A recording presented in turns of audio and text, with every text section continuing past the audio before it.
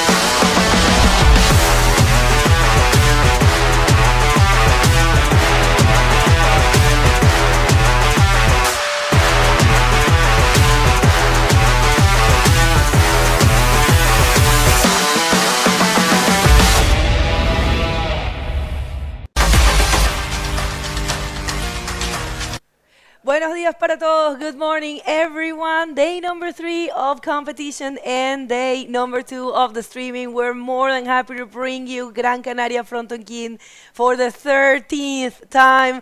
Buen día. Buenos días a todos de nuevo. Estamos por aquí. Tercer día de competición, segundo día de live streaming. Las olas pintan increíbles. Creo que me atrevo a decir que mejor que ayer. Es verdad. Sí, creo que mejor que ayer. Va a haber un día espectacular aquí en Gáldar, en el Frontón. Vamos a tener muchas cosas bonitas que ver y ya se empiezan a ver nombres con más power, ¿eh? Sí. Así que bueno, vamos a ver. Well, Miguel is saying that we have very good conditions today, maybe even better than yesterday, and, we might be seeing the top 16, but you know what? First, we're going to check the highlights, and we're going to check the maneuvers that qualified yesterday and the previous day from day number 1, day number 2 of competition that qualified for the Red Bull Banana Challenge. Don't forget, $1,000 for the most radical aerial maneuver that it's performed in the event. So let's check it out, and we will come back to introduce the conditions and what's going to be happening today.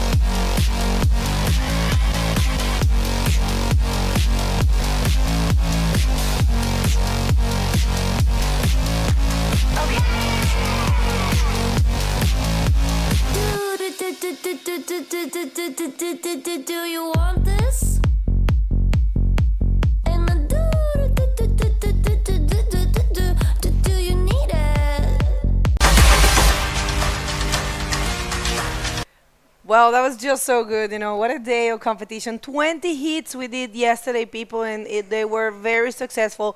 And I tell you what, we're going to pick up whatever is left from round number 3 of the men division. We left it halfway. We actually run 4 hits, and today we're going to be running the 4 hits that are left. Although we don't know what's going to happen, Miguel, we don't know if we're going to continue with the juniors or continue with the men. That's going to be decided at least in 2 more hits. They have to see how the conditions are behaving. You want to say that in Spanish maybe? Avisar a la gente cómo es la planificación para hoy. Sí, ayer nos quedamos en el Men Divisions en la ronda 3, en la manga 4. Ahora vamos a empezar a terminar esta ronda hoy con la manga número 5, y después pues depende de las condiciones, todavía no sabemos qué es lo que va a pasar, si seguiremos con el Men Division o con los Juniors, pero lo que sí les podemos decir, aquí lo vemos en pantalla, que la siguiente manga de la ronda 3 de Men Division será con Christopher Bayona, Rubén Redondo, Maxim Ausina y Jeremy Arnos. En rojo tenemos a Christoph, en amarillo a Rubén, en azul a Maxim y en blanco a Jeremy. Las condiciones, como pueden ver ahí atrás, está bastante bonito, no hay nada de viento. Ahí podemos ver los free surfers aprovechando ese ratito que tienen antes de que empiece la competición para coger unas olitas. Pero bueno, ¿cómo ves la cosa hoy? Miren eso. Otra vez, seguimos con la bolsa de golosina. El caramelo. Tobacco candies, that's candies, what Miguel just called it, and I loved it. It's a beautiful, pristine, rights, left, perfect double peak there of classic El Fronton. Free riders are going outside of the water. We have the jet ski, we have the 4 competitors in the water, so we are about to start round number 3, heat number 5. Christopher Bayona, a great bodyboarder from Peru, young still, but doing a great job. Rubén Redondo, who is one of the wild cards. And you know what? I have to stand corrected, because yesterday I said he had the wild card before, but no. This is the first time. Yeah, I remember when you told me, I was thinking, because I wasn't sure, right? And I asked him, and no, it's true. This is the first year of Rubén Redondo that he has the Fronton King. Normally, they don't repeat the wild cards, only if they don't get the... I don't think so, yeah. Yeah, no, I know, because I talked to Javi. Okay. And Javi Ceballos, yeah. It's more responsible. It's enough, I think. I mean, maybe it's fair for everyone that every year different riders have the opportunity. Yeah, it's fair, It's fair, yeah. Yeah, it has to be like that. We have to bring opportunities for everyone, and this is what the Fronton does. And check this out, Maurito, watching close, and watching the wave. And that was Yone. Yone. Oh, Yone surfed really good yesterday. I know it's your good friend. Yeah. It was so funny at the interview when we finished. All right, so beautiful morning here. It looks like we're going to have another glassy day. Wow. That's the French crew, Lucas Aninoto, Leo Jordan, Nico Padua, watching. They work really hard. They have been here every day, all day. They have a huge delegation. So if you're just joining us today, day number 3 of competition, day number 2 of the streaming, and we would like to thank all of our sponsors, because, without them, this wouldn't be possible. We're more than happy to have the Fronton King again. Lots of work, and who has supported this event from the very beginning. Yeah, we have to say thank you. Queremos agradecer a nuestros sponsors principales este año, que son el Instituto Insular de Deportes del Cabildo de Gran Canaria, Turismo de Gran Canaria, el Ayuntamiento de Gáldar, al Cabildo de Gran Canaria con el proyecto de Isla de mi Vida, a Corona, Red Bull, a Munchitos, Océano, Grupo Félix Santiago Melián, Link Store, Fitness Park, Our Style Canarias, Loip Eventos y Citroën Auto Laca Canarias. También tenemos como oficial partner y aquí apostando por las energías renovables a Bluety y Be Green. Es verdad. Con los paneles solares, para que todo esto sea posible de la manera más... Father and tenemos Son. ahí Father and Son, yeah, nice. Sorry to interrupt you, but that's a beautiful image of Fronton. That's Steve Mackenzie with Ocean Mackenzie, yeah. A legend of bodyboarding. Unfortunately, both lost yesterday, but all right, that's what it is. Part of the game. Yeah, you learn, right? Yeah. You learn from that. It's a good opportunity for them to learn. All right, people. So, Linktree right here. You know, you can connect with us, and you go to the IBC World Tour website, and you can find all the information about the streaming and everything there. So it's starting, people. We can hear the horn. Is that the horn? I think it is starting now. So Christopher Bayona in red, Rubén Redondo, Miguel Osina, and oh no, hasn't started. Oh, they were testing. They were testing the horn. That's why. We heard the horn from here, so. Linktree people, connect with us, link with us. ¿Qué tienen que hacer con eso? Conéctense aquí para que vean las puntuaciones en directo, ya que irán actualizando y así lo van viendo refrescadamente al momento y no se pierdan nada con las puntuaciones. Simplemente tocar ahí el link y les saldrá directamente a la página de la IBC para que puedan... Bueno, ahí tenemos ya un poquito la primera ola del día, creo. Se había comenzado, ¿viste? Vale, primera ola del día. Creo que hicieron un rolito ahí en la primera sección. A Rubén, asegurándose su primera puntuación. Vamos a ver. Okay. Bueno, vamos a hablar un poquito de las condiciones. Ahí como vemos ese color un poquito violeta del agua. Eso significa que está... aceite le llamamos, glassy total. Es el reflejo del cielo, ¿no? Exactly. La primera ola, the first wave of Rubén Redondo, very beautiful and deep barrel, going for the roll. Our wild card, second wild card of the event. So Rubén Redondo, did he do something? That's last, I don't know. But yeah, Rubén Redondo, 575, one way to start things, you know. We have two French. And that's a Toro Head getting ready, you know, the health dealer.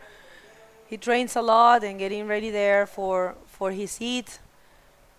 He served really good yesterday, so it's going to be great to see him. Aitor Ojeda from Fuerteventura, but currently living in Indonesia, right? He lives in Bali.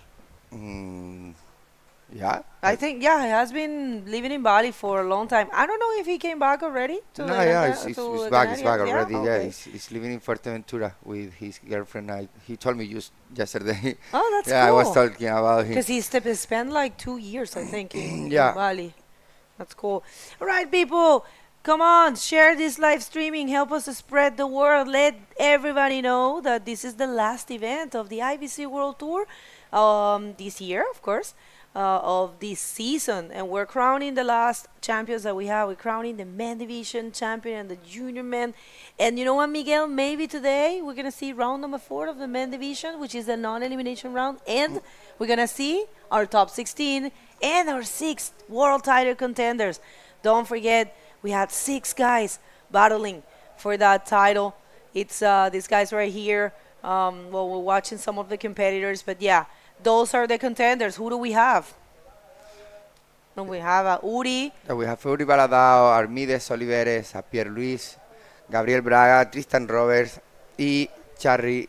¿Cómo se llama? Well, it's Badreddin. Badreddin. But you know his last name is Shasheri. Shasheri. Yeah, but you can call them Bader. Everybody call them Bader. Yeah, it's easier and he loves it. So ahí yeah. están los seis contenders para luchando por ese World Title este año en el Frontón, decidiéndolo aquí en la mejor ola del mundo de bodyboard. Vamos a ver quién será este año el ganador del Frontón King, obviamente, y el ganador mundial. Y aquí tenemos lo que es el seeding de este evento, que no se confundan con ranking y seeding, ¿vale? No es lo mismo porque el seeding representa, es una mezcla del top 10, el top 16 del año pasado, con lo que va de ranking de este año, ¿no? Vale. Y estos 16 son los que están en la ronda de no eliminación que vamos a ver el día de hoy. Okay, so I was explaining in Spanish that the seeding, it's a mix. Okay, we're going to get back with that idea after this. Let's go. On that right, in red, Christopher Bayona, in that deep barrel that didn't make it. Maybe he was a bit deep, Yeah, I think it paddling was too much deep. from the right, so that's a bit complicated to makeable. So yeah, That's we're a gonna start to beautiful- see. Look at that beautiful set coming. Jeremy Arnux paddling that wave on the right. Here we go. Ah, beautiful, beautiful. Speeding out with a roll, and another one. Nice one. That was That was, beautiful. Beautiful wave. Yeah. Yeah, actually, the first roll, it was, was- not The too... second was better. Yeah, better, way better. Yeah. Yeah, you never know, it's a great bodyboarder. I remember back in the day. Yeah. But he is more focused on the industry these days. Yes. But But it's still motivated. It's hard to be at the same time running a business in It the is. industry, trying to be Competitive, competitive and motivating surfing every day. Huh? So I wow. remember he ended up in the third position in the first edition of the Tagasu Day Morocco Pro, not this year, last year. So yeah, let's just do this replay. This is Christopher Bayona, la primera ola, que fue muy deep. Y the one for Jeremy Arnaud, very well executed barrel, quick rollo, and that's where the money is. I will say the money is between the barrel and that rollo.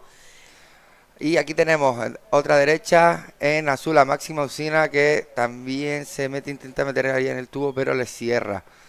He was trying to make a barrel, but it was a close out.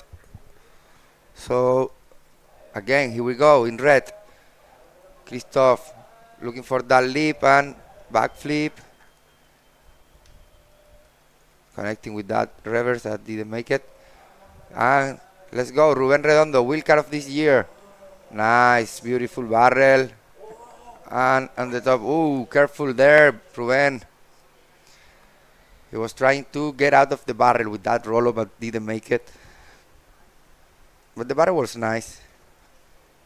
That's right. So what the a bar- beautiful wave look at we that. have. I see now the fronton is start to awake too, like me. It's 7 in the morning. No, well, it's 8 in the morning. I'm still the fronton always when start to the sunrise coming up, the wave is start to feel alive.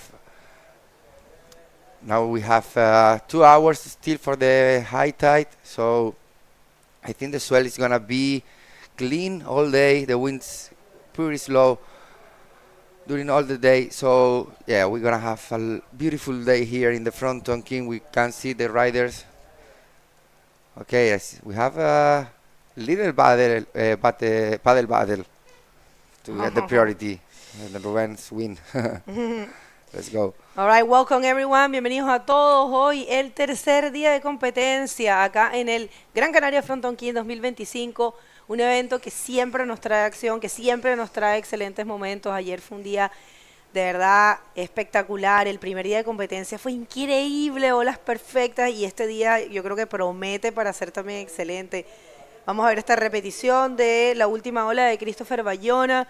Christopher acomodándose, atacando ese leap clásico RS radical. Christopher se siente muy cómodo aquí en el frontón a pesar de que él es de olas de arena. Y esta es la última ola de amarillo que puso ese tubo y bien peligroso, pero lo bueno es que hay agüita.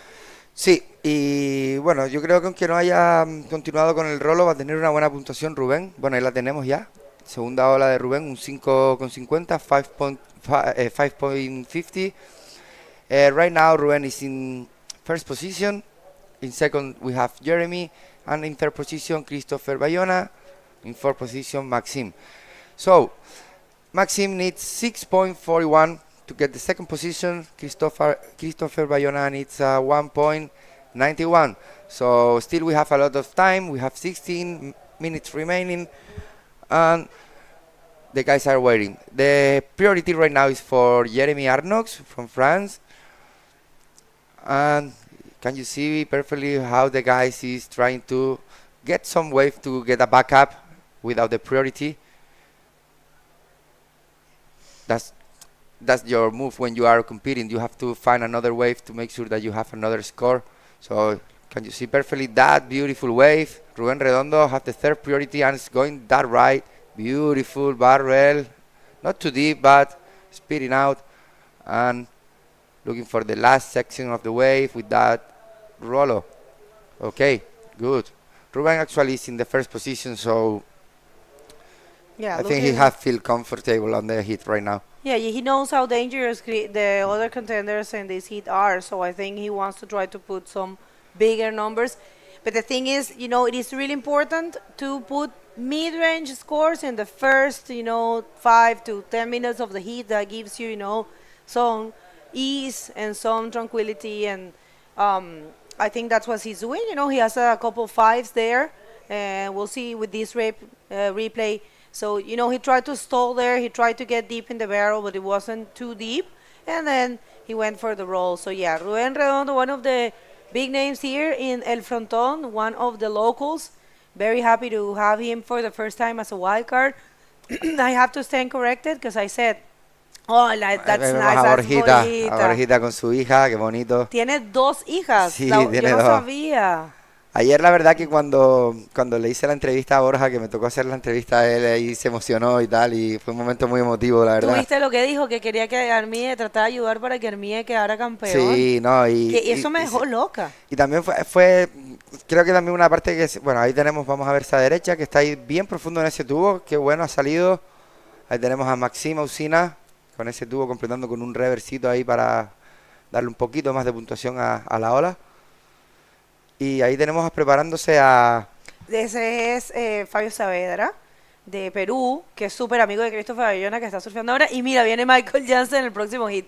Vamos a ver esta última de Christopher Bayona. Otra asegurando ahí otro baffle. Sí, bueno, muy bonito, chiquito. Chiquito, sí. Pero igual. Para el backup. Sí, para ir construyendo su score, ¿no? Su score, exacto. Que es lo que a veces es muy importante, que muchas veces... los riders tienen esa técnica como Maxime Osina, que está esperando mucho. A veces es buenísimo y a veces es peligroso, ¿no? I remember when I was competing that my strategy was like, nowadays that we have the priorities, that if you have the priority, obviously at the first wave that you have to get it, you have to fight with the others. So it's better for me to wait the good one. Well, it's too slow, maybe you have to find another wave, but wait a good one, make a good score, and then as fast you can, get another one. Like, even if you have 3 points or 4 points or 2 points, but you have a backup. I mean, that if you have 2 waves, it's better that use only one, and then you keep waiting, and maybe nothing coming, Bego? I agree with you. So that's, maybe for me, is the best strategy. Well, when you are in the water, everything can change quickly, and you never know. Wow. Sorry, look at that I'm in love of that sunrise here. It's beautiful because the sun sets by the ocean and it rises behind the mountains. So it is a beautiful island. This island, it's like it's round, huh? Even this point of the island is beautiful because when you come to surf in the sunrise, right, you can see the sun's coming up behind the Gáldar mountain. That's mean that sometimes it's hard to surf because when you go in left, you have the sun just in front of you. You're right. And you don't see anything. Good for the camera. And then in the sunset is coming when the west, right? And then you have a beautiful sunset and you cannot see so much on the right. But you have both of that landscapes, right? And that views in the morning and in the sunset. So right now we can appreciate easy how the sun is coming up. The sunrise is beautiful, super glassy. So, wow. I'm jealous again today to don't stay in the water surfing a little bit. All right, people, if you're just getting here, third day of competition, we are in round number 3, heat number 5 of the men division. We're waiting for the official information from the technical team to see what's going to happen today, what is going to be happening after this round, all right? So we don't know yet. We're going to get that confirmation. And check this out. This is Fabio using those stairs. They fixed the stairs this year. They put some concrete. Last year we didn't have it. Yes. No, yeah. I think that's new because it's like really even. Oh, really? Last year probably we did have it, but it was more I don't know, it was kind of like Yeah, more I would used. say. Or- Tierra, ¿no? De tierra. Sí, que estaba como más gastadito. Ah, sí, Pero lo ahora le arreglaron. pusieron una capita. ¿No has bajado No ha todavía? bajado este año, no. La verdad que Pobrecito. estaba afuera trabajando ahí. Se rompió su dedito. Sí, increíble. Miren eso, lo que estaba justo diciendo, que es increíble cuando estás ahí en el agua. Ustedes imaginen cómo están esos chicos viendo ese amanecer precioso detrás de la montaña de Gáldar, con ese glacis, sin nada de viento, tamaño de olas perfecto, ni muy grande ni muy pequeño. Y mira, yo estaba pensando algo. Aquí deben haber sitios en donde tú puedes surfear con el sunrise de frente. Porque Claro, en claro, la el East lado- Coast, lado del in my East Coast, in tu my East home Coast. place. Porque Yeah. claro, como sale por el este, tienes el lado Obviously. este que Yeah, tiene yeah, yeah. olitas. In the East Coast, we have the sunrise every morning just in front of you. So, Claro. just in front of when I live, in the Claro. close to the airport, you know, Salinetas, Los Palos, Beach Break, it was the wave that I learned to surf. Most of the guys from the East Coast, we are from Los Los Palos. Palos. Yeah, Los Palos, Playa del Hombre. It's a beach breaks, and all that wave are right. El Peya, ¿qué más? Lionel. Bueno, Lionel es más de San Cristóbal, Sí. pero también surfea bastante por esa zona. Entonces, todos son derechas, si te fijas. Claro, por eso somos todos más derecheros. Aprendimos ahí a surfear cerrados de derecha. Y bueno, bueno, vamos ahí, vemos a Jeremy buscando ese tubo y en la boca del tubo haciéndose ese ARS. Bastante bien. Como estábamos diciendo, las condiciones, el tamaño de las olas es perfecto para poder también hacerte tus tubitos y maniobrar tranquilo. Ahora tenemos un coeficiente de marea perfecto que puedas arriesgar un poquito más. Vamos ahí con esa derecha de Maxim. Finalmente, Maxine, que le costó un Esa poco va, conseguirla. ahí la aseguró bastante bien con ese rolo justo cuando la ola escupe. All right, so 2 waves there. We're waiting for the scores of these 2 riders. So it's a little slow, but you know how it is. Let's just check this out. The replay of last of Jeremy Arnaud. Jeremy attacking the leap. You know, I think they start with the barrel and backflip combination. It's really good, really complete. So this one, it's the first of Maxime Osina. I mean, he already took a wave of 1 point, but this is the first valuable score that Maxime from the Basque country will have. And Ruben. Here we go with Ruben, that right, getting into the barrels, makeable, yes. It wasn't too clean, but it was deep. He's looking for another last section with that roll. Oh. All right, so good job, Ruben. Ruben, I think, is feeling super comfy on the heat, but For Maxime Osina. And Ruben, yeah, 2 waves. And All right. actually, Jeremy. right now, here we go. 7 minutes remaining, so still we have a lot of time. So it's gonna happen a lot of things on the heat. Last wave of Ruben and Maxim. Okay, 5 points for Maxim and 4.30 for Ruben. Okay, so now the situation is different. On the first position we have a Jeremy, second position Ruben, third position Christophe, and fourth position Maxime, who needs 6.25 to get the second position, and Christophe needs a 5.66. Christopher, ya. Sí, Christopher. Christopher Bayona. Él es un bodyboarder increíble. Se ve que está bastante Sí. activo en el agua, sí. Y tiene mucho apoyo en Perú. La verdad que la Armada peruana viene súper Sí, fuerte. sí, sí.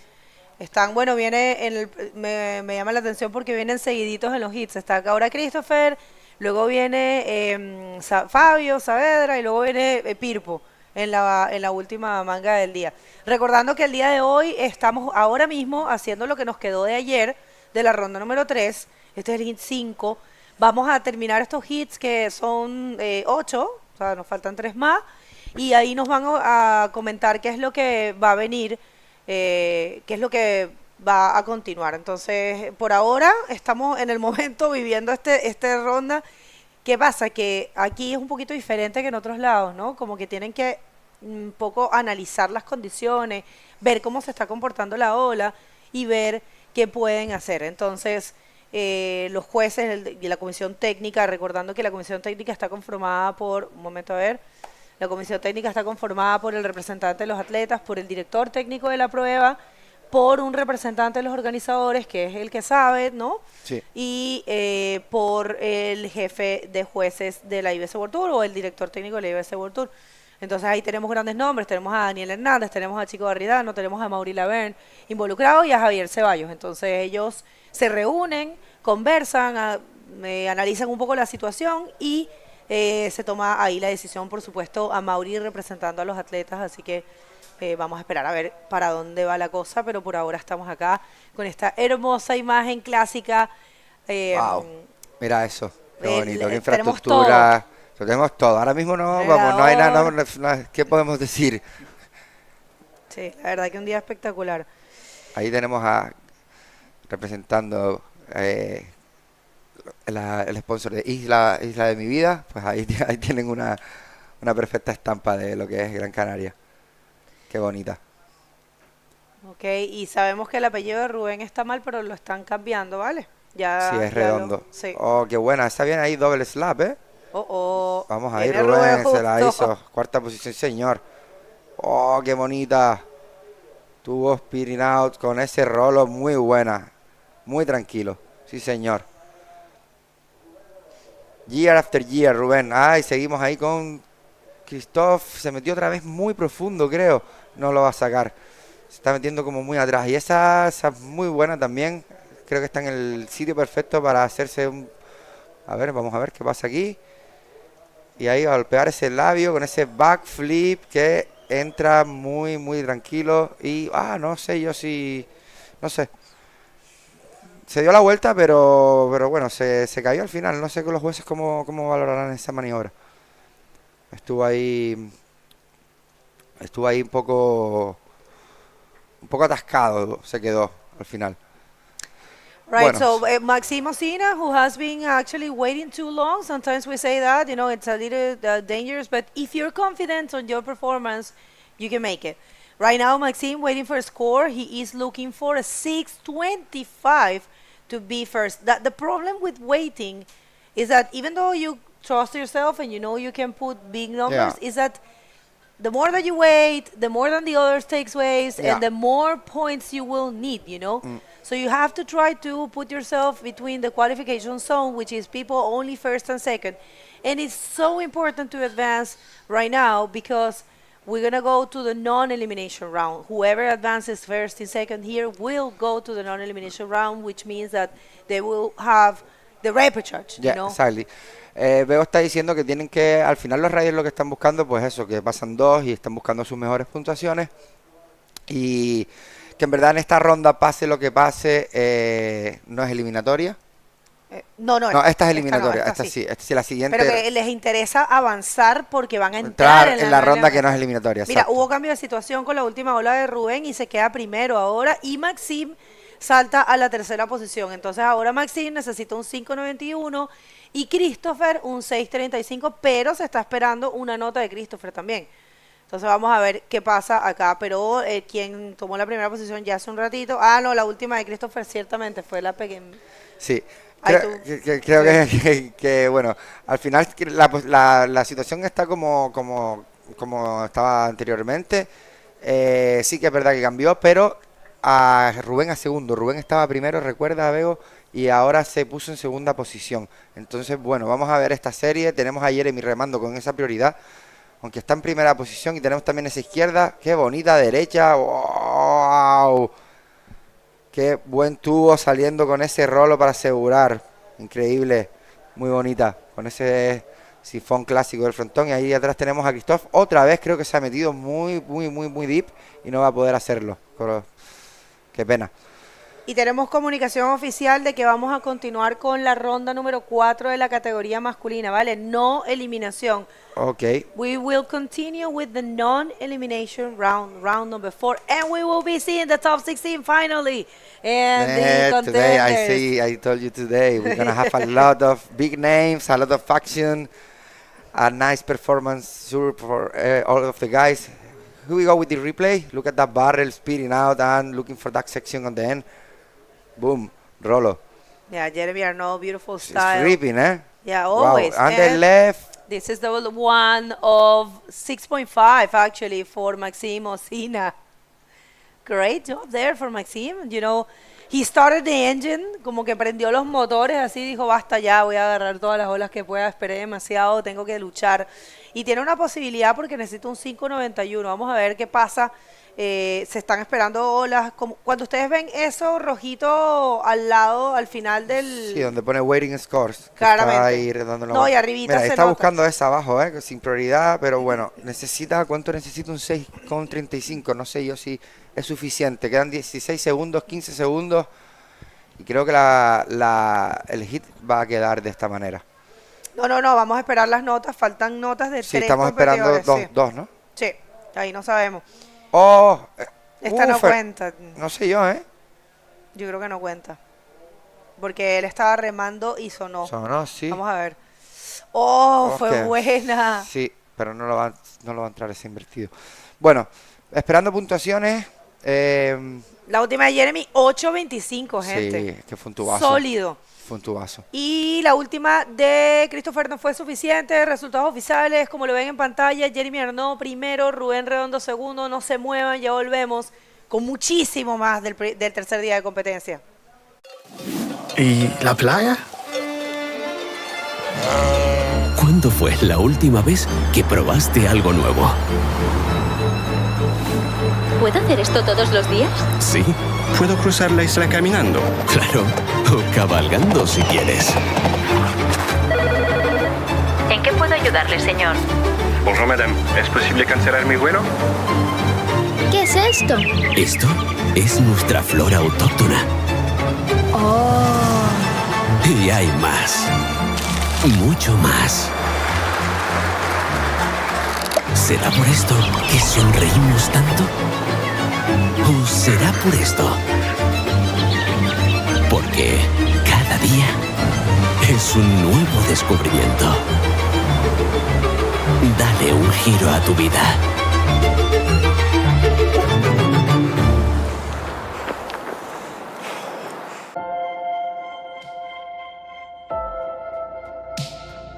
La vida son esos pequeños detalles, esos atardeceres con amigos, esas miradas. Son todos esos momentos los que hacen que la vida sea vida. Monchitos, la vida está para compartirla.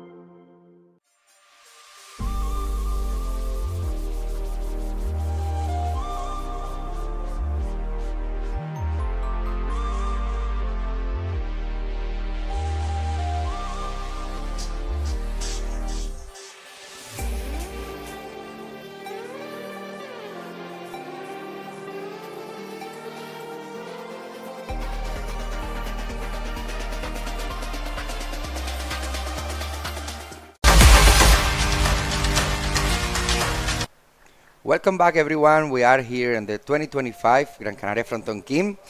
We are in the men divisions, round 3, hit number 6. So we still have 2 more hits to complete this round. Yeah, let's go to the water. All right, so let's jump out there. So we are in round 3, heat 6. We have in red, Michael Yancey. Whoa, what a competitor from last year. I remember him boosting. We have Fabio Saavedra. In yellow from Peru, we have Borja Granados from here, Gran Canaria in blue, and Aitor Ojeda from Fuerteventura, also from the Canaries in white. And what action last heat. Coming. Oh my Yeah. God. The energy downstairs, Miguel. How you is feeling today, Paul, with seeing that kind of weather and you and me here sitting? No, this is gold. We were just talking about yesterday about Fronton being the epicenter of bodyboarding. Yeah. And I mean, I saw coming out of the water early this morning, Yeah. Stephen McKenzie. Yeah, with his Stephen son. McKenzie with his son, and Yeah. their faces were just like, Wow. well, here we have a replay. Oh, still action. Here we go. Fabio Saavedra coming out with a roll out of that. So there's just to be constant action. So yes, so they came out of the water this morning, and their faces were just like, we scored. Also, Pierre Louis was also dawn patrolling this morning. Yeah. And when I got here, it was dark. And there were guys already in the water doing the vampire dawn patrol, just like a pipe. And here in the Canaries, right, the vampires came out this morning, and it was epic. Yeah, super motivated to have a quick surf before to start the competition in the darkness. Oh yes, yeah. It's understable because with these kind of conditions, you have to save as much time you can to surf a little bit, to keep training, obviously, and just to test how is the day, how's the conditions, how's the wave, how tight is the wave, and all that kind of things. So here we go. We are watching right now the guys waiting for that beautiful set that if you see, it's coming something. Look at that glassy, looks like oil, super glass. So the direction of the swell today is epic. Like for me, it's the best direction. It's similar than yesterday, but maybe a bit small. What do you think? Well, I don't know. I think in that afternoon yesterday, Afternoon it was was- bigger. But yeah. in the morning, I feel like today it might have a little bit more push than yesterday early morning. All right. And as you can see right now, we have Fabio in the lead with a 5 and Borja in second with a 4.25. But I'm very sure those scores will be like Yes. secondary or third waves. Still, we have 20 minutes. So I think the hits today are of 25 minutes. So, yeah. Now we can see Jeremy Arnox is the winner of the last hit. He's talking with and Maximo Sina that he didn't make it, his third position, so he's eliminated of the competition. So, but lucky, it is what it is, part of the game. Competition is like this. Both of them are talking about probably how was the hit, the conditions, no? There were some heavy ones. I was downstairs. All guys was ripping, but you know the scores is it is like this. So someone gets good wave, good backflips, good barrels, but it depends. And Ruben was the wheel car, the other wheel car of this year. He was in second position. He knows how to make this wave. Right. I really feel like the first few minutes, people are a little nervous in the last heat, and then they got their motors. And Exactly. in Spanish, right, they revved up their motors. Están and- arrancando los Right, motores, right, exacto. They revved up their motors and really got into it. I saw Ruben just going for Sí. all four guys were getting some heavy ones. Yeah. And landing their maneuvers. And when on those rights, maybe you can't really tell. Maybe at home you think, oh, front on right, the landing is just like any other right. No, guys, no. you're landing in the In the very very flats. flat, exactly. In the flats, not on the curvature of the wave, but on the flats. Yeah. And Sí, Pablo que está diciendo aquí es que, bueno, que al final la gente como que surfear tan temprano como que están todavía despertando. Bueno, vamos a esperar a ver esta ola que está remando Borja, que está en segunda posición. In second position, Borja on the right, looking for that barrel, speeding out, and looking for that roller on the last part of the section of the wave. So, yeah, Borja is looking for his backup. He's gonna have I think a nice score. Let's go with the replay. here's a replay. So nice and deep, crystal chandelier pit coming out, and with a little roll at the end. So not the biggest wave, but hey, you know what? I know good backup. Borja loves to keep moving. He's one of those riders that was born with an Energizer battery. Yeah. You know those types of riders. He's one of those, and so for him to do better, he needs to keep moving. Because those Exactly. types of riders who stop, Yeah. and it takes a while to get them, they're kind of thrown off. So I'm glad to see Borja just keep moving. Small ones, big ones, medium ones. Ahí vamos, vemos a derecha. Aitor Ojeda, su primera ola del día, estuvo bastante profundo, no muy grande, pero muy, muy deep. Y con ese rolo que no consigue finalizar. Qué pena. El tubo fue bastante profundo, pero bueno, el rolo ese le hubiera dado ahí un extra puntuaje, ¿no? Para finalizar esa ola. Pero bueno, yo creo que solo con el tubo va a conseguir una buena puntuación. Fue bastante profundo, pequeño, pero bueno, es su primera ola. Vamos a ver a Aitor que consigue. Bueno, ahí la tenemos rápidamente, lo vimos. 4.35 para Aitor Ojeda. Necesita un 0.66. O sea, la manga ahora mismo está muy ajustada. Vemos remando ahí en amarillo a Fabio Saavedra, buscando esa derecha, que se mete ahí en ese tubito. Bastante bonito, saliendo con un rolo. Esa sí fue bastante bonita, muy buena ola, la cual le va a dar su segunda puntuación, buscando ese backup para asegurarse, pues bueno, no sé si conseguirá la primera posición, necesita un 4.76. All right, so while the riders are still heading back out towards the peak, let's head downstairs to Begonia and last heat's winner, Jeremy Arnaud from France. Take it away, Begonia. Thank you so much, guys. Jeremy Arnaud from France. What a great performance. You actually looked very comfortable out there. Very good variables, combinations, some maneuvers. So tell us about the conditions and how you're feeling. Yeah, it's pumping. I mean, it's one of the best comp I did in my life. Probably the best one in terms of conditions. So fun, not too big. I was scared at the beginning, like doing the Fronton because it's a scary wave. But happy to make it. Like it's fun, and I'm having a lot of joy. I mean, A lot of fun. fun. Sorry. Yeah. I want to ask you, because you are in the industry right now, you're working really hard to push the bodyboarding in your country. And how do you, I mean, you used to be a very good competitor. You took that winning an challenge twice. And I remember you in the times of, I think, 2011 or so, you were competing. So are you missing that, or you're very happy working in the industry? And what's your plans right now in this year? My plan is like, yeah, I'm happy to be working in the industry. Like it's a passion, like for me, and doing a few comp a year, it's okay for me. Like I have 2 kids right now, so I don't have time to make all the 2, and I'm quite old now. So no, happy to be here. It's like holidays for me as usual, and yeah, I'm keen for the next manga. All right, so you want to say some words in French for anyone, Bakou? Merci à tous d'avoir suivi la compétition, de suivre les hits. J'espère que tout va bien en France. Et voilà, à la prochaine session. Félicitations and best of luck for the rest of the competition. Back to you guys. So.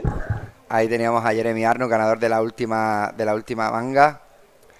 Jeremy, un gran trabajador de la industria del bodyboard. Y ahí tenemos, bueno, refrescamos. Creo que ha habido bastante action, Paul. ¿Viste esa ola? Hubo una ola de, creo que fue Michael. Estamos esperando todavía esa posición, no, ok, vale, fue el 6 ¿no? Vale, fue un 6 que consiguió ese tubo con un ángulo del dron que estábamos viendo ahí Paul y yo mientras hacía la entrevista, que fue increíble cómo se dio esa ola desde el ángulo del dron. Y ahí estamos, pues bueno, esperando a que los chicos cojan olas.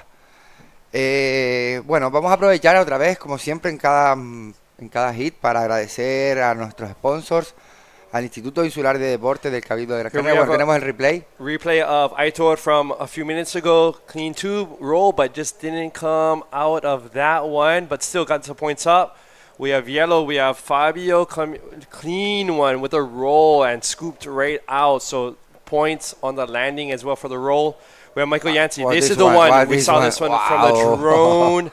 And with big smiles. Did you see that smile? Big smile, directly from Peru. Who's not smiling? Who's not smiling? And Michael's second wave with a 3, quick little barrel, but he got the 6 for the first one. So, what that drone footage, Miguel?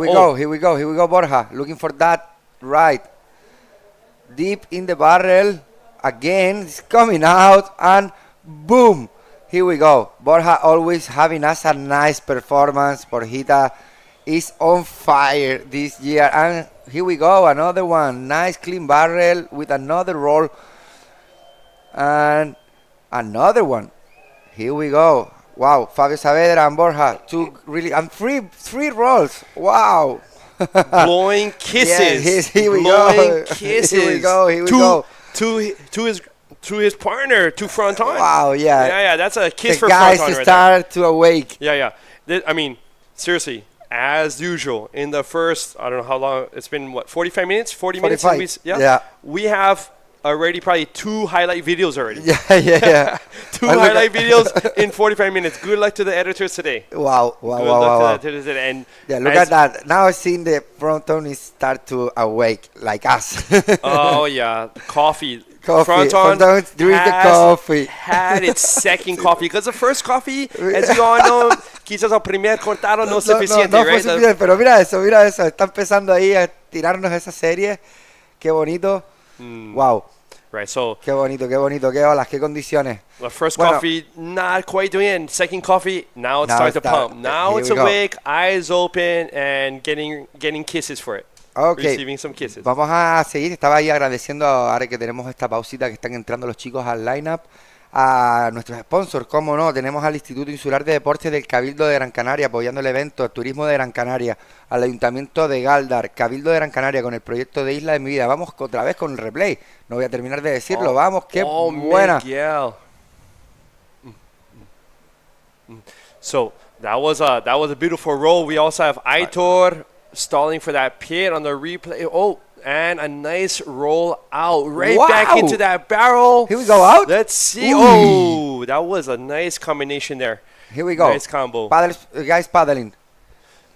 Michael, Jans, para esa derecha, está muy bien posicionado. Here we go, deep in the barrel. Look at that wave. Spirit. Oh!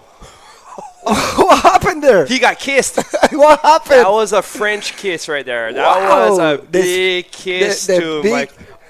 Wow, here we go.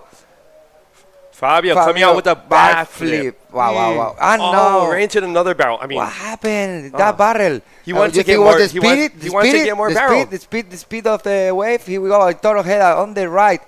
Boom. I like that variety. Oh. Variety. You And know. another one. Oh my God. invert. Two Wow. What a wave. What was that wave? What was that wave? Look at that. You see that wave? Invert. He almost kind of make it landed, and he grabbed the board and make a magic roller, and then keep going, the foam. and another invert on the last section. Wow, look, here we go. Look at that barrel, speeding out. And what happened, I think, was the stronger speed of the Fronton get the board out of the hand. Crazy. So here we had Fabio on the backflip, and he just wants to keep getting barreled. He just wanted to pull right back into the barrel again, and unfortunately wasn't able to come out. And with Here we go. Aito with the invert, look, he lands, look, he look. falls off, he grabs his board, it does a foam roll, just like yesterday, and then another invert. Hey, good luck, editors. This highlight video. No. Epic. We should have highlight Wow, videos every Aitor, what a hour, wave. and oh my god, this is just. waiting for a score, guys. Look at that. A lot of action right there. Oh yeah, Wow, fist wow. up, fist up. You guys are ready? You guys ready for some fronton kisses right there? Huh? Yeah, hands up, hands up. There we go, there we go. Good luck with that. Fronton kisses getting out the boards of Oh, the guys of the hands on the spinning barrel. man. Michael's speeding barrel. He The didn't- board made it. The the board board made made it. it. He The didn't board make made it. it. The The board board made it. Wow. Here we go, Borja, paddling that right. Vamos a ver Borja en esa derecha, mirando para el público, muy tranquilo y... ¡Ay, eso! I think he wanted to see his kids downstairs because he came with his family and he just wanted to be like, kids, Yeah. you know what's up. He was trying Yeah, I'm to trying to look share it the out. experience. Wow, Fronton today is getting out the boards to the people on the hands. Exactly. Here we go with the replay. Here's the Mirando ahí replay, so- afuera y creo que ahí el fumble le quitó el buggy literal de las manos otra vez, ¿eh? Puede ser que los chicos estén ahí como bastante confiados, ¿no? Están bastante confiados de que está bastante, como llevo diciendo, ¿no? Todo el campeonato bastante caramelo y lo ves tan fácil que al final cuando coge ahí el riff y coge potencia empieza como la cremallera, ¿no? Como ¡wow! Ahí como el drainer, ¿no? El drainer súper rápido y wow, te ves dentro, al final la ola te adelanta, ¿no, Paul? Right, so what Miguel's saying more or less is that maybe with the glassy conditions, people are feeling a lot more comfortable. Exactly. And sometimes, you may think, fronton, glassiness, maybe I'm not going to, I don't need to control my line so much. And that could be, like a little, tricking the guys yeah, out, exactly, right? yeah. Trampas, right, in Yeah, Spanish. yeah. So fronton, it's being a little tricky. Tricky with the competitors this morning. Yeah. Well, good. Funny action. So, as of right now, for those of you at home, just to let you know, Fabio in first at 13.85. Borja in second, 12.85, looking for a 6.51 to move up into first. We have Michael Yancey with a 11.4, just looking for a 6.86 to move up into second. Aitor Ojeda in fourth, looking for a 7.26 to move into second. Now, on a normal day, maybe in many other spots of the world, They have their job cut out for them, Michael and Aitor. But in conditions like this, that can change in, seriously, in 8, 7, 6, 5, 8. There are just so many waves, so many opportunities that can change so quickly. Exactly. Yeah. Still, you see, we have 6 minutes remaining. Look at the guys. Michael Jans looking for that scores he needs. That is 6.86. Looking for that ride, looking for that leap, that section, and look at that beautiful backflip. Let's see. Probably. But still we have more action. Fabio Saavedra on that right. It's in first position. Wow. What a wave, guys. We have a super good conditions today at the Fronton King 2025 here in Gáldar, Gran Canaria. Don't miss up. Don't miss it. Stay tuned all day because the conditions gonna start to be alive and super good. So we've had back-to-back waves by Michael and Fabio. So let's see what their scores are, if this changes anyone's situation with their positioning. Yeah. But these conditions are fabulous. And you know what, guys? While the riders out there are still waiting, let's continue on with the sponsors who are helping us out with this event. Sí, exacto. Me había quedado en el Cabildo de Gran Canaria con el proyecto de la isla de mi vida, con Corona, Red Bull, Munchitos, Océano. Y otra vez me cortan el replay, no pasa nada, gracias. Vamos con ese backflip. Sí, señor. Ese backflip ahí de Michael. Vamos a ver si consigue la posición. Y tenemos el replay también de Fabio Saavedra. Right here, I got in the barrel. Estamos esperando por las puntuaciones, ¿vale? Quedan 5 minutos de hit y tenemos otro replay, ¿vale? Y seguimos con los sponsors: Océano, Grupo Félix Santiago Melián, Link Store, Fitness Park, Our Style Canarias, Loip Eventos y Citroën Laika Auto. Right, and for this year, when it comes to energy, renewable resources with the infrastructure, we have Blue Eddy and Be Green. I don't know if you've seen their interesting commercials with their solar battery panels for cars, for electric systems to go camping, maybe things like this. But yeah, amazing. Thank you so much to Blue Eddy, Be Green, and all of this year's sponsors. So here we have a replay of Fabio's right, scooping in, getting blown out, and not letting go. Both him and his board made it out of that spitter and finishing with a roll. So for that, Fabio was blessed with a 5.95.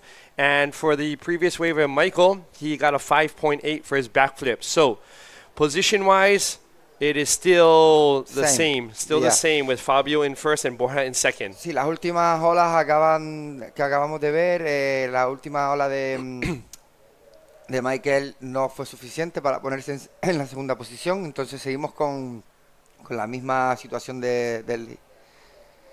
Tenemos ahí, habíamos Tristan Roberts, one of the contenders, fighting for the world title. And sí, estaba diciendo que bueno, la situación sigue igual. Tenemos en primera posición a Fabio Saavedra, a Borja Granados en segundo, tercero a Michael y en cuarta posición a Aitor, que necesita un 7.26.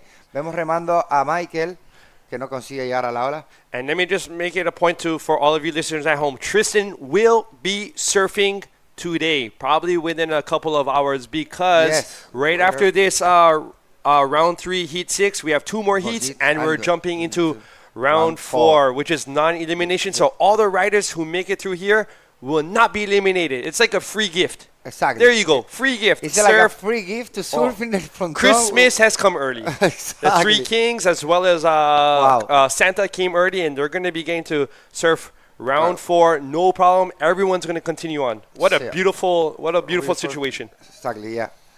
Pablo está diciendo que Tristan lo vamos a ver surfeando hoy. Ya es uno de los top 16 del circuito mundial.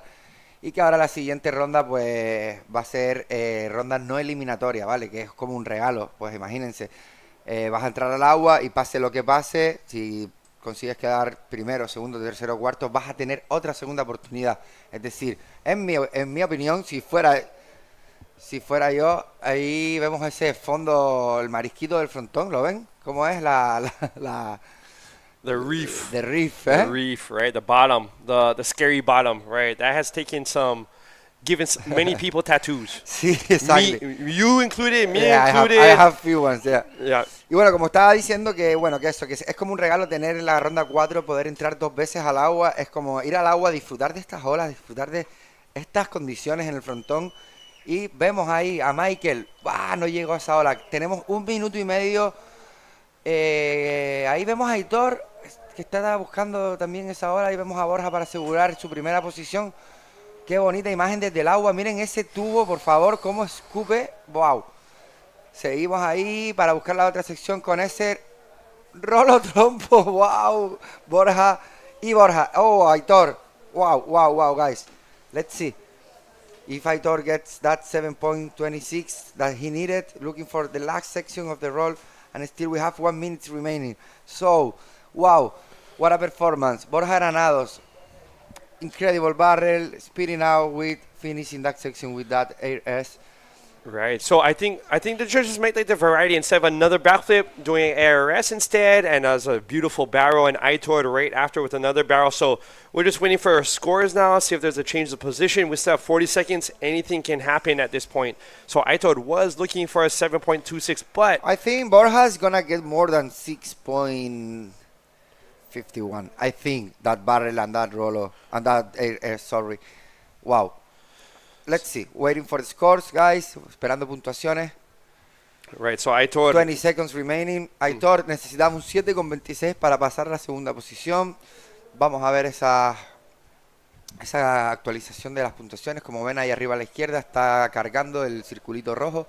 Eso significa que estamos esperando por esas dos últimas olas. Y vamos a terminar con esta manga. Esperamos puntuaciones para ver el final. Ok, ahí la tenemos, la última ola de Borja con un 7.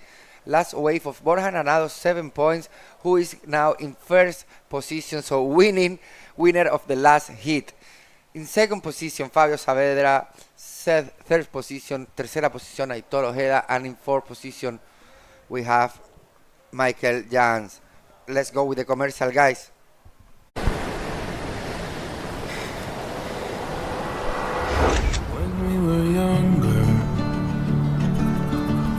Started on with a look you gave, spread over and over among us, and I held my breath and like it was my last one, but you standing right in front of us, you're standing right in front of us.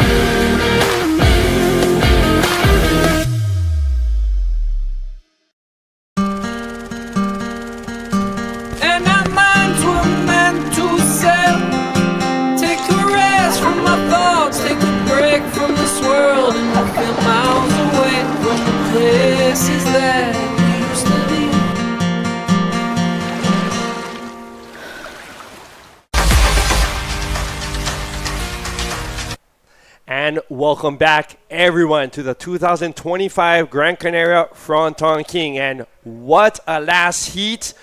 We have our winner, Borja, as well as Fabio moving on. But let's jump out into the water already because the action just doesn't stop. No, it won't stop. I'm telling you that. So in the water, we have round number 3, hit number 7, Hugo Noria from South Africa, Leo Jordan Desprez from France in yellow, and Alexander Montes, our defending junior man world champion, and actually not really defending it because he's not a junior anymore, in blue, and Miguel Talleria from France in white. So yeah, probably another stock heat. We'll see how this one unfolds, but yeah, 2 excellent hits we had.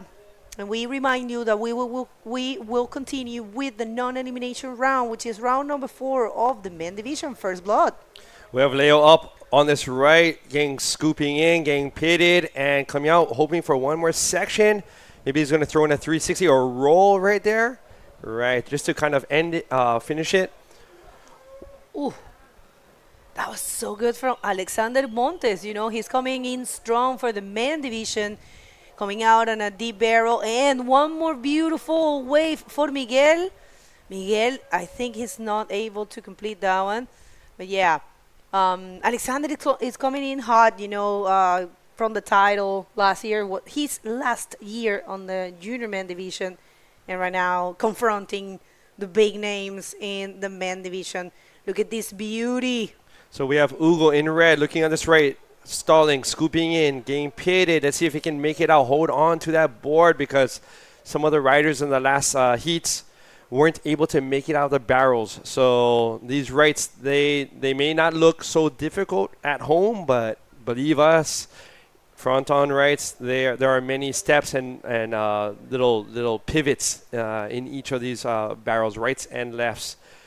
So we are waiting for some scores presently. All 4 riders getting back out to the peak for more action. But yes, Alexander, I was speaking to him yesterday after our little interview, and he's feeling really good about this year, competing in the men's division. And I asked him, as you can see, he's one of the competitors using a helmet in this, the only competitor using a helmet in this heat. And I asked him if that affects his landings with maneuvers, but he's told me he's been using the helmet for 5 years, really accustomed to using it, and so just all the more, protection for him. Also, I think it's really how all of us on this team would like to send our blessings to well wishes to Javier yesterday. Yeah, so it's okay. It's it's frustrating, of course, but at the end of the day, it's a one-man glory. It's a one-man sport. So it's your decision, actually. Of course, it was a little dry, of course, but either way, it's fine. He knows this is not the first time he get injured here. But last year he also got injured and a couple of times. But he's super explosive and a great rider. So yeah. Well, anyways, Alexander Montes with the 7 right now is just getting that first position in a great fashion. Leo 250 and Miguel 150. So small scores, but check this one for Leo. That's the previous one. Yeah, where are we? This is a 250? I think, yeah, because I don't see anything else coming. And this is the one that... This is from Alexander's right pit, and I believe he was looking for a section, coming right back up, and I believe he had done a roll, so that's why he got his 7. And we have White, who just pulled in, but Miguel just wasn't able to make it, but still, he's heading right back out. All right, let's see this one for Leo. Leo getting into that barrel, but that's almost impossible to get out.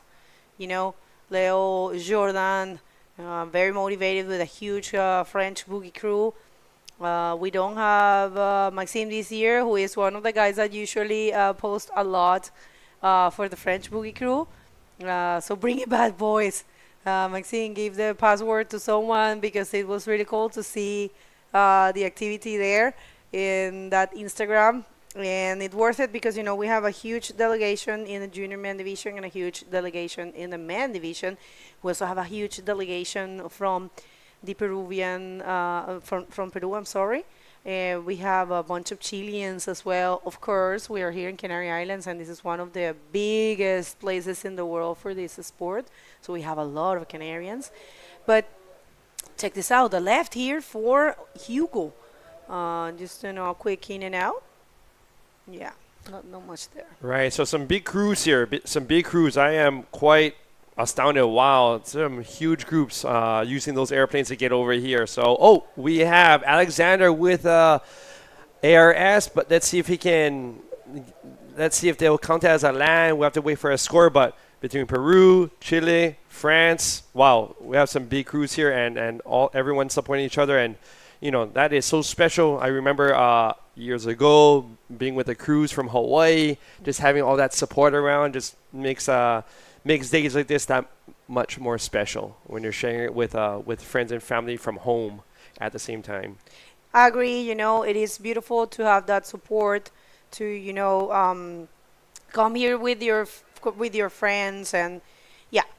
That's no one else than Jonathan Vega getting ready to go into the water to face, look at those names, Amaury Laverne, the guy with more titles here, and Michele Arregada, who, has I would say, bad taste in his mouth because he finished yesterday on the junior men division, which is his main division, and he wanted to, get the title last year. He was really close, He was actually in the last person to have the chance to get the title, but then it was Alexander Montes, who's surfing right now, who got it. So let's see this one for Miguel Telleria from France. Deep barrel. Is he coming out? I don't really see an exit there. It's closing out the beat. I think probably they're dropping too deep. I don't know. But also, if you get out of a deep barrel, you're going to get a big score. So, worth it. Right. And the thing is, well, depending on the size of the wave that you grab, like sometimes the bigger ones actually peak up better, whereas the smaller ones have a lot more wall. So that's what could be happening. Whereas you saw a couple of heats ago, maybe the big ones, guys were making it out. These medium, smaller ones, not making it out. And here we have Hugo looking for the solid right. Exactly what I had mentioned. There's a little bit more space possibly to make it out. Well, that one, unfortunately, wasn't able to make it. But with the bigger ones, you get more of a peak and more speed as well because it is a larger wave. So unfortunately, Hugo wasn't able to make that barrel. So situation right now, Alexander still in the lead with a total of 11 points. Leo with 3.6. Miguel in third, and he just need a 2.11 to move up. Hugo in fourth, just need a 2.21 to move up. And we have an interview ready downstairs with last heat's winner, Borja Granados. Let's take it away, Miguel. Welcome back, everyone. Good morning, everyone. Here we are with Borja Granados and his beautiful daughter. Borja, the winner of the last heat. Borja, tell us, how's the conditions today at the Fronton King? Las condiciones son increíbles, está la ola perfecta, tarda un poquito, pero las condiciones son increíbles. Esto es como jugar al Yurridi aquí en casa. Al fin y al cabo, muchas gracias a la organización por hacer este pedazo de evento y con estas olas, vamos, es que no se puede pedir más. Borja is saying that the conditions are amazing, beautiful day here we have. He said that it's like to play in the Joe reading game because it's super easy to make good wave. Yeah, Borja, can you tell us how you feel after to find in the last 2 minutes of the heat that wave with the big barrel and the roll at the end? Sí, la verdad que esa última ola me cuadró bastante bien, pude correrla por ahí, Aitor no le quiso dar, le di yo y pude hacerme una moñita ahí con una buena escupida y una reza abajo, que bueno, me pude colocar primero y aquí estamos. Okay, Borja says that that wave was because Aitor cannot make it, and he paddled in and he got it. He was lucky to get that wave. Yeah, Borja, I want to ask you the last question. You now is gonna go into the round number 4, you have 2 opportunities. So that is a gift that the competition gives to you to have 2 chances to surf at the Fronton. Nada, la verdad que ahora esto te da como un poquito de calma, pues puedes coger y arriesgarlo todo a hacerte 2 maniobrones y intentar seguir que el espectáculo siga para adelante o que te salga mal y tener una ronda de repesca. Ahora es entrar a disfrutar y no queda otra sino que disfrutar de esto. Okay, saying that now it's like you going like free surfing, whatever is happen, you have 2 opportunities, you can risk a little bit more because if you get first position or 4th position, you have another opportunity. So that's we're gonna have right now the round number 4 with big names is coming of the 16 top of the ranking. So Borja, thank you so much. Congratulations. I want to see you killing it all the competition. Muchas gracias a la familia, a mi mujer por estar apoyándome aquí en sus días libres, a las niñas que también vinieron aquí a apoyar a papá y con todo, un abrazo grande a mi padre que si no por él esto no estaría yo aquí ahora mismo. All right, guys, so back to you. All right, Borja. I remember Borja when I first moved here 13 years ago and how much he has matured and now father of 2 beautiful children. So I am so stoked to see him just enjoying life today. Here's a replay of Hugo on the red coming out the barrel with trying to do a backflip, but there just wasn't enough lip to complete that. So we have another replay of Miguel on the right with a roll and trying another roll and completing it. So a couple of wave actions, some wave action going on. So Here we have Amari, Mr. Fitness, getting ready, scapula stretched out, warmed up. So, we have, he's getting ready against Jonathan Vega, Mikel Arriagada, and Stefanos Kokorelis in the next heat, who are just about to jump out, which would be heat number 8, last of round 3, and we're going to be jumping to round number 4 right after non-elimination round, top 16, the 6 title contenders all competing within some moments. Yeah, that will be happening in the round that's coming up, which is round 4. But yeah, 6 people, man, and you know what? It will be critical from the repecharge on because, you know, Uri, the one that has more chances, if the rest of the riders there finish before him, he will become a world champion. So I dare to say that after the repecharge, which I don't know if it's happening today, we will see what the judges decide. But yeah, we will have to have our trophy here ready to go because we might crown early the champion. You know, and this is a tendency here. Some champions have been crowned way before the event finishes. And in the case of, I can recall in the case of Tristan Roberts that he took the win of the event and then the title, which is a huge task, you know. Mm-hmm. His odds were super difficult and super, I will say, critical for Tristan, and he needed to win the event in order to become the world champion, and he did so back in 2019. So we'll see in here. He does have, he needs to win again, and we're gonna present those scenarios. But if you missed it, it's all at the IBC World Tour official social media. We have been posting it, and we're gonna present it here. We have a pretty cool scenario presentation from all of the riders. But for now, we are here in round number 3, and we want to give everyone their space. So it's all about Alexander Montes, 2024 Junior Man World Champion, right now debuting in the man division, you know.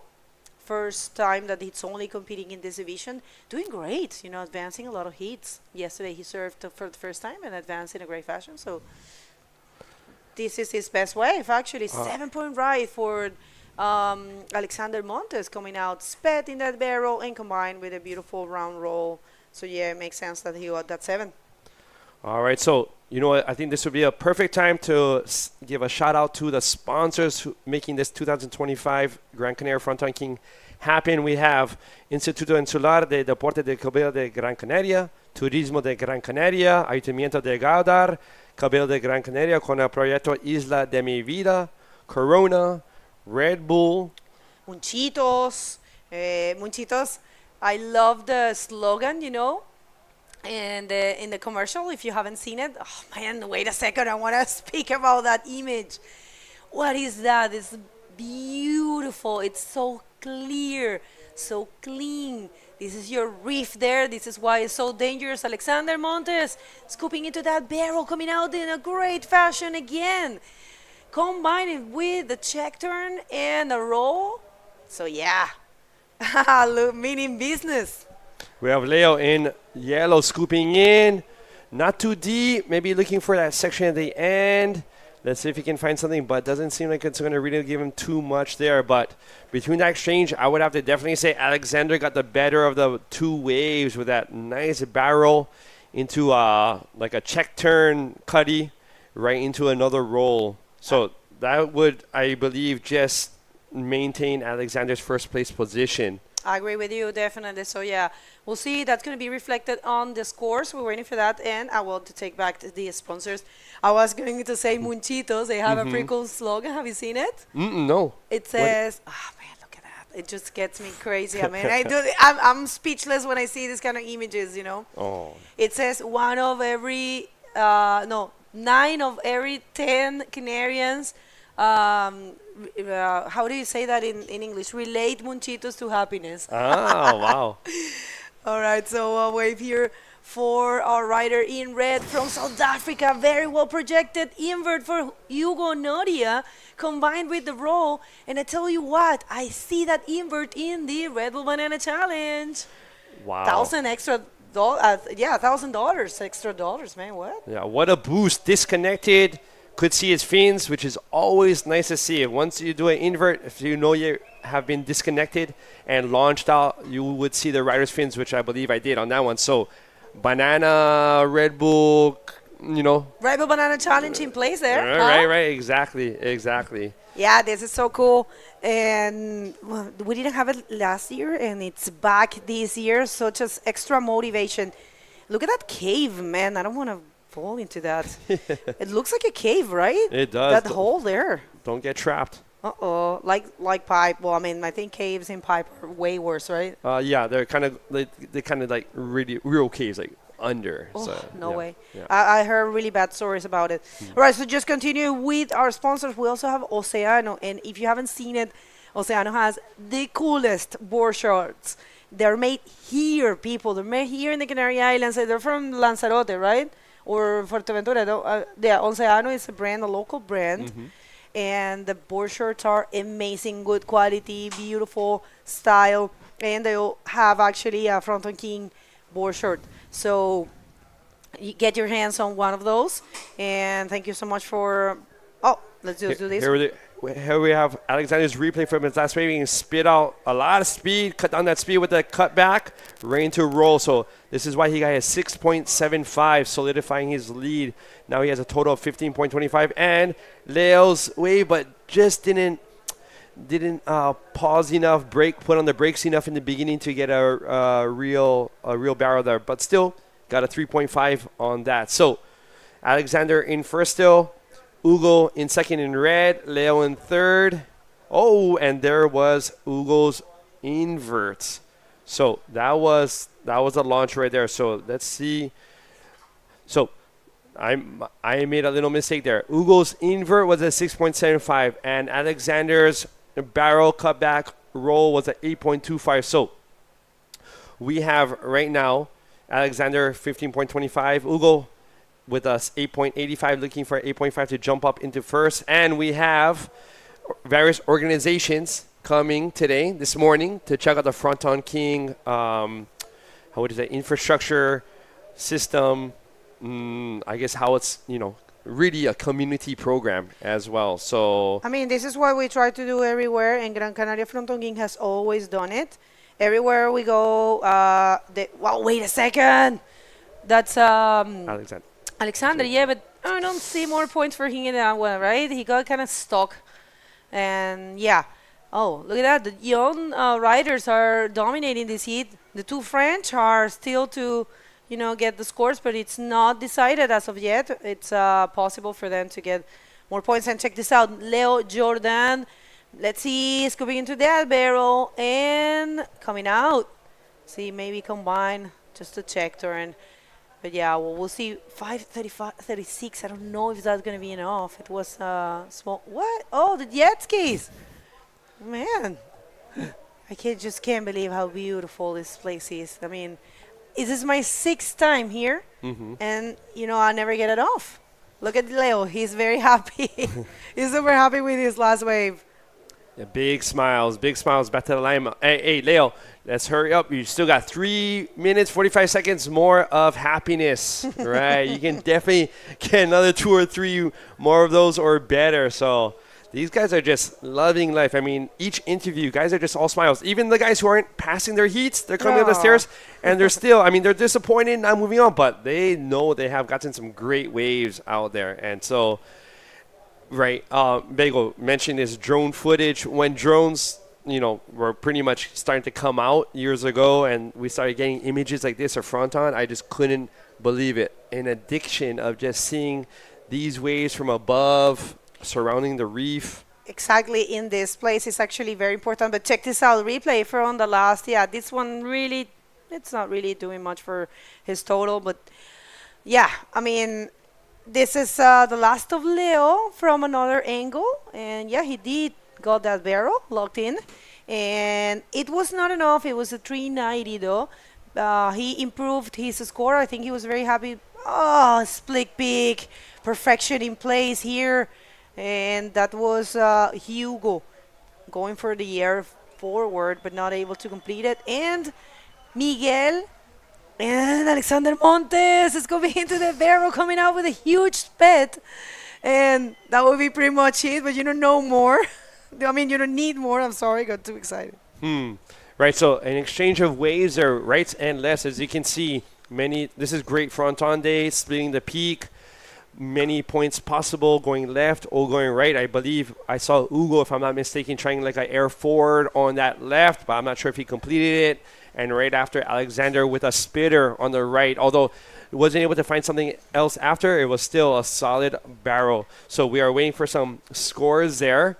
And I would like to finish up with some of our sponsors for this event. We have Grupo Feliz Santiago Melian, Link Store, longtime sponsor and helping with this event, Fitness Park, Our Style Canarias, Loipe Eventos, and of course Citroen Autolaca Canarias. Finally, getting all this organized with energy, renewable resources, we have Blue Eddy and Be Green with their renewable source, renewable types of solar panels. Portable panels. Amazing. So convenient. Yeah. So thank you to all these sponsors. Here we have Leo looking on this right, glassy right angle from the water, scooping in with a rollout, and looked like he jumped right back into the pit, but wasn't able to make it in. Lots of guys just maneuvers and really just wanting to get right back into the barrel to come on out, which is a great way to finish their rights out at Fronton, but sometimes they're just a little too fast and they get away from you. So here we have a replay of Yellow swooping in, nice little barrel with this was, I believe, a few waves ago. And here's the left that we were talking about, the possible air forward, but just landing on the top, not being able to really move forward. Miguel's right spitter. That was an amazing wave. And this is the previews, the 654 Alexander Montes.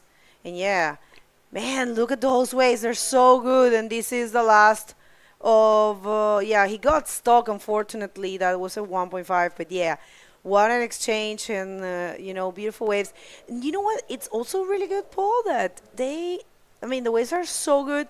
And they have the chance to rest a little bit when they come back. But check this out. Shaking hands right there. And official results, people. It's Alexander Montes and Hugo Noria advancing to the next round. We're going to come back with a lot more of this third day of competition right after this.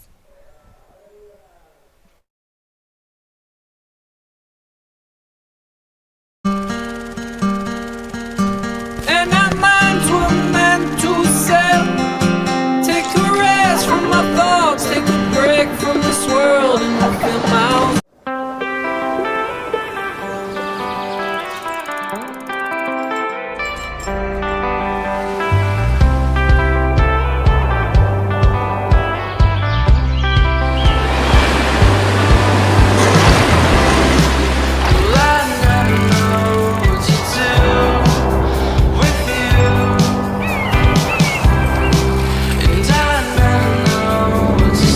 What to say to you?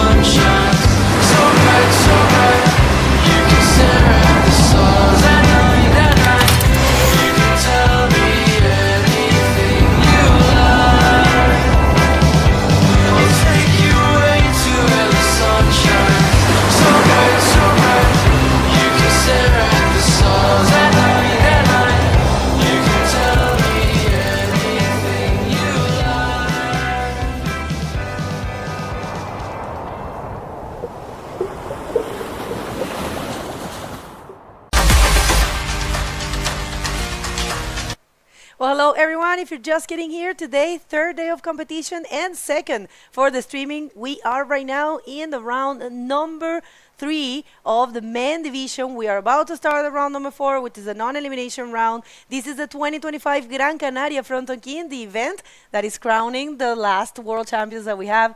Let's hit the water and we will introduce this heat. Okay, guys, we have right now in the water in the round 3 of men division heat number 8, Amaury Laverne in red with France from France. We have Miquel Arriagada from Chile in yellow, Jonathan Vega in blue from Gran Canaria, local rider. Jonathan, one of the biggest names of Gran Canaria, and Stefanos Cocorellis from Portugal in white. So let's get it action. The conditions are amazing. Start to get more glassy than this morning and more clean. I think the tides get on the highest point of the day. So let's see what's going on, Bego. That's right. Well, Amaury Laverne, if you don't know him, I don't know where you have been because he's the one with more titles here. Yeah. He has been 3 times Fronton King and, you know, one of the best names in the sport. 40 years of age. Big name of the sport. Big name of the sport. He actually, you know, this year, he decided to only go to one event, and he won it in Itaguachare. Wow, Can you what believe a it? performance in that competition. That was I was watching amazing. from home, and it was crazy. Amaury always give us a show. Show, yeah. And a great guy, you know, he married a Canarian girl, and he came like here, almost 20 years ago. He has been living here for 20, I don't know, no, 20. 50? 15, yeah. Maybe 15, 15, yeah. yeah. We're gonna check Here that. we go. First wave of the heat. Jonathan Vega in that barrel of the right, spitting out super deep and looking for that last section on the roll and another one. Wow, beautiful first wave for Jonathan Vega, getting that score, ripping. Here we go, Jonathan. Let's see. That's right. Well, if you're just getting here, people, we have an amazing day of competition. This is the last heat of the round number 3, heat number 8. Where tell me about those names. I mean, Jonathan Vega and that guy right there getting ready, Gabriel Braga, one of the title contenders, coming up in the first heat. Gabriel Braga, Joel Rodriguez, Johnny Armas, your friend, and Moises Silva. Wow, what a hit too, eh? I will be crazy. Good thing is non-elimination, you know. Good thing for these contenders. It is the next hit. It's now. Check this out. Deep into the barrel, Amaury Laverne showing some dominance, showing some skill. Did you see how he pulled his board? It was a fumble. It was a fumble. He got stuck. Super deep. Look at that one. Mira esa ola, por favor. Oh, qué tuazo. What? I keep it still in the barrel. Well, okay, tuazo. It was a nice barrel. Ok, seguimos viendo en amarillo a Michael Arriagada con ese backflip en la boca del tubo que completa con un tubito y tan tranquilo se hace. Wow. Oh my God. Here we go. That's Fronton King, guys. Miguel, me encanta que tú eres igual que yo. Somos unos fanáticos del bodyboard heavy. Uno se emociona mucho. Sí, wow, ayer estaba viendo y me encanta mi wow, boom, wow. Sí, porque es que uno se emociono, loco, claro. ¿no? Cuando veo acción lo vivo mucho, sí. Bueno, es tiene verdad. que ser así. Bueno, excelente intercambio de olas. Si están recién llegando, esta es la última manga, el último hit de la ronda número 3. La que viene es la ronda de no eliminación, donde vamos a ver los grandes nombres. Bueno, no todo porque Amaury es uno de los grandes nombres, solo que él no está en esa ronda porque él no hizo el tour este año, ¿vale? Si no, obviamente estaría. Y no le dieron la semilla, como se dice, el sembrado. Sí. Pero está en esta ronda. Y pues imagínate, Jonathan Vega y Amaury Laverne, uno de los grandísimos nombres del deporte, y sobre todo también Steph Cocorellis, que es excelente bodyboarder, y Miguel Arriagada, que a pesar de ser joven, todavía junior, este creo su último año, es muy buen bodyboarder que viene desde Chile. Vamos a ver la repetición desde la cámara de agua de las olas. Esta es la primera de Amaury, la verdad que una pena porque él trató incluso. Fíjate que él, no es que el fútbol le levantó la tabla, él levantó la tabla para tratar de... Esa fue la mejor de la serie, mira esa, tío, por favor. Esta fue espectacular, esta fue la de Steph Cocorellis. Y buscó ahí el rolo ese, igual tenía que haberlo hecho como un poco más recto hacia el plano para terminarlo. Mira del agua cómo se ve, qué colores, por favor. ¡Wow, qué rico! Y es que bueno, también hay que estar ahí, ¿no? Para tener la fuerza para atacarlo y después caerlo bien. Y esta es la primera también de amarillo que estuvo súper buena Wow, de qué Miquel ola. Arriagada, que además Increíble. tienes que ser bien valiente para Sí. pegarle a ese Sí, lip. sí. Mira, Y y aquí otro. otra vez Miquel Arriagada. Ya asegurando ahí su backup. Sí, muy bien, rapidito. Rápido, sí. Bien Sin completa prioridad. esa ola. Muy bien. Right, so a big exchange, one more here for Jonathan Vega. Scooping into the barrel, coming out sped. Jonathan Vega and combines with the roll. Great job there for the local.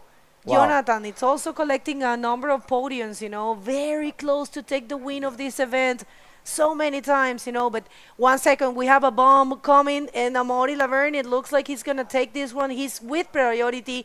Let's see this one for Amaury Laverne. Oh, look at the way for Deep barrel, he's coming in strong. Let's see if he can come out this time. What happened? Not elbow. I don't know what's happening. I Wow, don't know. Amaury. Ah. It's weird to see that from him. All right, we know the interview is ready, but critical moments here, people. We're going to throw it to you, Paul, but 1 sec. Let's see this one. Doesn't look like Steph is taking it, but I'll tell you what. All right, because there's a bomb coming. And all right, let's just go to the interview. We have Paul ready, so we want to hear from the winner of the last heat. Take it away, Paul. All right, thank you so much, guys, upstairs. And once again, I am back with Alexander, last heat's winner. And even yesterday, winning heats, heat after heat. Oh my God, Alexander. Now, knowing that the next round 4 is non-elimination, a gift from Fronton.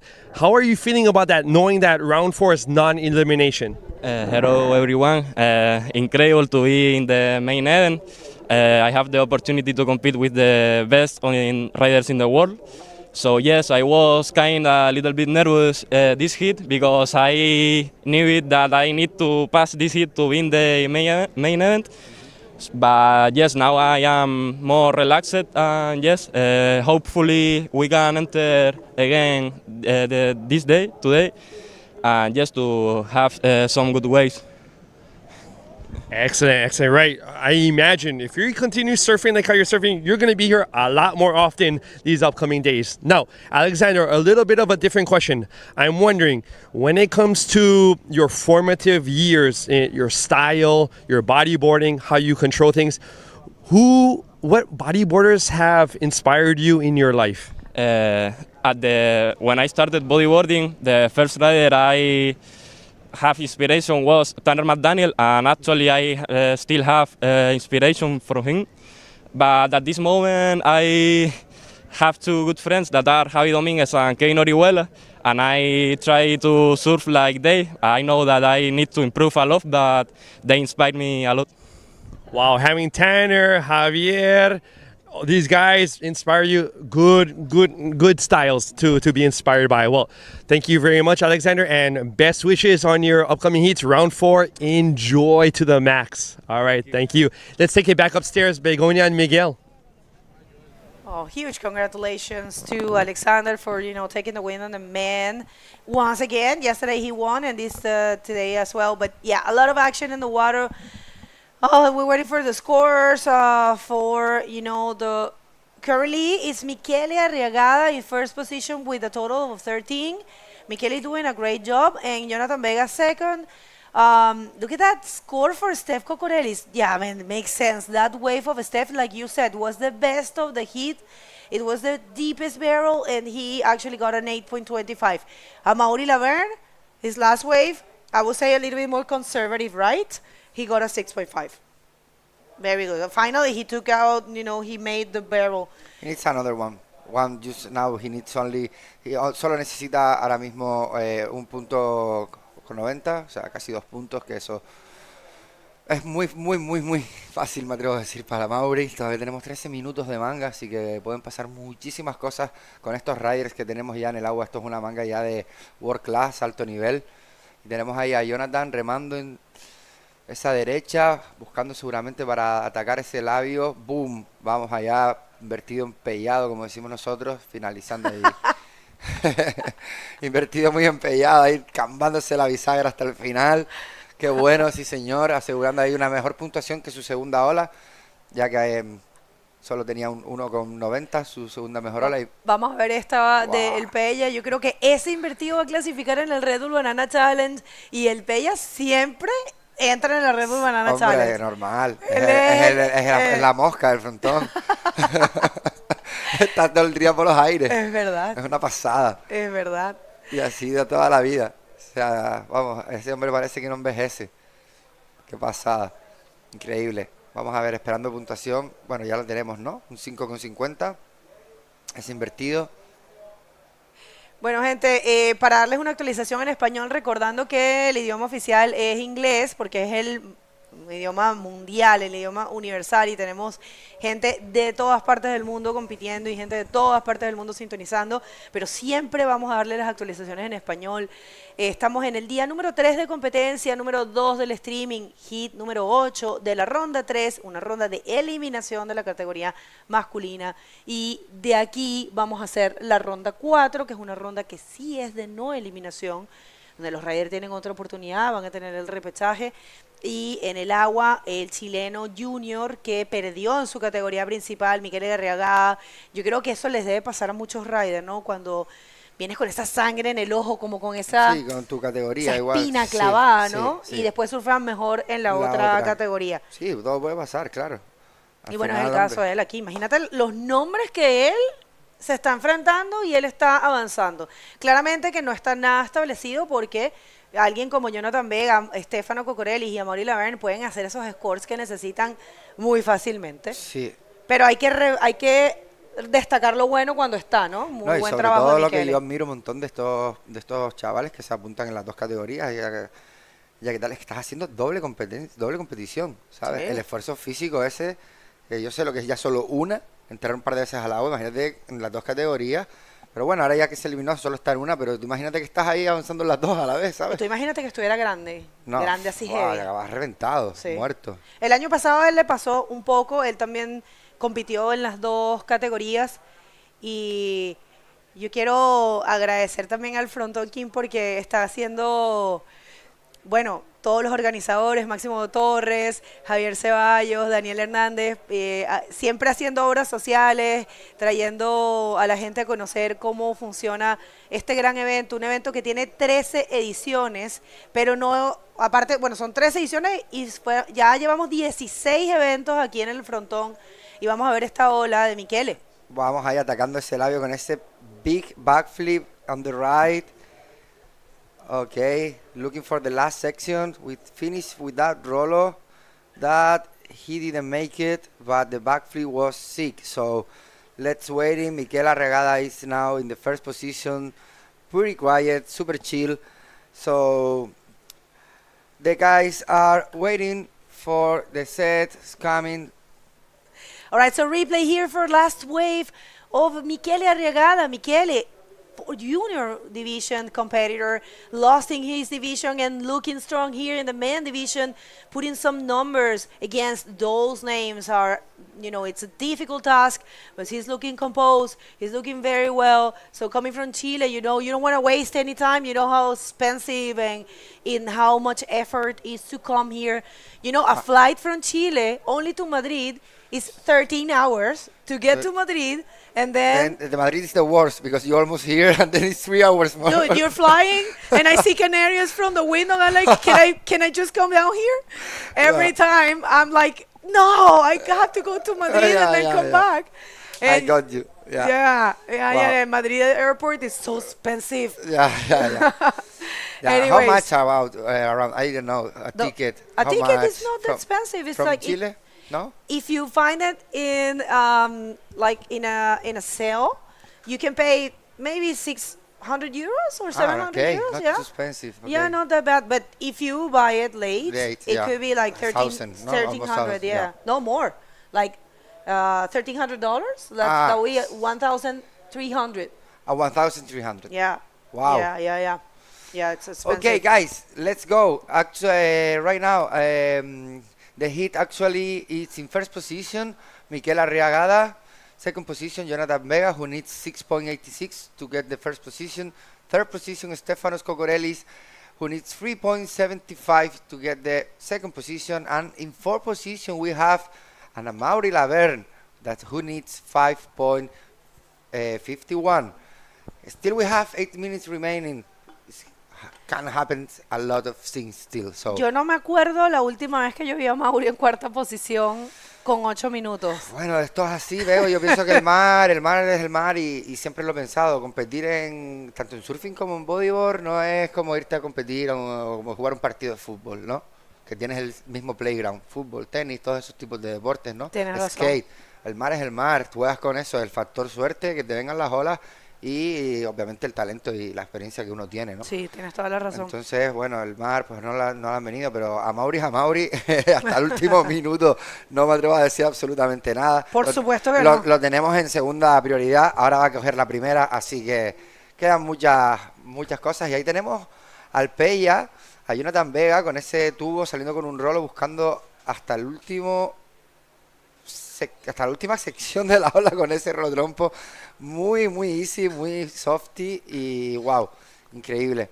El Peya está on fire. Yo creo que sí va a conseguir con esa ola la puntuación que necesita para ponerse en primero y asegurarse ahí el pasar a la siguiente ronda. Como estábamos hablando, pasar a la siguiente ronda 4 es un regalo desde el campeonato, que te den Es súper importante. 2 oportunidades Sí. ahí a disfrutar con estas condiciones. Qué suerte. Así que bueno. Vamos Mira, una cosa, let's do this replay for Jonathan Vega, deep into that barrel and combined with the roll super fast. You know, he pulled the brakes and just went straight for that ARS. See, kind of up fishy. Mixing. Yeah, I call them ARF. El roll flip. Me gusta. Es que es una mezcla. Mira esa, qué buena, tío. All right. Wow. Michele. Miguel is in first position, so... Mira, hay una cosa que yo quería comentar sobre Jonathan, porque ayer él ganó su hit, tuvimos una entrevista y nos quedamos hablando un poquito, ¿no? Y en la entrevista él lo dijo, a mí, o sea, hay todo tipo de personas claramente, y todas las personas tienen su punto de vista en todas las cosas, ¿no? Pero él dijo algo súper bonito, él dijo que él disfruta de ver el campeonato. Vea, vamos a hacer este replay, la última de Michele Arriagada, quien está ahora mismo líder de este hit. Sí, muy tranquilo además. Y además impresionante, ¿verdad? Porque él es un junior que perdió en su categoría principal. Pues mira, igual nos sorprende en la Men Division. Sí, eso es típico. Era para sacarse la espina. Eso es típico, sí. Pero mira, volviendo al punto que te estaba diciendo, Jonathan dijo algo súper bonito, que él disfrutaba igual viendo a los demás. Sí, eso es muy importante. Y viendo, oye, porque ese tipo de humildad y digamos...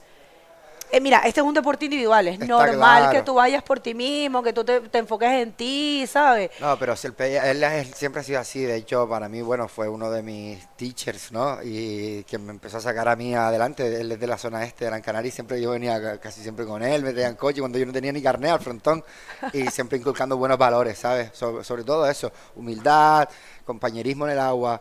Sí, es verdad que cuando hay que ponerse serio, se pone serio también. Sí, es un excelente competidor. No, me refiero en free surfing, en el agua también. Cuando hay que poner orden un poco en el agua, él es uno de los mayores locales de aquí, ¿sabes? Entonces, inculca eso, muy buenos valores y para mí es, vamos, un referente. Totalmente, como bodyboarder y como persona, excelente. Bueno, situación en el agua continúa igual, el chileno. De 18 años, Michele Arriagada, él cumplió 18 años en Iquique este año mientras estábamos en el campeonato, así que perdió en su categoría haciendo un gran trabajo ahora primero, Jonathan Vega segundo, Stefan Cocorellis solo necesita un 4, la paciencia espectacular de Steph Cocorellis que solo ha tomado una ola y fue de 8.25. ¿Tú sabes lo peligroso que es eso? Ahora mismo él tiene la prioridad. A Mauri segunda quedan 4 minutos. Veo, no sé qué va a pasar en esta manga, pero está muy interesante y estresante a la misma vez. Wow. Yeah, Vego was saying that Stefanos Cocorellis, he only got one wave. And imagine how you have to be on the water waiting for the wave that you need another score. And yes, we were talking that still is 3 minutes and a half, and it's a bit stressful to see that kind of situation, and at the same time, super interesting. Mira, ahí tenemos a Ernesto Vana. Sí. ¿Tú no ves Ernesto Vana? No, Ernesto Vana is one of the locals free riders from From, sí, from Gran Canaria. Qué lindo. Yeah. No, yo te decía que, bueno, también quería invitar a toda la familia canaria, toda la familia de Gran Canaria o de las otras islas que se están por acá, vengan a ver el evento porque tenemos esas mesitas, está súper cómodo, hay bocadillos, hay cositas para comer, cositas para beber. Hoy tenemos espectáculo, lo pueden ver en la página del Fronton King. Tenemos un lindo espectáculo el día de hoy, mañana también. Mira esa serie. A ver.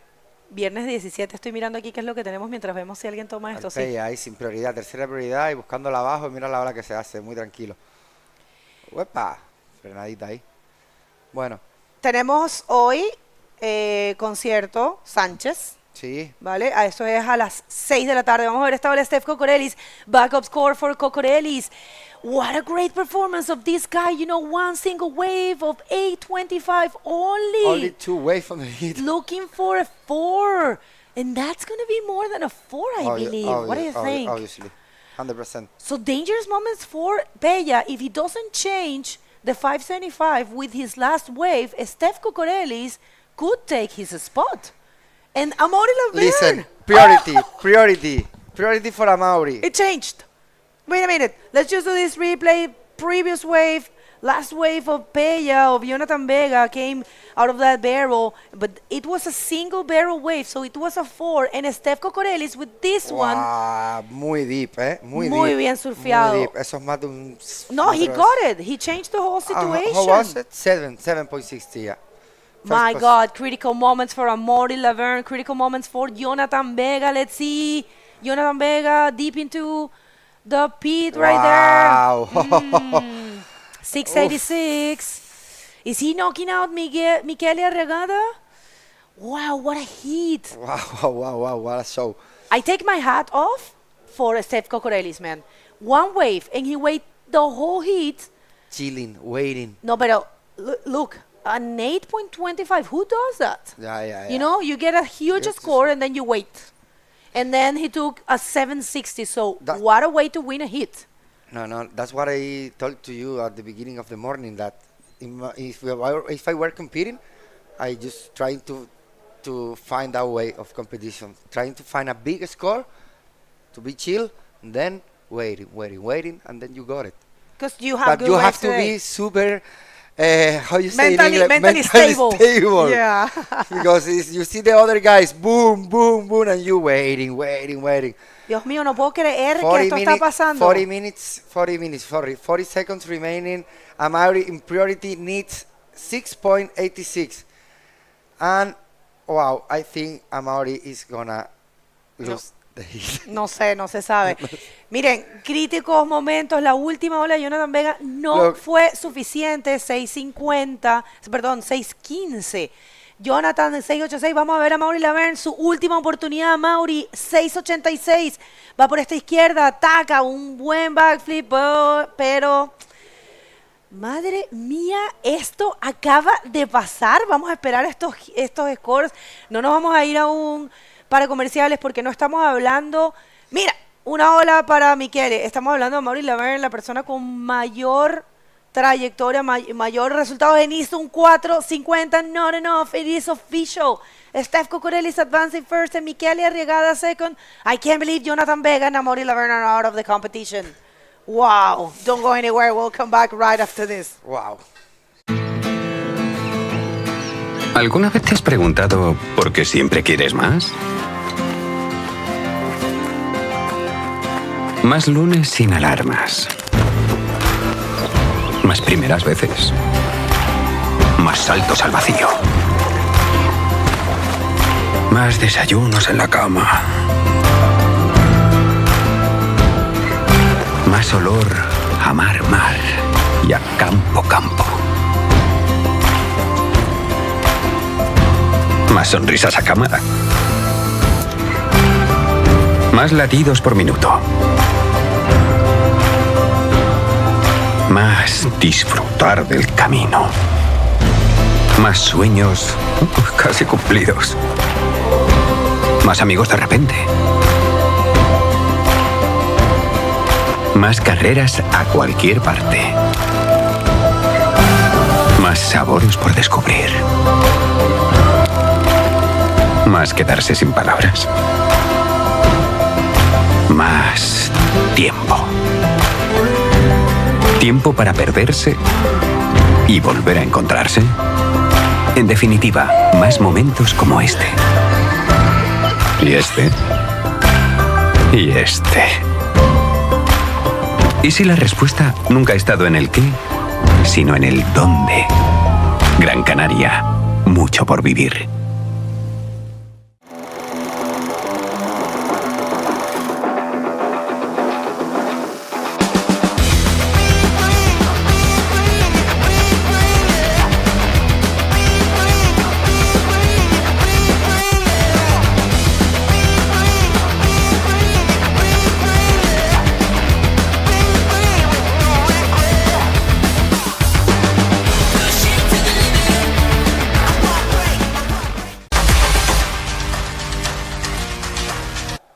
Welcome back everyone to the 2025 Gran Canaria Frontón King. We're gonna start now with the round 4 that is not eliminated, and the hit 1, number 1. Wow, what a hit, the last hit, Paul. Unfortunately, Amaury Laverne is out of the competition, and Jonathan Vega, one of the biggest locals and riders.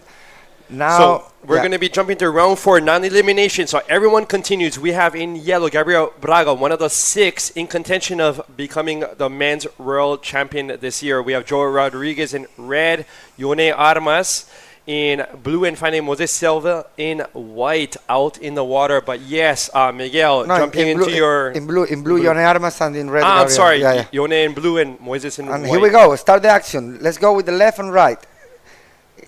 Wow. Big, huge backflip from Moises Silva on the left. And let's see what happened on the right. Yone's got the first wave of the hit. So, start the action here, Paul. Wow, I'm still unbelievable. I'm still can't believe it that the last hit happens that we have Amaury Laverne out of the competition. Wow. I never saw something like this, but it is what it is. Competition is like this. It's not that I was talking with Bego. We are okay. Let's go with the replay.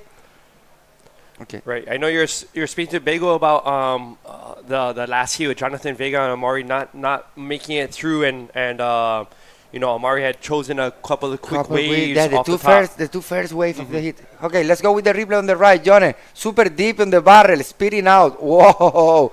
Here we go. Nice combination with that reverse. Looking for last section, no, but wow, that barrel was pretty good.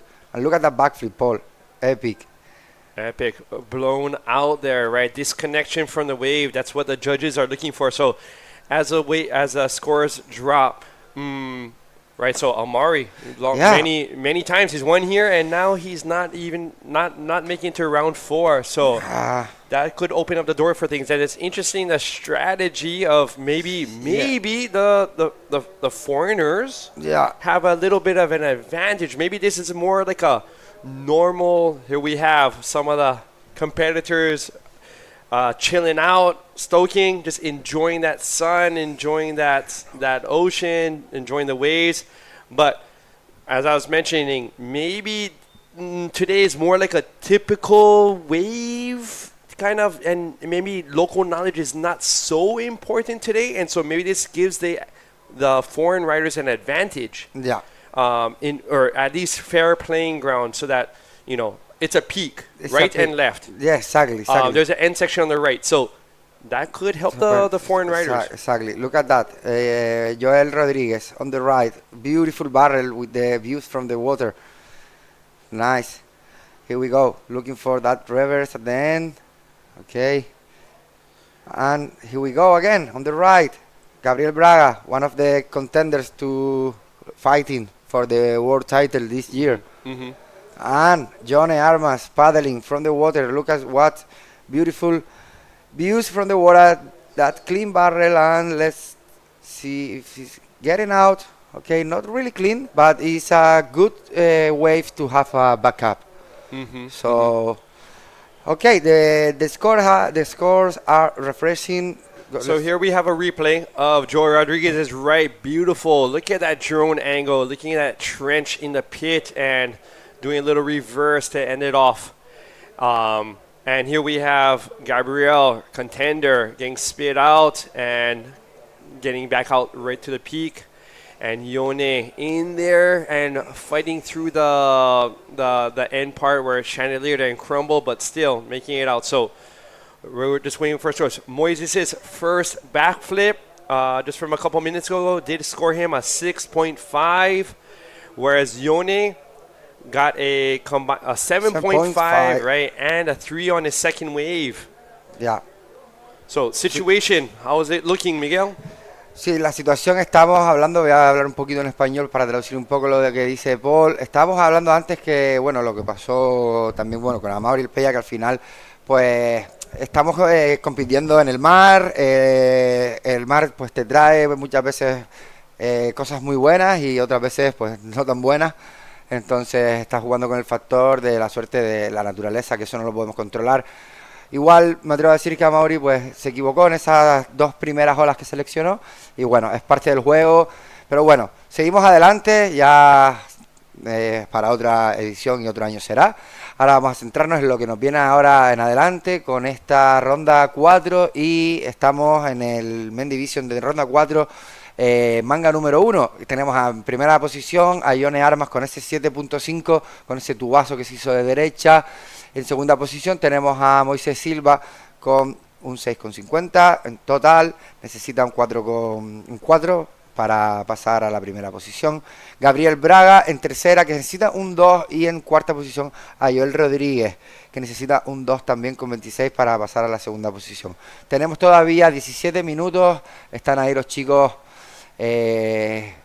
Bueno, está en segunda prioridad Gabriel Braga buscando esa derecha súper profunda que se tira de cabeza ahí un poco raro, pero bueno, porque yo creo que estaba ahí muy atrás, en la situado para hacerse ese tubo. Y bueno, actualizando puntuaciones, vemos el replay, que nada, no es nada, se tiró ahí en esa derecha. Y bueno, vemos otra vez el replay de ese backflip de Joel que tampoco consigue finalizar.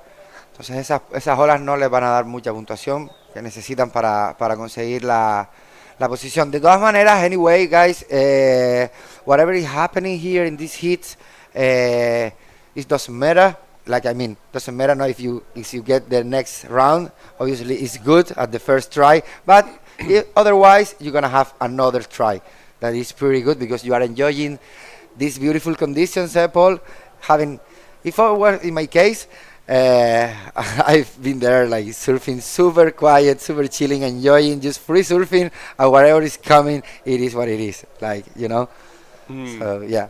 I looking at these waves, these past heats, and of course you have your cast on with your wrist. So I know like you want to jump out there as soon as possible. Now we have Begonia downstairs ready to have an interview with Stefanos Kokorelis, last heat's winner. So Begonia, take it away. Thank you so much, guys. Steph Kokorelis, man, I had to take a few minutes before doing this interview because what you just did is something that's going to the history books of bodyboarding. 2 waves, an 8.75, and what was in your head, man, waiting all this time and being so composed and getting that second wave and jumping from third to first? Please tell the world. I was trying to get 2 good waves. That was my goal, and I knew if I had the priority, I could have that opportunity.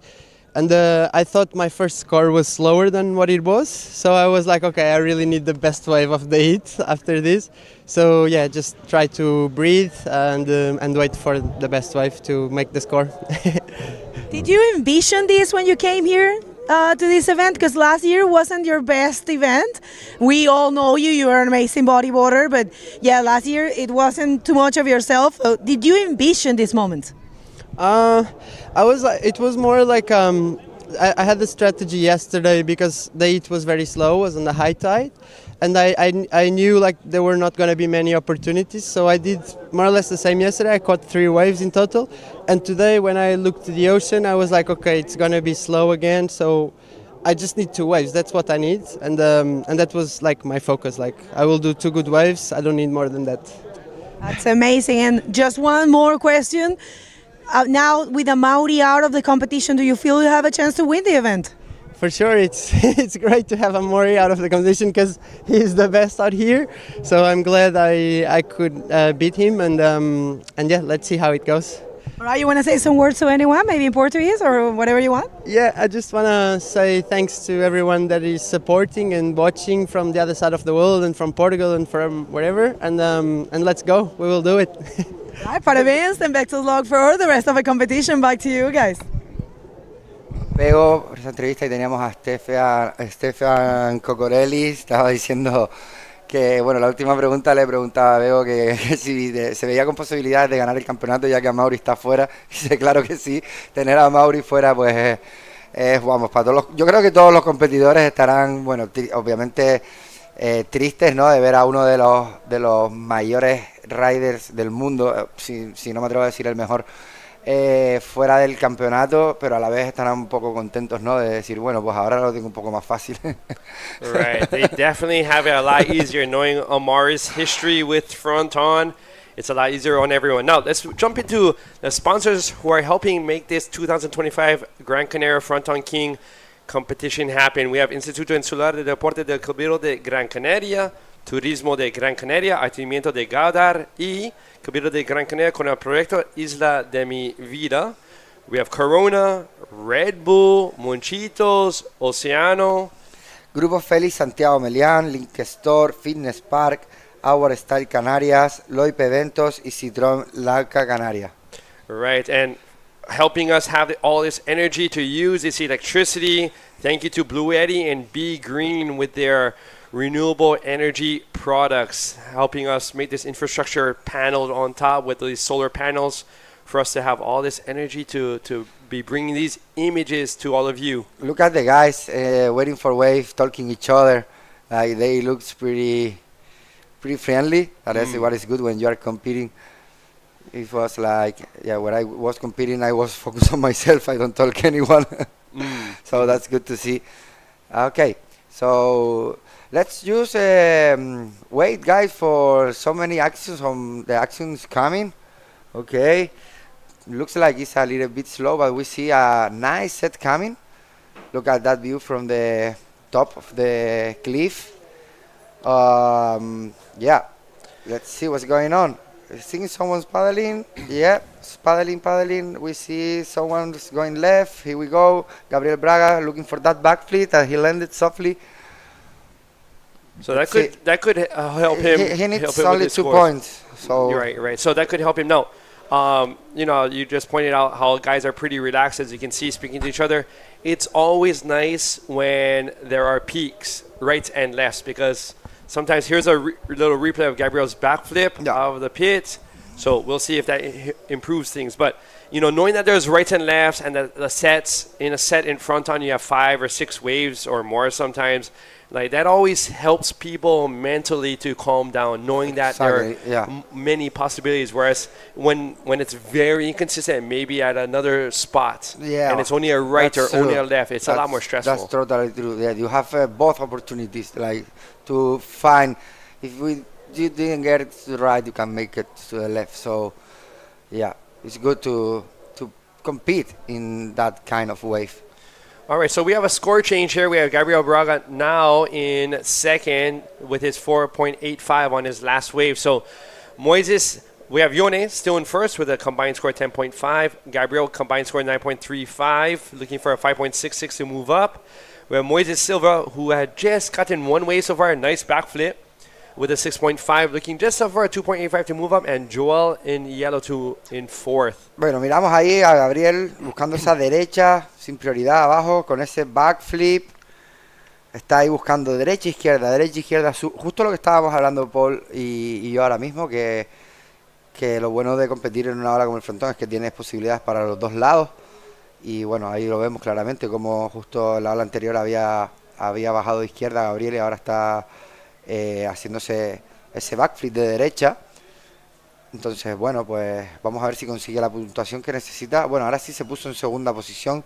Creo que está asegurando porque no salen ahí las prioridades. Vamos a ver si aparecen para saber cómo está la prioridad, porque veo a Ione muy tranquilo. Bueno, ahí están. Ahí las tenemos. La prioridad la tiene ahora mismo Moisés Silva y la segunda Ione Armas.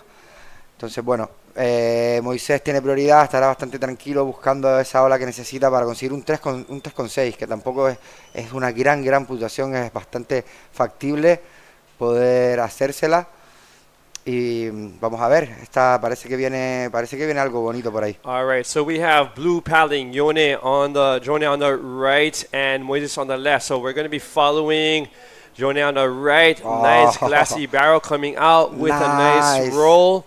And let's see if he tops it off with a reverse just to finish it off. The little bit of whipped cream on top of that cake right there, the little bit of frosting just to show the judges and show the world that he is in control. It was amazing because he knows that he needs a better score than 3 points. So now the backup of Yone is going to be much better. So I think he's going to keep having the first position, leading the heat. Super quiet.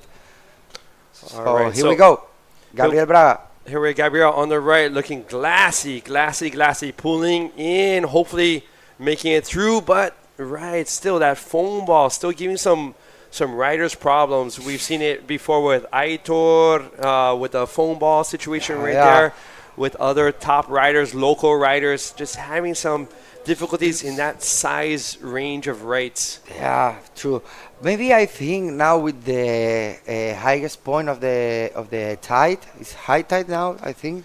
Let's check what time it is. It's at 12 or something like that. Right, so high tide is going to be at 11:45 a.m. Almost high tide. Right, so but still hour and a half. Hour and a half. Okay, look at the replay of Yone. Look at the views from the drone. Wow, beautiful roll to end that pit.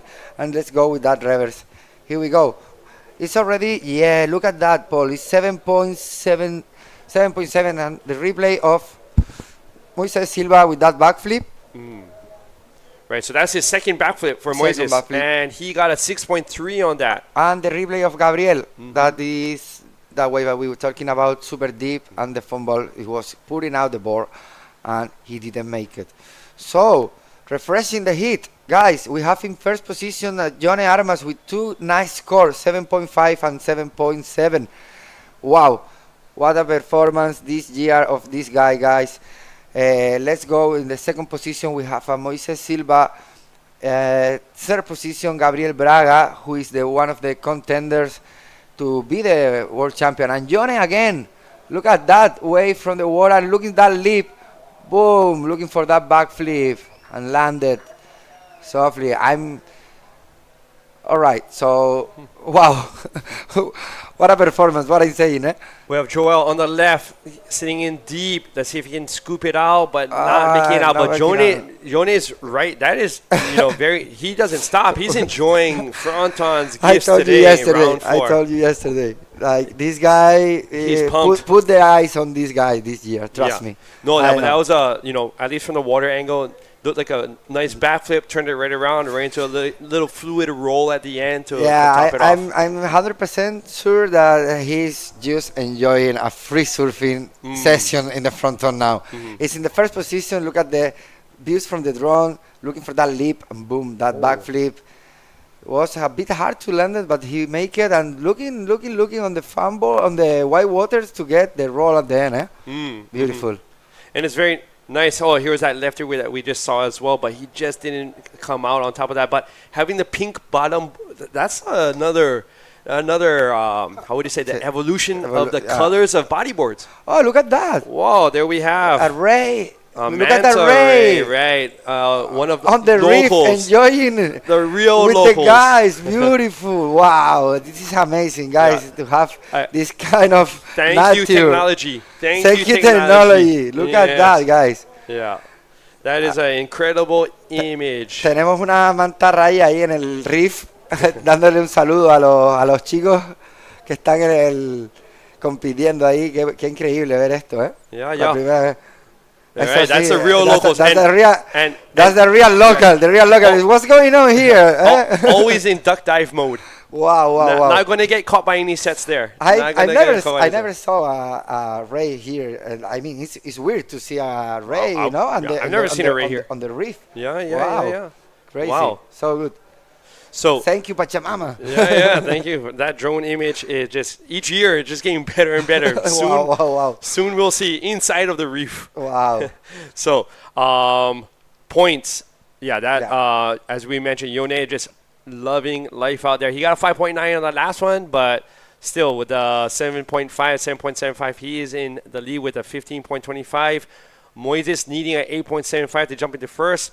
Gabriel, remember, he's one of the 6 contenders. Yeah. And he needs a 7.55 to move up into second. But as we mentioned, this is the round where you don't get knocked out. You have another opportunity, so it's nothing deciding here. But it would be nice, especially for Gabriel, knowing that his objective is to become world champion, to jump into round 6. Right. So no, round 5. No, round 6. No, round 6. Right. So you're third and fourth places, just for everyone to know, third and fourth places would move to round 5, or as a top 2 of each of these heats will be jumping into round 6. So, I mean, one more round of surfing Fronton, not that bad. It's fun. But if you're one of those contenders, you want to get as much of a push as you can. So, Gabriel, I think you'll be... Oh, and speaking of road contenders, the best contender we have, the closest one to it, is Uri Varedão from Brazil. And Gabriel Braga is actually from the same community. Country, and in Brazil as Uri. So there's a big, strong bodyboard movement there. It's going on the next heat? No. Okay, because he was with the AirPods listening to music, so I thought... So next heat we have actually another contender. We have Tristan Roberts, Jan Salan, Arthur Bugo, and Daniel Quintana, local rider from here who has been really doing well. Been doing really good. All right, guys, 2 minutes remaining. Still, we have Yone Armas killing it. This heat in first position with the best scores of the heat, 7.7 and 7.5. Second position, Moises Silva. We have Gabriel Braga that we were saying before. Paul is one of the contenders that he needs 7.5, but it's no problem for him if he doesn't get it in this heat. He has another opportunity. So, well, let's see what's going on. Still, we have 2 minutes remaining. The guys are waiting for something. Looks a bit slow than yesterday. Probably is because we were talking about before, the tide is almost on the highest point of the day. So normally when it's happened, this is a bit slow than normally. All right, so we have Joel in yellow looking on this left. Got some speed coming around, looking for a backflip there. And let's see if he can turn it around. Turns it around. So that will definitely be better than his second score. But whether that will change things. And we have Moises on a sick right, coming out nicely, stalling once again, and into a beautiful roll. Let's see if he wants to top it off with scoops out. So, back-to-back waves. Gabriel, contender, in there. Let's see if he can make it out. We'll have to see maybe a video later, right? But it seems like he did because he is riding already to come in. It seems like 7.5. You think he got it? I don't know. We'll have to see. But we have 3 different wave scores dropping soon between yellow, blue, and white. So, but he looks a little frustrated. So maybe it wasn't the 7.55 he was hoping for. But still, a couple beautiful waves. Moises is right. He was doing lefts only, and being capable of rights and lefts, essential. You know that last ride that Moises got it? Remember me the wave of Cloud 9. Reminds you of Cloud 9. Colors, and it was like super softly. No, you're right. I never thought about that. That kind of size of in the front end, the ride looks like. You are absolutely right. Bigger than the smaller, right? Oh, wow. So 3, 2, 1, and those that is the, we are waiting for scores. Yeah, we're waiting. Waiting for scores. So let's wait for those first, and then we'll move into commercial. But let's wait to see if there's been any change in, here's a replay. Yeah, the last barrel of Moises. Oh, sorry, from Gabriel. that he make it. He make it the battle. Ah, So I don't know why he looks a bit frustrated, but let's see. We still waiting for the scores. All right. Alright. So you know what? Yeah. You know, while we wait for the scores, we're gonna hit the commercials for a second, and we'll be right back.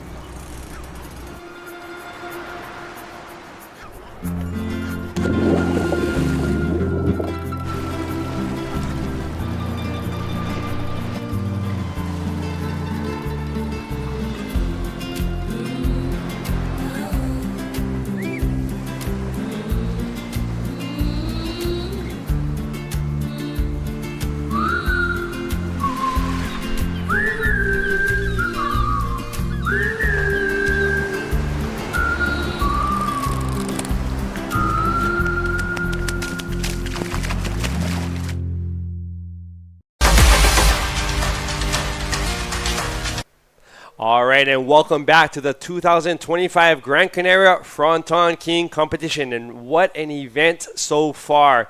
In the last heat, we have the results. So finally, we have Yone Armas in first. We have Moises in second. And in third and fourth, we have Gabriel and Joel, who will be continuing into round 5. So round 4, remember guys, non-elimination. Everyone you see on the screen there will continue surfing.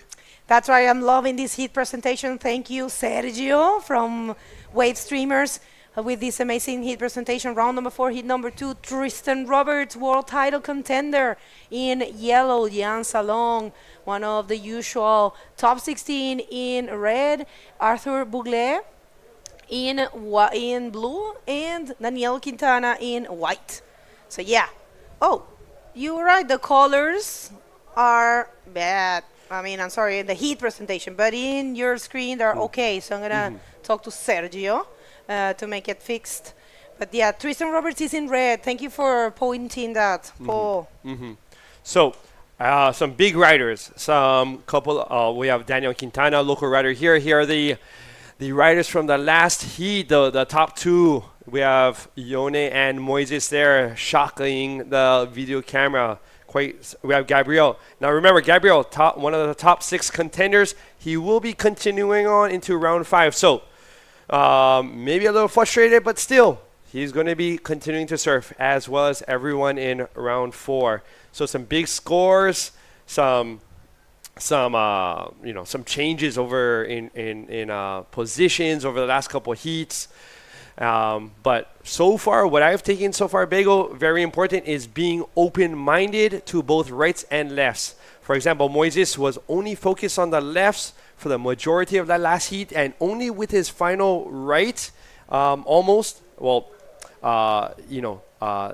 really opened the door for him to solidify his second place. So being able to go right and left consistently with skill is a really huge help in this event, especially days like today. I agree with you. Let's check that beauty. What a gem. And yeah, man, what a day we had. Just remember, people, the round number 4, it's a non-elimination round. So whoever finished in 3rd and 4th are not, they're still in competition. They're not being knocked out of the competition. They will have one more chance with the repecharge, which we don't know if it's happening today or not. We're going to check that afterwards with the technical direction. But right now, we are in the non-elimination round. And I let you know 2 important things. Whoever has the red and the yellow singlet or rash guard or lycra, it's the seeded riders is part of the top 16 of the IVC World Tour. Let's see. And first blood here for Arthur Bouglé, coming from an amazing performance yesterday, starting with the flip. And yeah, just coming back to that idea. So red and yellow top 16 riders. And look at this guy. I mean, Yone, he's been meaning business, huh? Yeah, he just excited, as Miguel had mentioned in the last heat. He just loving life and imagining it as a free surf. So just owning it out there with that 15.25 combined heat score, and Moise is just behind him with a 13.95. But I'm really liking the high numbers that we're having in each heat. You know, that shows that maneuvers been. Oh, and we have some action. Coming out of that barrel was Daniel Quintana, and with a little reverse at the end. So that was not a bigger wave, but still a pretty deep barrel into a reverse. So we'll see what score was dropped for that one. And we're also waiting for Arthur's first flip on that left as well. All right, so one more look to that first wave of Arthur. So here's Arthur's backflip coming out through the white water. So we'll see what score he was given for that. And this is the last of Daniel Quintana, actually his first deep into that barrel. Not the biggest wave, but very well executed. And he combined with the with the reverse. And this one here is the first of Jan Salon. Jan has his parents here, right here with them. I just saw his mother, and she was watching closely the heat. So yeah, non-elimination round, people. Top 16 are here. This is the seeds that we have in this event. So as you can see, Uri Valadão in first, the seeding for this event. Amides Oliveres, Pierre-Louis Cos, Gabriel Braga, Tristan Robertson, Badreddin. They are in order, but just remember that seeds are not the same as the rankings, all right? Rankings are from the year, the rankings of the year, we do have them. And the seeding, it's a mix between the top 16 from last year and the top 16 from this year. So these are the seeded riders that we have. These are the 16 that we're going to see in this division, and you will recognize them by the color of the rash guards, red and yellow. I'm going to say that in Spanish if you allow me to. Lo que ven en pantalla es el seeding del evento. El seeding del evento es una mezcla entre el ranking del año pasado, los top 16 del año pasado y el ranking de este año. Es parte de los beneficios que quien queda entre el ranking de entre los top 16 del año tiene durante todo el año. Entonces aquí ven una mezcla de lo que está sembrado. ¿Y quiénes son esos atletas sembrados? Son los que empiezan desde esta ronda y tienen el beneficio de estar en una ronda de no eliminación, ¿vale? Y los pueden reconocer por el color de sus licras. Quien tenga la licra roja, quien tenga la licra amarilla, son riders sembrados.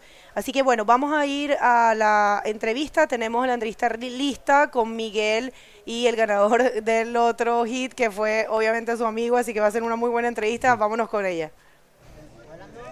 All right, guys, we're back here with Yone Armas, the winner of the last heat. What a performance he's doing this year at the Fronton King 2025.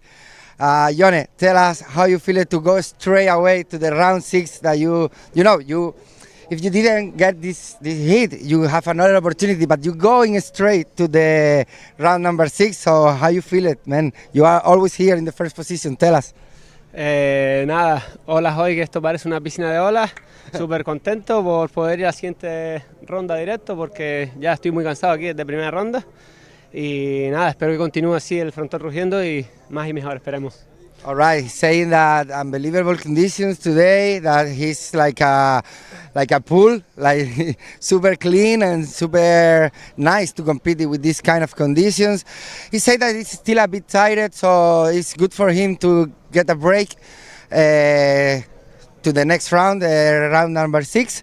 I want to ask you how it feels to compete with these kind of conditions in your local wave, man. Nada, eso ojalá todos los campeonatos fueran así, pero yo sigo queriendo un poquito más. All right, he said that hopefully all the competitions, the conditions are like this, but he still wants a bit bigger to feel more action. So yes, congratulations, brother. I'm so happy because he's one of my friends, so obviously I'm happy for him. Keep going like this, keep killing it, and I hope to see you in the final. Nada, por último agradecer a toda la gente que me apoya, a mi chica Lorena que me aguanta las perretas todas las mañanas, a Ruimán en Fuerteventura que me dijo que me adoptó ahí, no le doy ni las gracias, así que para ti Ruimi y para All right, guys, back to you. What a great performance of Ione, I have to say. He's been impressing us all. So, the benefit of advancing first or second is that you're going to be skipping around. You're not going to the repechage. And some replays here. This is a wave of Danny Quintana. And that's actually the 550th, I believe. But we did have a big wave for Tristan Roberts. This is not the one. This is the Salon, the 450. And we have a 9.5 for our our reigning world champ. Ah, my God, none of that. Reigning? Event champion. Event champion. Right, event champion. So, couple beautiful waves there. Here's another replay of Tristan's backflip, which he got a 5 on. But that wave before on that right, in that glassy deep barrel, he got a 9.5, which is, as far as I know, the highest score, at least of today. For today, yeah. Today. Yes, a 9.5. So that was a very deep barrel, and you probably saw it from the water footage. He was handling that like a bull ride in there. So just handling that those steps, the barrel, many things happening there, and he made it out. So this is why he's winning the heat right now. Here we have the Institute checking out things downstairs. Yeah, they just came here. That's what Armides Oliveres and Brahim Idush and Mauro Quesada. They're taking pictures there, so I'm loving it. All right, so yeah, just going back to what you just said, yes, you were right. It's the 9.5. We did have a 9.5 on the first day of competition, and the person that did it was Cristobal Tovar from Chile. And now, check this out, that's Jesus de Leon, one of our water photographers. I mean, he is all the amazing water pictures that you have seen. This guy is the responsible. And that camera, it's been managed. It's the IBC World Tour water camera managed by Chris Antunes, another filmmaker from here. He's actually Argentinian, but he has been living here for a number of years. So yeah. Situation in the water, Yanni in first position with a 9.5 and a 5.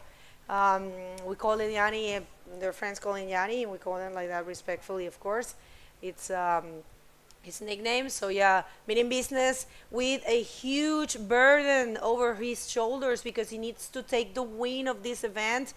As you can see, he is one of the title contenders, but he has a heavy burden. He needs to win. Not that he hasn't done it, and just keep in mind that he is defending his Fronton King title.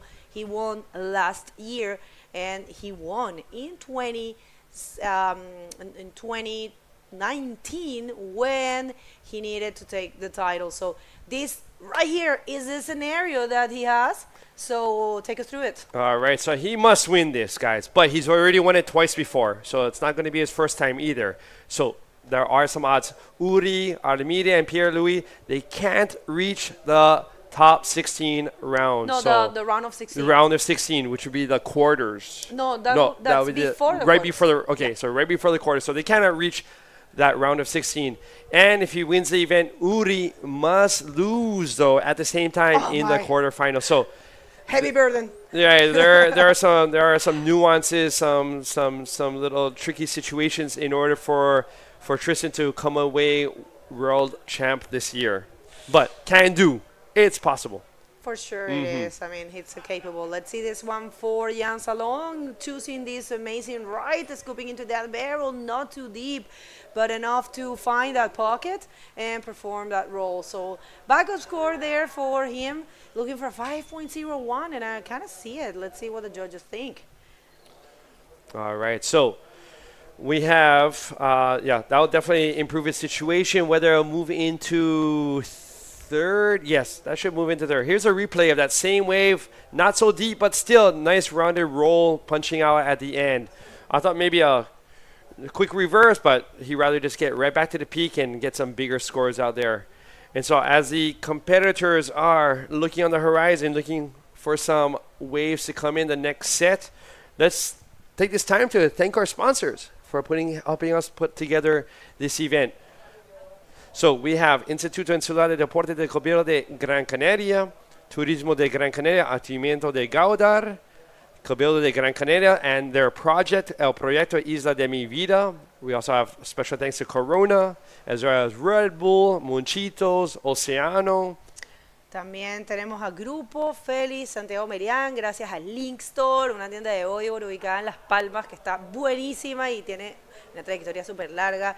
Y tiene tiendita acá en el Frontón, así que si quieren venir a chequearla y comprarse alguna cosita, además hay un montón de cosas lindas de mercancía o merch, como le decimos nosotros. Vamos a ver Dani Quintana en esta ola, se ve muy bien, entra en el tubo. Dani que ha venido surfeando precioso este evento, un rolo, otro rolo, creo que algo más aquí, un tercer rolo. Qué bonito ver las maniobras de madres, las maniobras básicas también ejecutadas, y Arthur Mugler con un buen tubo. Arthur que viene de ganar el hit de ayer, que la verdad fue impresionante, hizo un performance increíble, él estaba demasiado contento y cambió la situación también casi al final, así que bueno, un gran día aquí con sorpresas gigantes como la de Jonathan Vega y a Mauri Laverne, que fueron eliminados hace 2 hits en una ronda, en el último hit de la ronda de eliminación, la ronda número 3, algo que nadie se esperaba de esos 2 grandes competidores con gran trayectoria aquí. A Mauri 3 títulos de Frontón King, así que bueno, son cosas que pasan. Y bueno, vamos a continuar con los sponsors, y agradecer a Fitness Park, a Our Style Canarias, que es una marca de ropita muy linda, con motivos bien locales, bien de Gran Canaria. Revísenla, también tiene tiendita acá. Loip Eventos y Citroën Auto Laca Canarias. Y además, no sé si ustedes lo saben, pero tenemos el apoyo de 2 compañías para traer energía renovable. Tenemos paneles solares instalados en el techo de este contenedor, de estos contenedores.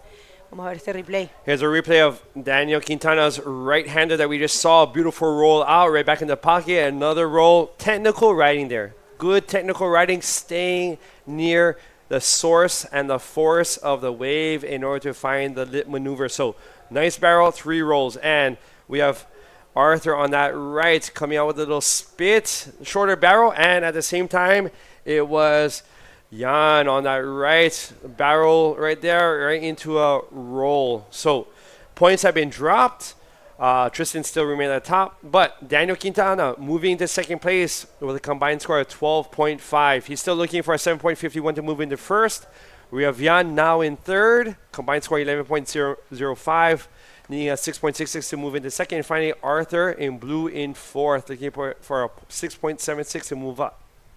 All right, let's see this one for Dani Quintana. He wants that first place and that qualification to skipping around. Just don't forget, this is a non-elimination round, but you do have a benefit if you end up first or second. Let's see Tristan Roberts, super deep in the barrel, combining with that backflip and probably something more.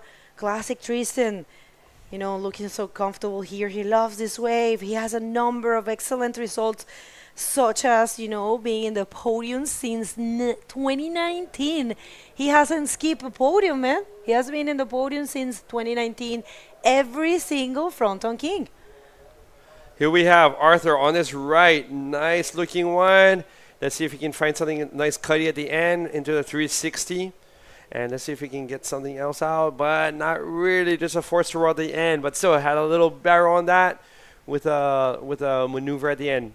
Probably not a 6.76 to move into second. We'll have to check on that. Also waiting for Tristan's barrel to backflip. But yes, since 2019, Tristan has not skipped a podium. Here's a replay of Daniel Quintana's right, but still you could see a little bit of texture. And here's that barrel once more. Tristan out with a backflip, and as you can see, slamming his legs, knees into the water in order to slow him down, just in case there was a necessary section to hit. Arthur's right, the cutty into spin. So yeah, right there, Arthur looking very excited, but he's not going to go anywhere because this is a non-elimination round. And check this out. This is the Tristan history with this event. It's a long history. He has a podium every year since 2019. control. Has had 4 finals, 2 of those wins, and 2 second places. So, and taking into consideration Jonathan Vega, Amari not in it, chances have just increased a lot. Fronton King of Kings winner as well in 2022. I was there as well for that one, and that was just... Which is huge because he faced all the Fronton Kings, you know. All right, so one more wave here for Danny Quintana going for the backflip straight. Very nice, I would say, style for him. We'll see. He is on, well, actually second and looking. Oh, my God, he's in combo after that last wave of Tristan. So Arthur Buglé, the fight right now is for the second position. Just remember, this is a non-elimination round, so don't be worried. No one's gonna leave competition. And Yanni surfing by himself, I might say, putting everyone in combo situation, finding the best waves, and that's not gonna do much for him because he already holds a 9.5 and a 7.75. So yeah, he's definitely one of those premium riders. You know, he always going to post scores above the 7s. That's a thing that I think I usually say when you have been in tours so long, your goals change. You know, you start to put yourself different goals. Like, I want to pass heats with 2 waves. I want to pass heats with 2 waves and scores above 8. And look at that, Peruvian flavor there. Team Peru. Loving it. All the Peruvians, the Peruvian team, Peruvian crew, I call it Peruvian flavor. Because, you know, have you been to Peru? Right. The food. Oh my gosh, what is it? With the fresh fish? The ceviche. Oh yes, ceviche. There we go. We have Daniel on another right. Let's see if we can punch through this one, but it just doesn't quite make it. That was interesting what you're telling me about Tristan and these top competitors. You know, their goals and how they connect their maneuvers. You know, whereas maybe another person may have come out with a barrel with too much speed. Here's a replay of Daniel's backflip, smooth backflip. You know, coming out of these, here's a replay of Arthur's left. Nice backflip there, smooth into the channel. Was a 510. And here's Tristan's right and punching through that barrel right into a quick spin. But right, just having another perception of these waves and what's possible and consistent, not falling off. That is just, you know, essential for, you know, I mean, podium since 2019 for Tristan. So, you know, reaching the podium maybe for someone who hasn't reached there before, it seems very daunting. But Tristan, if he just continues what he usually does in the Fronton event, he will reach a podium. All right, check this out. This is Arthur. Oh, no, actually, I'm sorry, Dion Salon entering into that barrel in a great fashion, combining with an off-the-lead reverse. And that'll be pretty much it. Looking for 6.66 to get the second. And Tristan with an air forward. Completed. But, yeah, he won bigger points. And on air reverse, man, who does that? Oh, man, it wasn't the most projected maneuvers, but I have to tell you, it's hard to see an air forward combined with an air reverse. Oh, totally. Here we have Blue Arthur on the right, scooping in, coming out with a spit. So, not the longest wave, but still a bigger one, more size, coming out with a spit. That's always a nice combination. But, right, air forward, not too many air forwards this event. No. So let's see. I think we're gonna start to see them. Let's see if the judges can give some extra points or something for a little bit of variety. Here we have Daniel looking at this right, coming down the line, a little bit of whiteness in the wall, and that may have that affected his line a little bit. But air forward and a little side wave at the end with a little air reverse attempt by Tristan. That was quite entertaining. And check this out. We throw a survey for the athletes and we asked them different questions, and in the case of Tristan, we asked him what goes through his mind when he walks out to a heat. And let's just see this replay. Here we have Jan Solan, right? And I really like this reverse right there, off the top, right back down. I like that style. I mean, there's not too much you could do that with that wave, but Giannis. Oh, there was the air forward and coming to the inside, just having a little fun there, looking for another section and trying another air reverse. So a little switch up. And last wave of Arthur, probably his best. We're waiting for the scores. That was a deep barrel for him. And last for Danny, also waiting for that score. There's not much there for Danny. But yeah, coming back to the question, we asked him, oh, no way, one more wave. That's beautiful. There's a little bit of wind picking up right now. You know, you can see it's kind of like, it's getting a little mushy. Right. Here's Jan on the left. Let's see if something can come about. Oh, nice. I loved it. That is, but. Yes, but. But it seems like he didn't. Oh, but that was textbook air forward, left front on spin. So, yeah, it's beautiful. Oh. And one more. Tristan just doing another quick air forward on the right, and this time keeping it low air forward off the lip. So, some guys trying some, maybe different things. Maybe it's a tide. Tide and the wind can definitely affect the sections that are coming at you. So What do you think about the wind? You think it's going to pick up, or it's just going to stay like this? Yesterday we had like this, and actually it was not affecting the wave, and we did have good day of a competition. We'll see. But yeah, situation in the water, 30 seconds to go. And of course, Tristan is going to be advancing first. You're going to get to interview him because, he put everyone in combo situation. And Daniel Quintana looks like he's going second, non-elimination round. But yes, there is a benefit for whoever ends in the first or second position. They will be skipping around. What a comfortable thing to do, Basically, because probably we will have round number 5, which is repecharge today, and if you advance first or second, you are escaping that round. And of course, just getting out of the water, Tristan Roberts with a great performance in this heat, and those are the official results. Jan Salong and Arthur Bruglet are going to go to the repecharge, and you're not going anywhere. We will continue right after this commercial break. Bienvenidos a Gran Canaria, una isla donde el deporte se vive y se disfruta al máximo. Desde sus hermosas playas hasta las montañas del interior, Gran Canaria es el lugar ideal para quienes aman y practican la actividad física. Deportes acuáticos, náuticos, trail, ciclismo. La oferta deportiva de la isla es infinita. Gran Canaria es el escenario de eventos deportivos de alto nivel. Y próximamente también seremos sede de la fase final del Mundial de Fútbol 2030. Desde el fomento de los deportes autóctonos hasta la apuesta por el turismo deportivo. La isla sigue avanzando hacia un futuro en el que el deporte juega un papel clave en su desarrollo.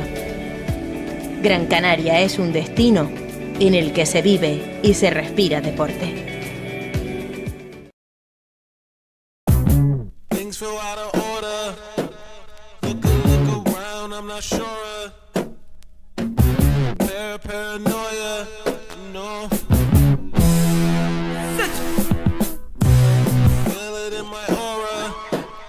Living between cameras and recorders. These but can't afford ya, no. Bombela panya mapanga uyene na kukana ndiule mu. Nifuba inesinifu na vokamba kamba. Vokamba kamba vile.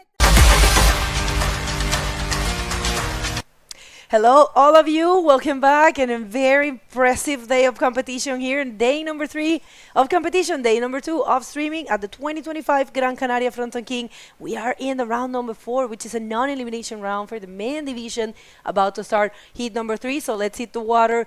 It's been an amazing day. What an impressive thing. So check this heat. We have right now at the moment the heat number 3 and the round 4, who is not elimination. In red we have Joaquin Soto from Chile, and yellow we have Johnny Marr from France.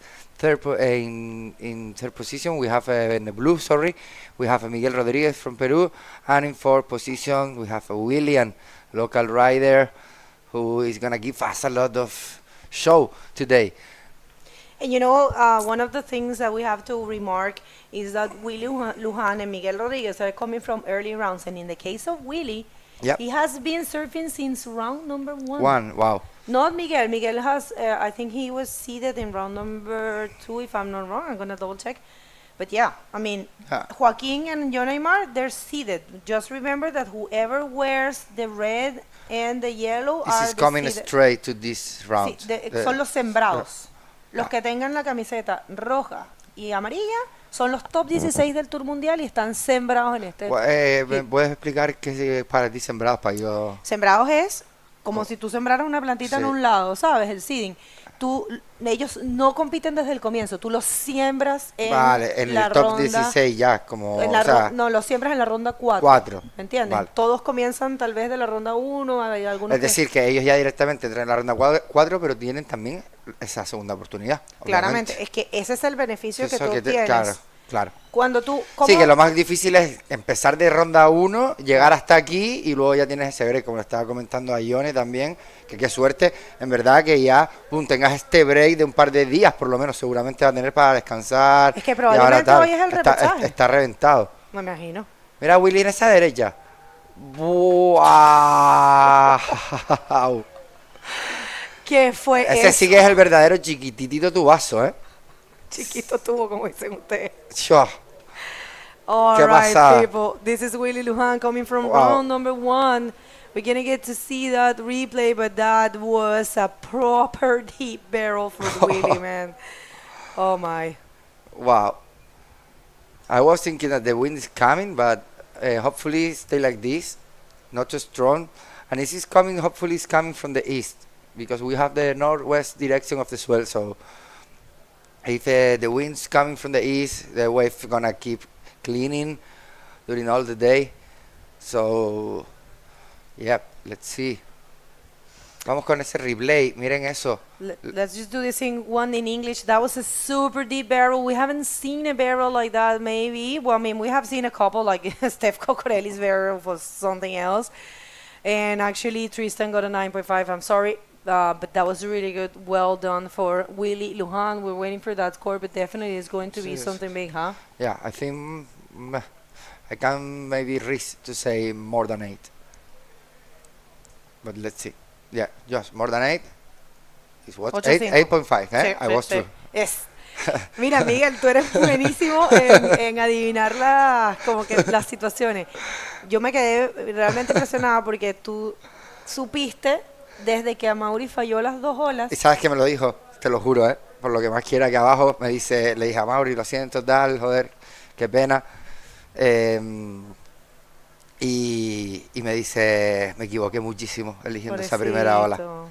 Y me dijo... Pero ¿saben qué? Esto es algo bueno para... Sí, y me dice, desde que te aprendizaje. equivocas ahí, ya la trayectoria de la manga va a ir en contra tuya. En picada. Justo lo que dije aquí, increíble, la verdad. No es increíble porque tú eres un excelente competidor que tienes un montón de experiencia. Tristan Roberts, getting ready for his interview, and this is the guy that left the whole heating combo looking strong. I mean, he has been having podiums since 2019. Probably the biggest 4 score from the podiums. day, no? Yeah, I mean, he... You're talking for the podiums. Yeah. Okay. He has had a lot of good results here. You know, he actually did something that it is really hard to, that it's win the event and win the title that was back in 2019 so well. Pero going back to the idea, people, we were talking in Spanish that Miguel, he is very good at, sensing what's going to happen. I kind of have a lot of ideas, but sometimes I don't dare to say it because I trust in every rider, everyone. Yeah. Because I know I've been working in this for 12 years, so I've seen so many things that I usually try not to say much because you never know. But you were completely right. He said that when Amaury failed those 2 barrels, his confidence was destroyed, I believe, and everything went down in the way that he didn't want it. So that's very a shame, but you know what? For someone like Amaury, that he always takes every opportunity to learn, you know? Yeah. So it will be, for sure, a learning process. Here we go. With that action on the right, Johnny Marr with that clean backflip, landed softly, and beautiful. Yeah, and Amaury told me that in that barrel, we were talking about what's happening with him it was like, I was asking Amari, but what do you think? Was the fumble or what happened? Yes, it was the fumble at the end because connecting super fast with the last section. I was expected that the waves coming. Like, okay, we have right now watching Uri Baradao, one of the biggest contenders to have the world title, and now the replay of Johnny Marr, that backflip, all together. Yeah, I can see. Yeah, here we go. We were seeing Uri Baradao warming up to probably is coming on the next hit. Yeah, yes, here we go. I think he's the guy with more possibilities to be world champion this year. All right. We're gonna go back to all that that you were commenting, but we have Tristan ready. Let's see. One second. We can send it to Tristan and Paul Benko for the interview. Go ahead. All right, thank you very much, Begonia and Miguel upstairs. I am here. No introduction necessary for the man next to me, Tristan Roberts. Now, Tristan, 2019 and on, so many podiums, so many finals here in Fronton. I'm just wondering though, and everyone is wondering, the difference between 2019 Tristan versus 2025 Tristan. What is the difference? Yeah, it's pretty hard. I feel like in 2019 I was a bit of a kid, it's like kind of didn't take it as serious. I mean, I was surfing a lot, but since then I've, have training programs, I have coaches, I've kind of broadened my horizons with what can be done on a bodyboard and kind of pushed myself in all kinds of conditions. So I still feel like I'm getting better and still striving to get better. I still know there's holes in my game and kind of stay focused on that and try and work on things and just try and be the best, just that little 1% better each time, So yeah, as long as I keep doing that, I think I'll be all right. Wow, holes in your game, not noticing any holes, especially in your last heat. Now, in your last heat, we've been seeing, backflips, barrels during the contest from other riders. As also backflips, I know is one of your signature maneuvers. However, you have a repertoire of different maneuvers. In your last heat, you were trying a couple of air forwards as well. When it comes to the Fronton rights, how do you decide whether to go for your backflip section or an air forward section? Yeah, I think it's pretty difficult today because the swell is kind of still very west and you have to utilize the barrel. You can kind of feel that the right stretch long and you can't get to the air ball without going through the barrel, especially on the sets. Like my first few waves, I felt like there was no way I could get to the end ball without getting barreled. So the kind of strategy was just to try and get barreled as long as possible, and then as I exit, try and look for a little flip to, secure higher points. And then towards the end, I was looking for some waves that would wrap a bit more and look a bit more north, and kind of just test around and just feel a bit loose. These are like the best conditions I've had since I've been here this year. It was so dreamy out there, a bit slow, but the waves are really good. So yeah, just trying to stay loose and see what's possible. Oh wow! Well, what's possible? There is no limit for you, and we've seen that so many times here at Fronton as well as waves around the world. Now, Tristan, you have any shout outs, support systems that you would like to say thanks to? Yeah, just like everyone that's kind of been here on the journey with me, since I was a kid. I've been here for so many years now, and all the support over the years, all the nice comments, those things go a long way, and especially with the next generation, hop onto their Instagrams, give them the good comments. I can guarantee you they're reading it. It keeps people motivated, and you love to put on a show, so when we see people are enjoying it, it's a bit of fire and fuel. So just thanks to everyone all over the years of supporting me, the ongoing support, my sponsors, my family, my friends, everyone that's been true to me, and just appreciate you all. All right, well, right on, Tristan. Thank you for giving us that performance, and we'll be seeing you in round 6 then. Okay, we'll see. Not sure when that's going to happen, but round 6 coming up. Let's take it back upstairs, guys, to Begonia and Miguel. Thank you so much, Paul. Congratulations to Tristan doing an amazing job once again here in his favorite event, I might say. So, all right, people, situation still remain the same. We're getting the scoreboard, the leaderboard. It's presenting a little issue there. We're going to fix that and bring it to you. But yeah, it's Willy Lujan in first position with an 8.5. And in second, actually, no, who is in first position is John Aymar with 2 waves. Willy is second because he doesn't have a backup score. Yeah, so exactly. 5.75 y 4.90, John Aymar está primero. Ya tenemos a Willy bajando hacia izquierda, buscando ese backup con ese rolo. Bueno, menos es nada. Así que vamos a ver qué puntuación le dan. Pues si simplemente necesita un 1,75 para tener un buen backup después de ese 8,5. Así que vamos a ver. Ahí la tenemos, un 3,15. Y ahí tenemos el replay de Ion Neymar con ese backflip bastante limpio, que continúa muy tranquilo. Y Willy con ese replay del rolo que le acaba de dar un 3,50. 3,15, perdón. Así es, buena situación en el agua. Willy primero, ahora otra vez. Sí, Willy era lógico porque tenía un 8,50. Sí. Cualquier backup que cogiese mínimo ya le daba. Sí. Y ahora, bueno, primero ahí ya volvieron las puntuaciones. Gracias por su paciencia. Ustedes saben que son cositas técnicas que pueden pasar. Pero no duró nada. Estuvimos unos minutos nada más sin ellas. Así que vamos a ver una ola. Joaquín Soto viene fuerte en esta derecha. Creo que va a atacar ese labio. Se va por el backflip. Es explosivo y difícil de contener. Sin embargo, es una maniobra completa. Vamos a ver la respuesta de Miguel Rodríguez, el peruano. También va a buscar el ataque. Un RS. Va a ser interesante ver la comparación de esas dos notas entre Miguel y Joaquín. Diferentes maniobras muy parecidas, pero diferentes. Vamos a ver Willy Luján en esta. Entra en el tubo, la especialidad de la casa. Willy Luján es un tubero máximo, pero también se pone lindas maniobras y lo combina rápido con un giro. Esa motito tiene que tener cuidado ahí. Y una más. John Aymar, disculpa, me tocaron a mí todas las en vivo. John Aymar con un tuito y sale tratando de hacer algo, pero vamos a ver qué tal les va a estos chicos. Y Bat del paddle ahí, luchando por la prioridad. All right. So, people, situation in the water, we're waiting for scores for the 4 competitors. We'll see how that goes for them, and the situation hasn't been decided, right? Yeah. 10 minutes and 30 seconds, and getting ready to go into the water. It's Uri Valadão from Bahia, Brazil, facing his friend Isaías Havik and Gabriel Mendoza, the wild card, another wild card from this event, and no one else than Pablo Lecuye.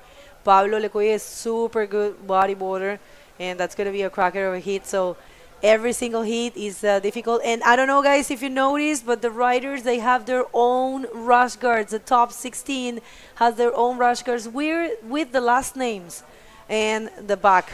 All right, we have Joaquín Soto responding. Wow! What an air forward connecting with that roll. Amazing. Probably is the first air forward of the competition? Or No. We had Tristan did one, Jan Salon did one, right, and okay. I think we did have some in the... But that one was amazing, huh? Yeah, that was Look really at good. that. Let's just do it. All right, so Joaquín Soto, coming in strong, attacking with a huge air forward, and combined with the roll. So yeah, looking very good, Joaquín Soto, and trying to get a spot to jump, to skip around, 2.5, obviously, he gotta get it. Not yet, it's nothing. 8.85 is the best wave of the hit. Yeah. 8.85 de esa última ola de Joaquín Soto, que está trayendo innovación también. Hemos visto un par de 360 aéreos que se llama esa maniobra, pero bueno, justo en el hit anterior Tristan es que no lo vi, no la pude ver. Claro, y Jan Salón, y creo que lo vi, no sé si el día... y Gabri ayer se hizo uno de izquierda también. Sí. No, sí, se van a ver varios, sí, van a ver varios. Ahora empiezan Que esta bolita da para eso, ¿no? Sí, a mí es mi favorita, obviamente. Uy, es la más linda de todas. The more technique and, a forward. Así es, entonces, vamos a ver no lo tienen actualizado en su pantalla, todavía estamos presentando algunas cositas con el sistema de puntuación, pero las notas ya cayeron, ya se van a actualizar. Tenemos a Joaquín Soto en primera posición ahora, William Luján en segunda posición, que está buscando por un 8.11, y ahí tenemos a la armada peruana. Yo le digo Peruvian Flavor. Peruvian Flavor, poniendo ahí la fuerza. Los peruanos apoyando a Miguel Rodríguez, quien ahora está cuarto. Y John no ha cogido una ola, Miguel tiene una ola buena. Vale, sí, verdad. Sí. Ok. Vale, pues nada, the situation actually is first position Joaquín Soto, second position Willy Luján, third position is Johnny Marr, and fourth position is Miguel Rodriguez, who needs 6.4 to get the second position. Still we have 7 minutes remaining, and yeah, Fronton is pumping, a little bit slow, to be honest, but look, the guys are moving to find a good wave to go straight to the round 6. Remember, guys, that this heat is not elimination, so whatever is happened, they have another chance to keep alive in the contest. So, okay, we want to say thank you to our sponsors. Like, gracias de nuevo al Cabildo de Gran Canaria, al Instituto Insular de Deportes. Bueno, vamos. Okay, we're gonna compare the 8 points that the highest score of the heat. That was the barrel of Willy that was sick, so good, super deep, clean, and spitting out quickly and softly. And look at this air forward, looking for that timing perfect, and wow, super soft landed and connecting with that roll. So both of them is more than fair, like more than 8. So very good super execution, good. So wow. Tuvimos ahí la repetición y comparación de los dos 8s que tenemos en la ronda, o sea, en la manga tenemos un 8.85, diferentes cosas, ¿no? Joaquín con maniobras radicales y Willy con un tubazo, que obviamente mucha gente dice que el tubo es la reina de las maniobras, porque es una maniobra, mucha gente no considera el tubo una maniobra, imagínate. Ya, pero yo creo que no es porque sea una maniobra, sino por lo difícil que es encontrar un tubo y hacerlo bien, claro. Hacerlo bien, ¿sabes? Al final tener un campeonato con olas tuberas no es lo común. Claro, bueno. Entonces, bueno, sí, depende de dónde, obviamente. Claro. Pero sí, no sé por qué, pero bueno, ha sido como el criterio, ¿no? Desde siempre en el mundo del surfing y del bodyboard, que los tubos profundos es como lo más puntuado, ¿no? Entonces, bueno, vamos a ver esta de Joaquín Soto con esta primera posición ahí buscando cualquier ola y wow. What a backflip, super clean. He's without priority, so he's looking for the little wave that coming out a little bit down of the reef. So he's doing great to keep on the first position, yeah. You know how hard it is to be sitting and watching the event and not competing? You know, Joaquín Soto, let's see this one. He knew exactly what to do, attack that leap, and a very well projected backflip. You know, the explosion was so hard that his legs were spread open, but he was composed and managed to twist it perfectly. So yeah, Joaquín Soto, that was 690. Nothing else there for him. He's already holding a big score. Right now, William Luján, he's looking for an 8.11 to be first, and John Aymar at 6.76, but to be second. Miguel Rodriguez at 6.41. But people, this is a non-elimination round. So John Aymar and Miguel Rodriguez, if they don't advance, they will have another chance in the repechage. That we were talking about this before. It's a gift. It's a gift because, well, you have the chance to surf with these kind of conditions here in El Fronton, in Gáldar, one of the best waves in the world for bodyboard.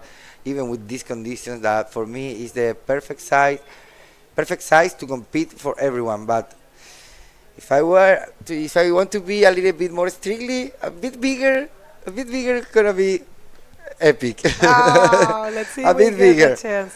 Un poquito más grande, dice Miguel. Vamos a ver, esta ola se ve buena. Quien tiene la prioridad es Azul. Miguel Rodríguez, que ha estado esperando pacientemente, necesita un 6.41. Miguel puede lograr ese score, ya tiene un 6.10. Todos los riders. Tiene la prioridad. Ahora tiene que jugar con la paciencia y que le venga la buena. Sí. La verdad es que estos riders, ustedes tienen que pensar que quienes están con la licra blanca o azul son riders que vienen de las rondas anteriores. No, amarilla, ¿no, Bego? No, azul y blanca de los que vienen de las rondas anteriores. Ah, vale. Sí, amarilla roja es los sembrados. los sembrados, sí. Vale, entonces los sembrados son los que están comenzando a surfear en esta ronda. Ellos no han competido antes porque tienen ese beneficio, entrar en la ronda de no eliminación. Quedaron top 16 del año pasado. Claro. O vienen... O de este año ya bastante es que arriba. es una mezcla. Mira, el seeding, aquí te lo vamos a presentar. El seeding de este año es este que ven aquí. Como ven... Esta es la situación de la gente de las pruebas que se han hecho este año. No, este es el seeding de este evento. De este año. De este evento. Sí, porque eso se va moviendo dependiendo de los top 16 que estén presentes en el evento o no. Por ejemplo, Clemón lo dejo, que lo ven número 11. Clemón no ha ido a casi ningún evento del Tour, pero él todavía tiene este beneficio porque él quedó dentro del top 16 del año pasado. Ok, vale, lo entiendo todo. Y por ejemplo, Ethan Capdeville este año, mira, te voy a mostrar el ranking de... pero Itzar no vino, ¿no? Está aquí. Ah. Este es el ranking de este año. Por ejemplo, no tenemos a Tahiri Tehei, que es de Tahiti. Tahiri Tehei es el 15, ¿me estás diciendo? Sí, es el último. No, bueno, comparten un número 15. Tahiri Tehei. Vale. No está aquí. Entonces este es el ranking actual. Pero como él no está, se sube ese puesto. Vale, así que importante que ustedes mantengan en mente que una cosa es el ranking y otra cosa es el seeding del evento, que va a depender de... Mírala ahí buscando Miguel Rodríguez, esa serie, con prioridad. 1 minuto y medio de manga, se va a ir a la derecha para posicionarse en la buena. Ahí, a ver si no se queda muy deep. ¡Guau, tubazo! La buscó saliendo con ese rolo, sí señor. Pues ahí pueden cambiar las cosas, ¿eh? Sí. Pueden cambiar las cosas. Está haciendo la estrategia, miren los peruanos ahí... Y Willy ahí respondiéndole con ese backflip. Willy va a mejorar también su segunda posición, su segunda ola. Entonces vamos a ver, vamos a ver estas puntuaciones que nos dicen. Joaquín Soto en this wave, no, nada.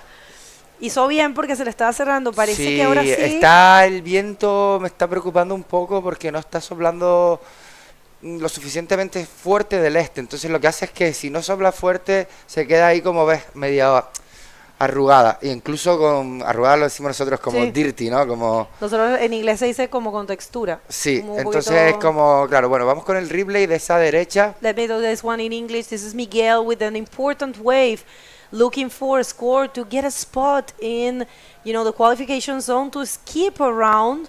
But just remember, this is a non-elimination round, so we're waiting for that score of Miguel. We don't know. We're waiting for scores for the 4 riders, all right? So we don't know how it's going to end. Just remember, first and second will be skipping a round. They're going to go straight to round number 6. And round number 5 will be a repecharge. And that will be the last chance for the riders. And the heat, it's over. And situation is what you see in your screen. Joaquin Soto advancing with William Lujan. Well, let's see. Still no. Oh, you're right. No. Nothing is being defined. So you know what? Since we're waiting for scores and we don't want to take time from the other heat, we're going to send it to the commercials. And we will come back. Thank you for pointing that out. We will come back with the official results. No es oficial lo que ven en pantalla. Estamos esperando scores. Hubo cambio de situación. Miguel pasó a segundo, pero todavía faltan más scores. No se muevan, ya volvemos después de estos cortes comerciales. The beach? When was the last time you tried something new? Could I do this every day? Yep. Could I cross the island hiking? Yep. Or riding, if you want. Hello, how can I help you, sir? Oui, bonjour madame. Cancel my flight, please.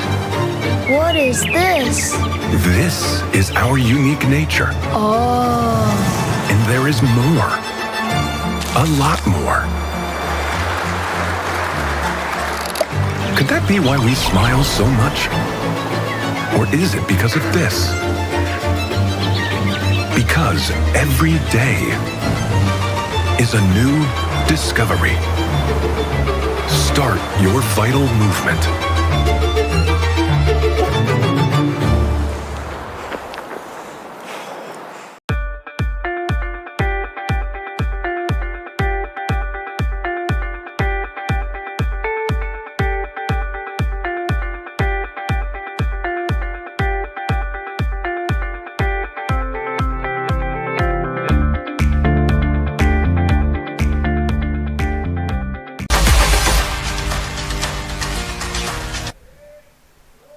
Welcome back, guys, to the 2025 Gran Canaria Frontón King. Actually, we are in the round 4 of the men divisions in the heat number 4, who is not eliminatory.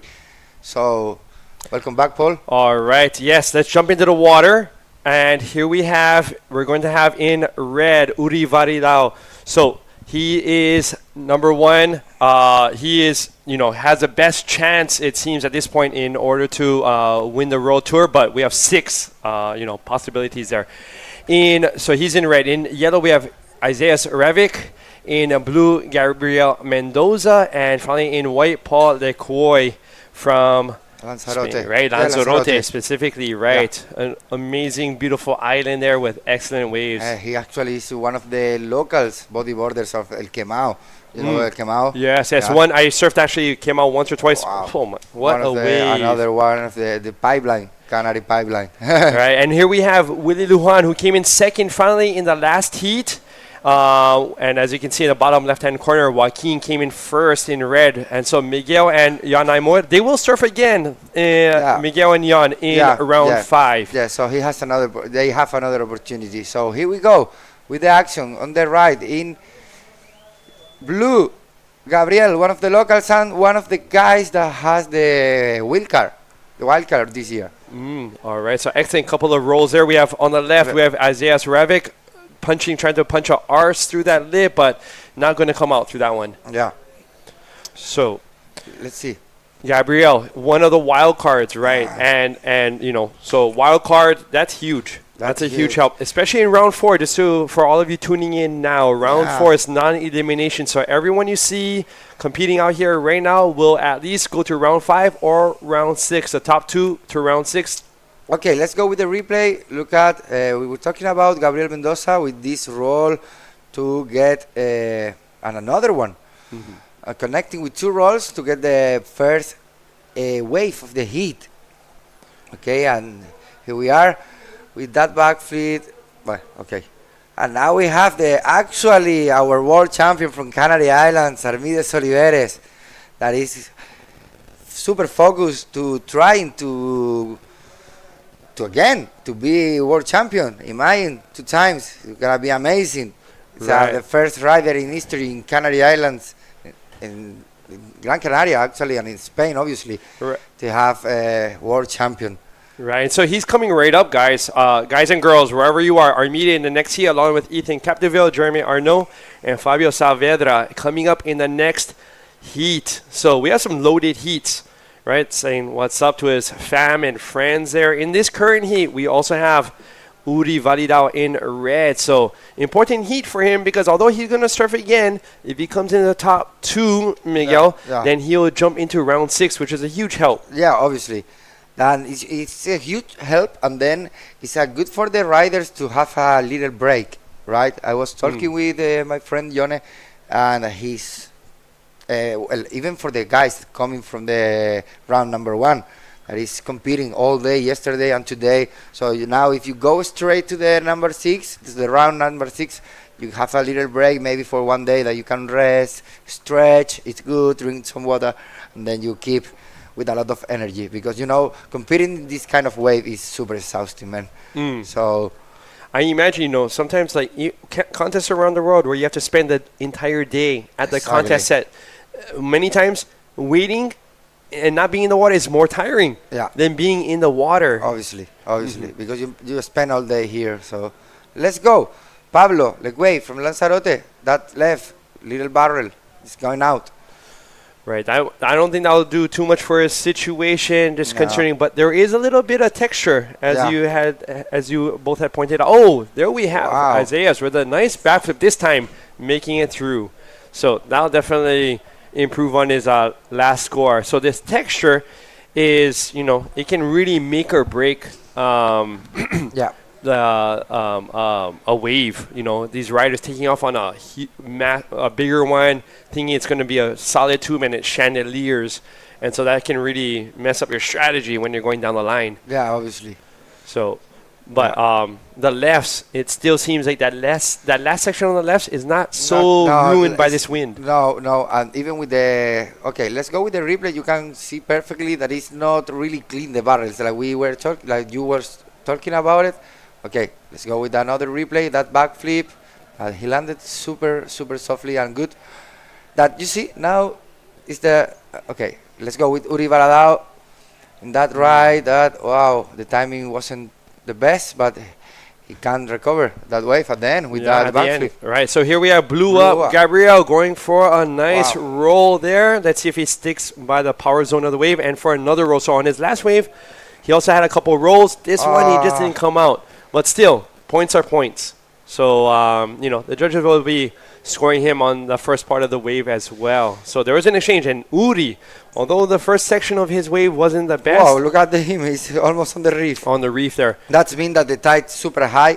So the wave are too close. To the rocks. Right. So even when it's small, the wave coming too close to the rocks. So you have to... Here's a replay of Gabriel's on that right, looking for a section, coming up for the roll and coming right back down, controlling it, staying by the foam ball, coming for another roll, but he didn't complete that one. No. Well, it still was a good wave, actually. Right. So, all right, guys, let's go with the interview. So let's get out with you, Bego. Thank you so much, guys. Joaquin Soto from Chile, from Iquique, with a very explosive and radical performance. I want to ask you if it was part of your strategy to go for the aerial maneuvers, or you just did whatever the wave offered. Nada, primero que mi estrategia fue ver lo que pasaba dentro del agua. En realidad, la primera ola Willy agarró un tubazo, entonces pensé en agarrar otra grande que saliera un tubazo. Lo que pasó que hubo como un parón, se demoraron mucho en salir las olas, pero encontré una ola bien cóncavas que me agarraron un buen lips, así que pude conectar un buen backflip y después una combinación de un giro y un rolo, así que nada, esa era mi estrategia, ver lo que pasaba en el agua y ir delante del pie nomás. Bueno, no cualquier giro, un aéreo 360 increíble. Well, he said actually his strategy was to, paddle out and see what the wave offered and what was happening there. So he saw Willie taking that first wave and he thought to himself he wanted to grab a good barrel. But then, he just found those very good sections and he went for that big backflip and that critical air forward combined with the roll. So yeah, being happy to advancing. So you're part of the top 16. You haven't served. This is your first time you go into the water. What was you thinking? ¿Qué es lo que estabas pensando viendo todo el mundo surfeando? Acabas de entrar al agua por primera vez. En realidad estaba muy ansioso. El día de ayer hubieron olas muy buenas, bastante perfectas en realidad. Este día se esperaba lo mismo, así que nada, estaba muy ansioso por entrar al agua y prácticamente me recibió bien, una buena ola, así que nada, contento y a ver lo que pasa en los siguientes hits. Well, he said he had a lot of anxiety. He wanted to go surf. He was watching the conditions and seeing that, he was feeling the urge of surfing, but he feels he got a very good welcome and very happy to be advancing. ¿Quieres mandar algún saludito, decir alguna cosita más? Sí, quiero mandar un saludo a mi novia y a todos mis amigos que están ahí despiertos, a mi madre que me acompañó todo el rato, ha estado desde temprano despierta. Y nada, agradecer a mi sponsor, Erizo, que siempre me acompaña, siempre me ha equipado de la mejor manera, así que vamos a seguir dándole con todo. Felicitaciones, Joaquín, y lo mejor para el resto de la competencia. Back to you guys. Thank you so much. Congrats, Joaquin. Wow, guys, actually we had a lot of action on the water.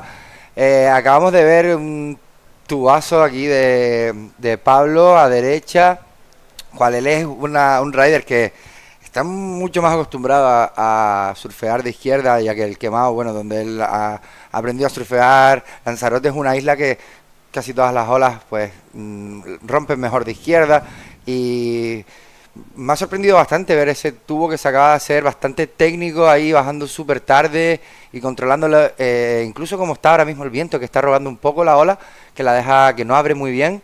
A ver si los chicos nos pueden poner ahora el replay para verlo. Fue increíble, y detrás tuvimos en rojo, en yellow. 7 puntos para Pablo en ese tubo, 7.7. El del tubo de Pablo. So, right here we have, the high tide is actually going to be in 35 minutes. The highest of the high tide in 35 minutes. So, once the tide hits the highest point and starts to come down, you'll see more funnels, more tunnels, more barrels. This is pretty much, at this size. If it was bigger, then you would want the maximum high tide. But right at this size, I think it's actually going to get better once the tide comes out. And you were just mentioning about Paul de Quarry from right here. There we go. So Look at Lanzarote is more so the land of the left, whereas Gran Canaria, I feel, is more the land of the right. So Miguel was explaining how surprised he is that he handled that right so well, considering that his hometown back in Lanzarote is a bunch of lefts. Yeah, obviously he's a super good rider, right? Both of the sides, both sides. Mm-hmm. But I know he's not used to surf at Fronton too much. So I know that kind of wave sometimes kind of be complicated to have the drop a bit late. Hit from the water. Look at that. It was in the last minute, super deep. Look at that, man. Wow.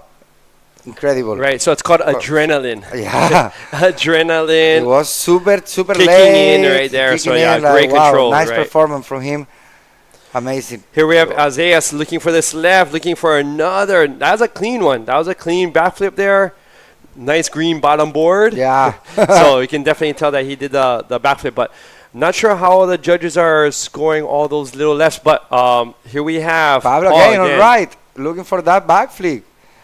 All right, probably the scream is in the reverse, you know what I mean? Right. No, just joking. But wow, amazing. Right, and so being strong, Miguel, lefts and rights, that's such a big key. Days like this, being able to go left, go amazing. right, backflips. That should be your strategy when you are competing, to be ready to go both of the sides. If one of the sides is not working, you have to be ready to go to the other. Right. So now with the high tide, the left is a bit slow, and yes, you can see easy, Paul, that the guys that is trying some maneuvers on the left, they didn't land it really clean. So okay, let's see with the last score from Pablo. It was a 4.60, 4.6. All right. So right now we have Paul in first place with a combined score of 12.4. He got a 7.75 and that 4.65. But in second, although the scores are not as high, his backflips are helping Isaias with a 5.7 and a 5.9. No, obviously it's helped because he have the nice backup with that 4 and 7. So now we have 12 minutes remaining. So Pablo, it's in the fourth priority. Who is the others riders? Still waiting for good wave coming.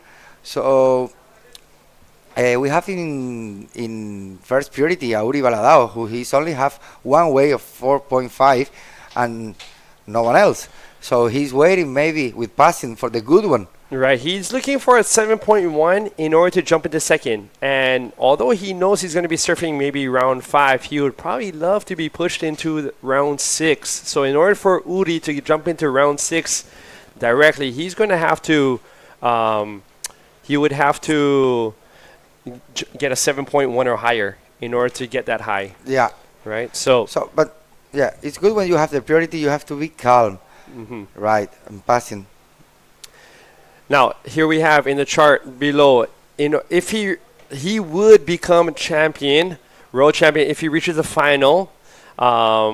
If he reaches the semifinal, Armide cannot win the event. That would be clutch for Uri. He can reach a semifinal, Armide can't win the event. And if Uri loses in the quarterfinals or the round of 16, Pierre-Louis and Armide, they would have to lose in the semifinals. So there are different combinations, but reaching the final, I think for many, that's the first key. To be quickly, if Uri Baladaos get the finals, he's going to get straight away on the World Champions this year. Semifinals. So it's a lot of information, so probably... Sí, voy a decirlo yo en español, ¿vale? Para la gente que no lo entendió, que bueno, que si él llega a la semifinal, pues Armides no tendría la posibilidad de quedar campeón del mundo, pero bueno, que si Uri Baladao llega a la final o a las semifinales, directamente se va a proclamar campeón del mundo este año. Right, that in a nutshell, right around there. So heading down. Ahí lo tenemos, justo hablando de él. Hablando justo de Armides, hablando del Rey de Roma, sí señor, ahí está, Armides Oliveres, campeón del mundo mundial. Campeón del mundo, campeón del mundo, bodyboard este año, canario, todo un orgullo para nuestra comunidad, obviamente, primer campeón mundial en la historia del bodyboard canario. Obviamente un orgullo para todos tenerlo ahí este año otra vez, con la posibilidad de serlo por segundo año consecutivo, cual sería una auténtica locura. Entonces, bueno, vamos a ver, todo puede pasar aquí en el Frontón, como ya vimos antes. Bueno, igual soy un poco pesado repitiéndolo, teníamos ahí a Mauri, que es es raro no verlo en una semifinal o una final cada año aquí, y bueno, ya no está en la competición, desafortunadamente. Pero bueno, todo puede pasar aquí en el Frontón. Ahí vemos a los chicos esperando, como estaba diciendo antes también, todo influye aquí en el Frontón por las mareas, ¿vale? Está la marea totalmente llena ahora mismo. Al no haber tanto swell, pues está un poco más paradito. Los chicos tienen que tener un poco más de paciencia para encontrar esas olas, lo cual te hace, pues, jugar un poco, pues que tengas la suerte de tener tu prioridad. Cuando tienes prioridad, pues estás en un punto más tranquilo, porque la buena que venga va a ser para ti. Vamos a seguir agradeciendo a los sponsors, el Instituto Insular de Deportes del Cabildo de Gran Canaria, el Turismo de Gran Canaria, al Ayuntamiento de Gáldar, Cabildo de Gran Canaria con el proyecto de la Isla de mi Vida, a Corona, a Red Bull, a Munchitos, Océano, Grupo Félix Santiago Melián, Link Store, Fitness Park, Our Style Canarias, Loip Eventos y Citroën Auto Laca Canarias. All right, here we have in our shot of Caleta, right? A very keyhole for many riders when the waves are bigger and to get out of the water. That escape to get out. It is pretty much the only salida, the only exit out of Fronton's throne. Exactly. Sí, Pau está diciendo que bueno, lo que vimos antes es la caleta de arriba, el pueblo, como le llamamos nosotros, de aquí del Frontón. Ahí la vemos de nuevo. Gracias, chicos, por ponernos la imagen. Miren qué bonito. Pues bueno, imagínense, si el Frontón ahí, pues cuando está muy grande tienes que salir remando y nadando hasta allí, porque si no es imposible la salida. Bueno, ahí tenemos ese backflip de Isaías Rabik, que está en segunda posición, asegurándose ahí que los demás no lo adelanten. Y vamos ahí con esa derecha de Gabriel, frenándose para buscar ese pequeño tubito, ahí esa cortina. Como estoy diciendo, está la marea muy llena, entonces está difícil encontrar esos tubos que estaban saliendo antes. Pero bueno, vamos Pablo otra vez de izquierda, buscando ese backflip y entrándolo ahí un poquito forzado, pero bueno, bonito y limpio, sí señor. Ahí para mantenerse en la primera posición. Miren esas vistas desde el dron, cómo se aprecia perfectamente el riff del Frontón, esa herradura, ¿no? Como le llamamos, por los lados. Fíjense que se ve como el mar más azul, lo cual dice que hay más profundidad, y donde están viendo eso más verdito es lo que es la baja del Frontón. Fíjense también como ven como más verde hacia la derecha, por eso la derecha suele ser más larga, ¿vale? Más larga, el tubo suele ser más larga, por eso siempre decimos que es como más peligrosa cuando está asequible para hacerte tubos y maniobras. Entonces, miren eso, qué bonito se ve, precioso, beautiful. What do you think about it, Paul? Right, yeah, you're just describing the reef from above, how on the right the reef extends longer, so it is a little more dangerous because the wave continues. Exactly. And in comparison to the left, and you know, Caleta, the town, as you could see between where the competition site is and the town, you know, it's a long walk. I mean, you have to go up Caleta. Well, you have to go 10, 15 minutes. Yeah, right. But I'd rather do that. You did that? No, I'd rather walk it than swimming. Swimming, yes. I lost my board in Fronton, and I had to swim all the way to Caleta. Not fun. Not fun. To be honest, in my entire life that I was surfing here, maybe I just get out 4 or 5 times from Caleta. Miguel, you're the man. No, Miguel, not about that. You're at 4, I'm at 40. But maybe because, the biggest day you have the chance, because it's annoying, you know, when you have to think about, okay, I have to imagine, like a good session, big wave, and you are obviously tired, right? And you want to get out. You always try to find the go out of the water to stray away from the rocks, but if not possible, you start to paddle out to Caleta, you know. That is 50 minutes paddling, and then you Yeah, obviously it's it's just- annoying, and then you have to walk back because you're stuck in the rocks.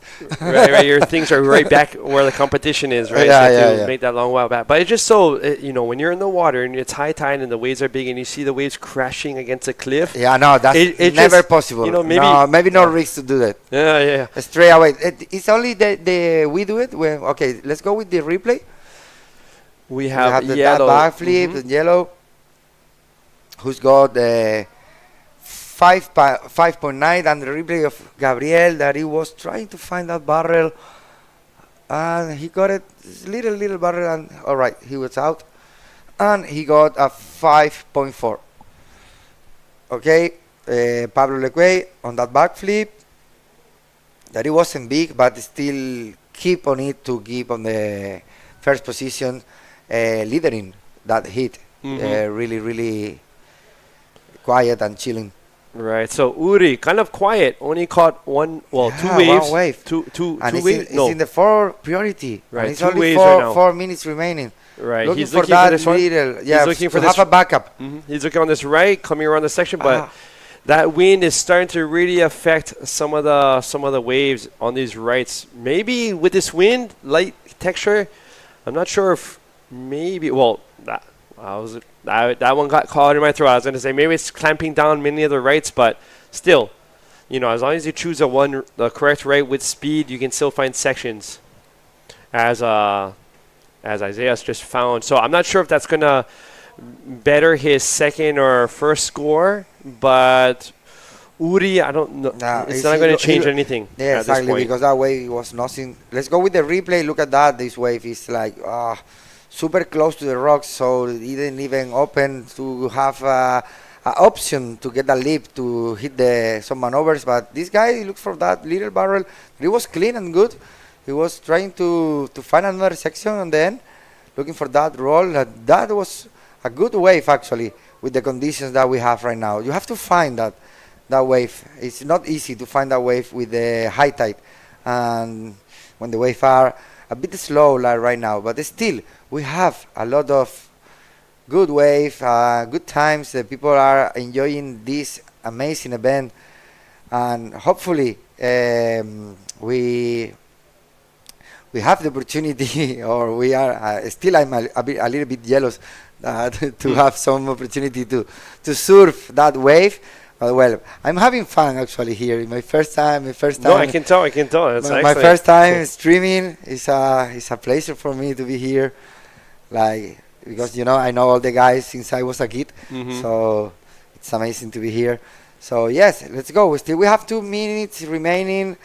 As I said before, the wave are a little bit slow, but yeah, still 2 minutes is a lot of time.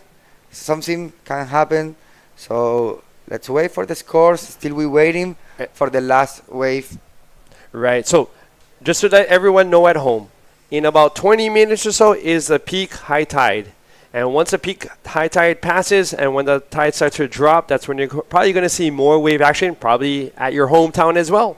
High tide, less waves at the peak high tide. And once the tide starts to drop, especially with this size, you'll start to see more waves. So we're going to have a lot of action in the next heats as well. Because in the next heat, of course, we have Armide Soloveres, along with Ethan Capdeville, Jeremy Arnaud, and Fabio Saavedra. So they'll be jumping into things in just a couple minutes. We just are under a minute and a half left. Yeah. Pablo from Lanzarote still leading. And hey, I just want to say a quick thank you to Blue Etty and B Green for supplying us with all this technology, lighting, energy, electricity in this event with their portable, renewable products, solar panel system. So this amazing. First year, I believe, that they're first year. Yeah, it's amazing. We were talking about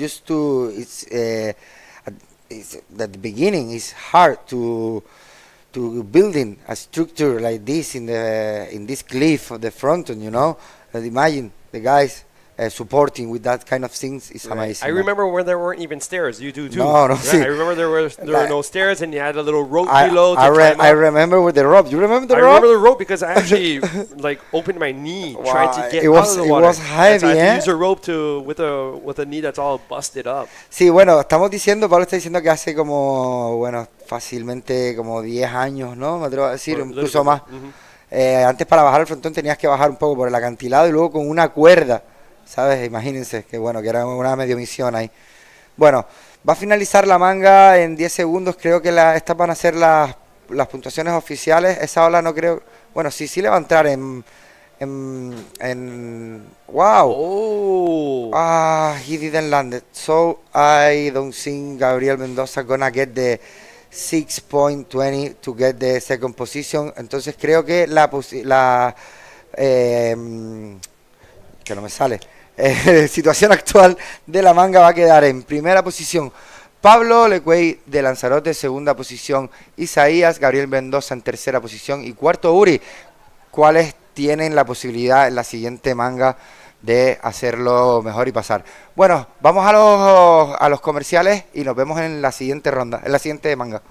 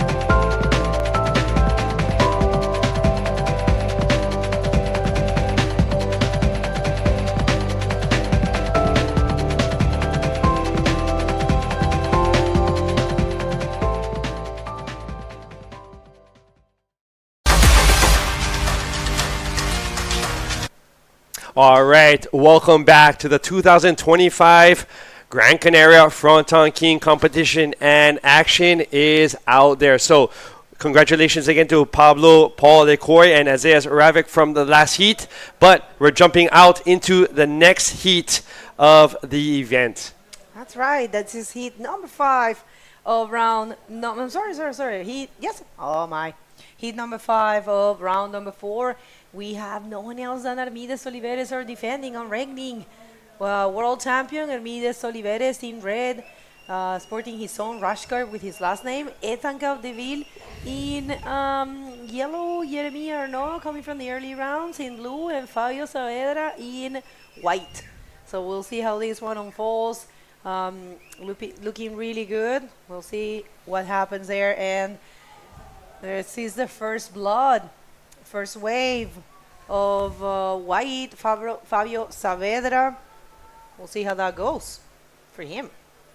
Right, so that was a nice maneuver there. I heard some whistles from downstairs. Some people pretty excited about that one as the other three competitors are waiting. So during this heat is when we're going to go and pass through the high tide, the extreme high tide. So, maybe a few more moments, could be slower, but once that tide starts changing, everyone at home, you'll start noticing. And here we have Last heat's winner, Paul Decor from Lanzarote, with his crew. Very exciting, very emotional.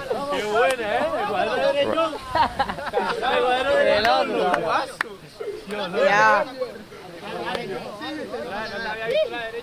All right, so that's everyone. We wanted to bring you the stoke of the public, but yeah, Pablo advancing there in first. So, people, this is hit number 5 of the round of non-elimination in the water. Armides Oliveres and Ethan Capdeville, Jeremy Arnaud, and Fabio Saavedra. We'll see. This is Armides Oliveres, and actually it is Jeremy Arnaud deeper.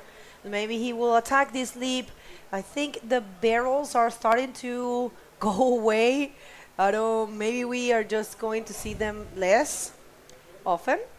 And people, we have an official communication from the technical team, and it looks like the heat number 8 of round number 3, it's going to be resurf. All right, there was a technical situation. There was a wave that was missed from one of the competitors, and in the IBC World Tour rulebook, there's the rule that if that happened, it has to be resurf. You know, we have to call for a resurf, and that's the heat where the competitors will be Steph Cocorellis, Amaury Laverne. Let me double check, but yeah, we had who else was in the heat? I'm gonna check here. Yeah, if you can check that out, and well, Jonathan Vega.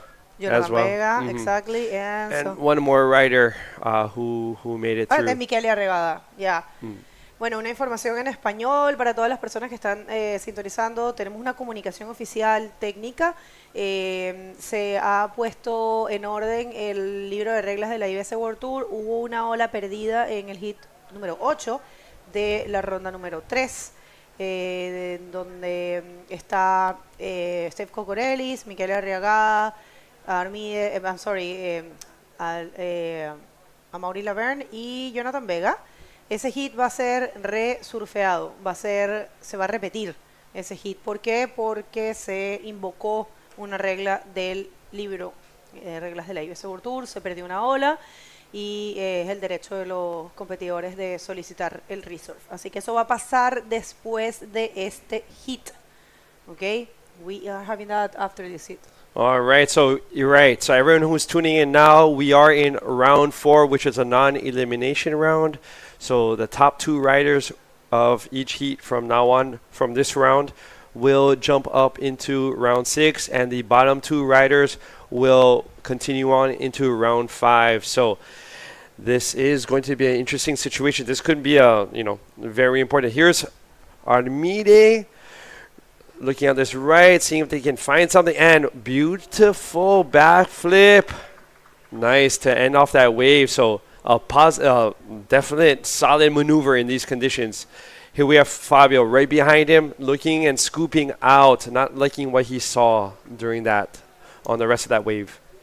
Sí, tenemos al peruano Fabio Saavedra contra Armides Oliveres, Ethan Capdeville y Jeremy Arnaud. Jeremy Arnaud, que es un rider que no lo vemos tan seguido en el Tour Mundial, pero que es excelente. All right, so while we wait for more waves, we're going to send it to the interview with the winner of the last heat, Miguel, so take it away. Welcome back, guys. We're here with Pablo Lecuey from Lanzarote, local rider of the wave of El Quemao. The rider that normally he's ripping super good on left, but today we give us a nice performance of that heavy barrel on the right. So how you feeling after finding that wave, man? I feel amazing to pass my first hit of the main event in first position. I went right because all of the riders in my hit were right riders, and if I didn't get the right hand, I think I was kick off. So the left-handed was not very big, so I choose the right, and it was good. Yeah, nice, man. So all the guys here, the group from Lanzarote is supporting him. So it's a good for you now. You go straight away to the round number 6, who is good for you to have a little break now. You're coming from the round number 1, so you should be a little bit tired. So What do you think about it? That you have a time now to be chilling at home, stretching, or whatever you want to do? Yeah, I'm gonna have, I think, a good beer with my friend from Lanzarote. They give me all of the motivation. Without their support, I will not be here. That is amazing. And a big thanks to my sponsor, El Rincón Gastro Bar in Costa Teguise, the best bar in the town. El Cruce Sur Shop, the best sur shop in all Canary Island. Some thank amazing for the amazing support. This is epic. Nice. He looks so happy. So congratulations, Pablo. We want to see you really and killing it on the next hit. So, all right, guys, back to you. All right. Thank you so much and congratulations to Paul right there, or Pablo. Armides Oliveres currently sitting in the first position with a total of 6.75. Fabio Saavedra in second. Kind of like low heat actually.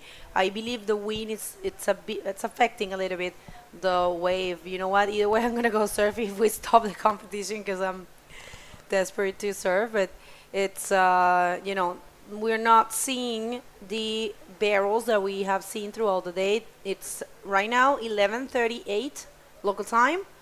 And if you missed it, we were saying that we're gonna re-surf heat number 8 of round number 3 coming up after this heat, all right?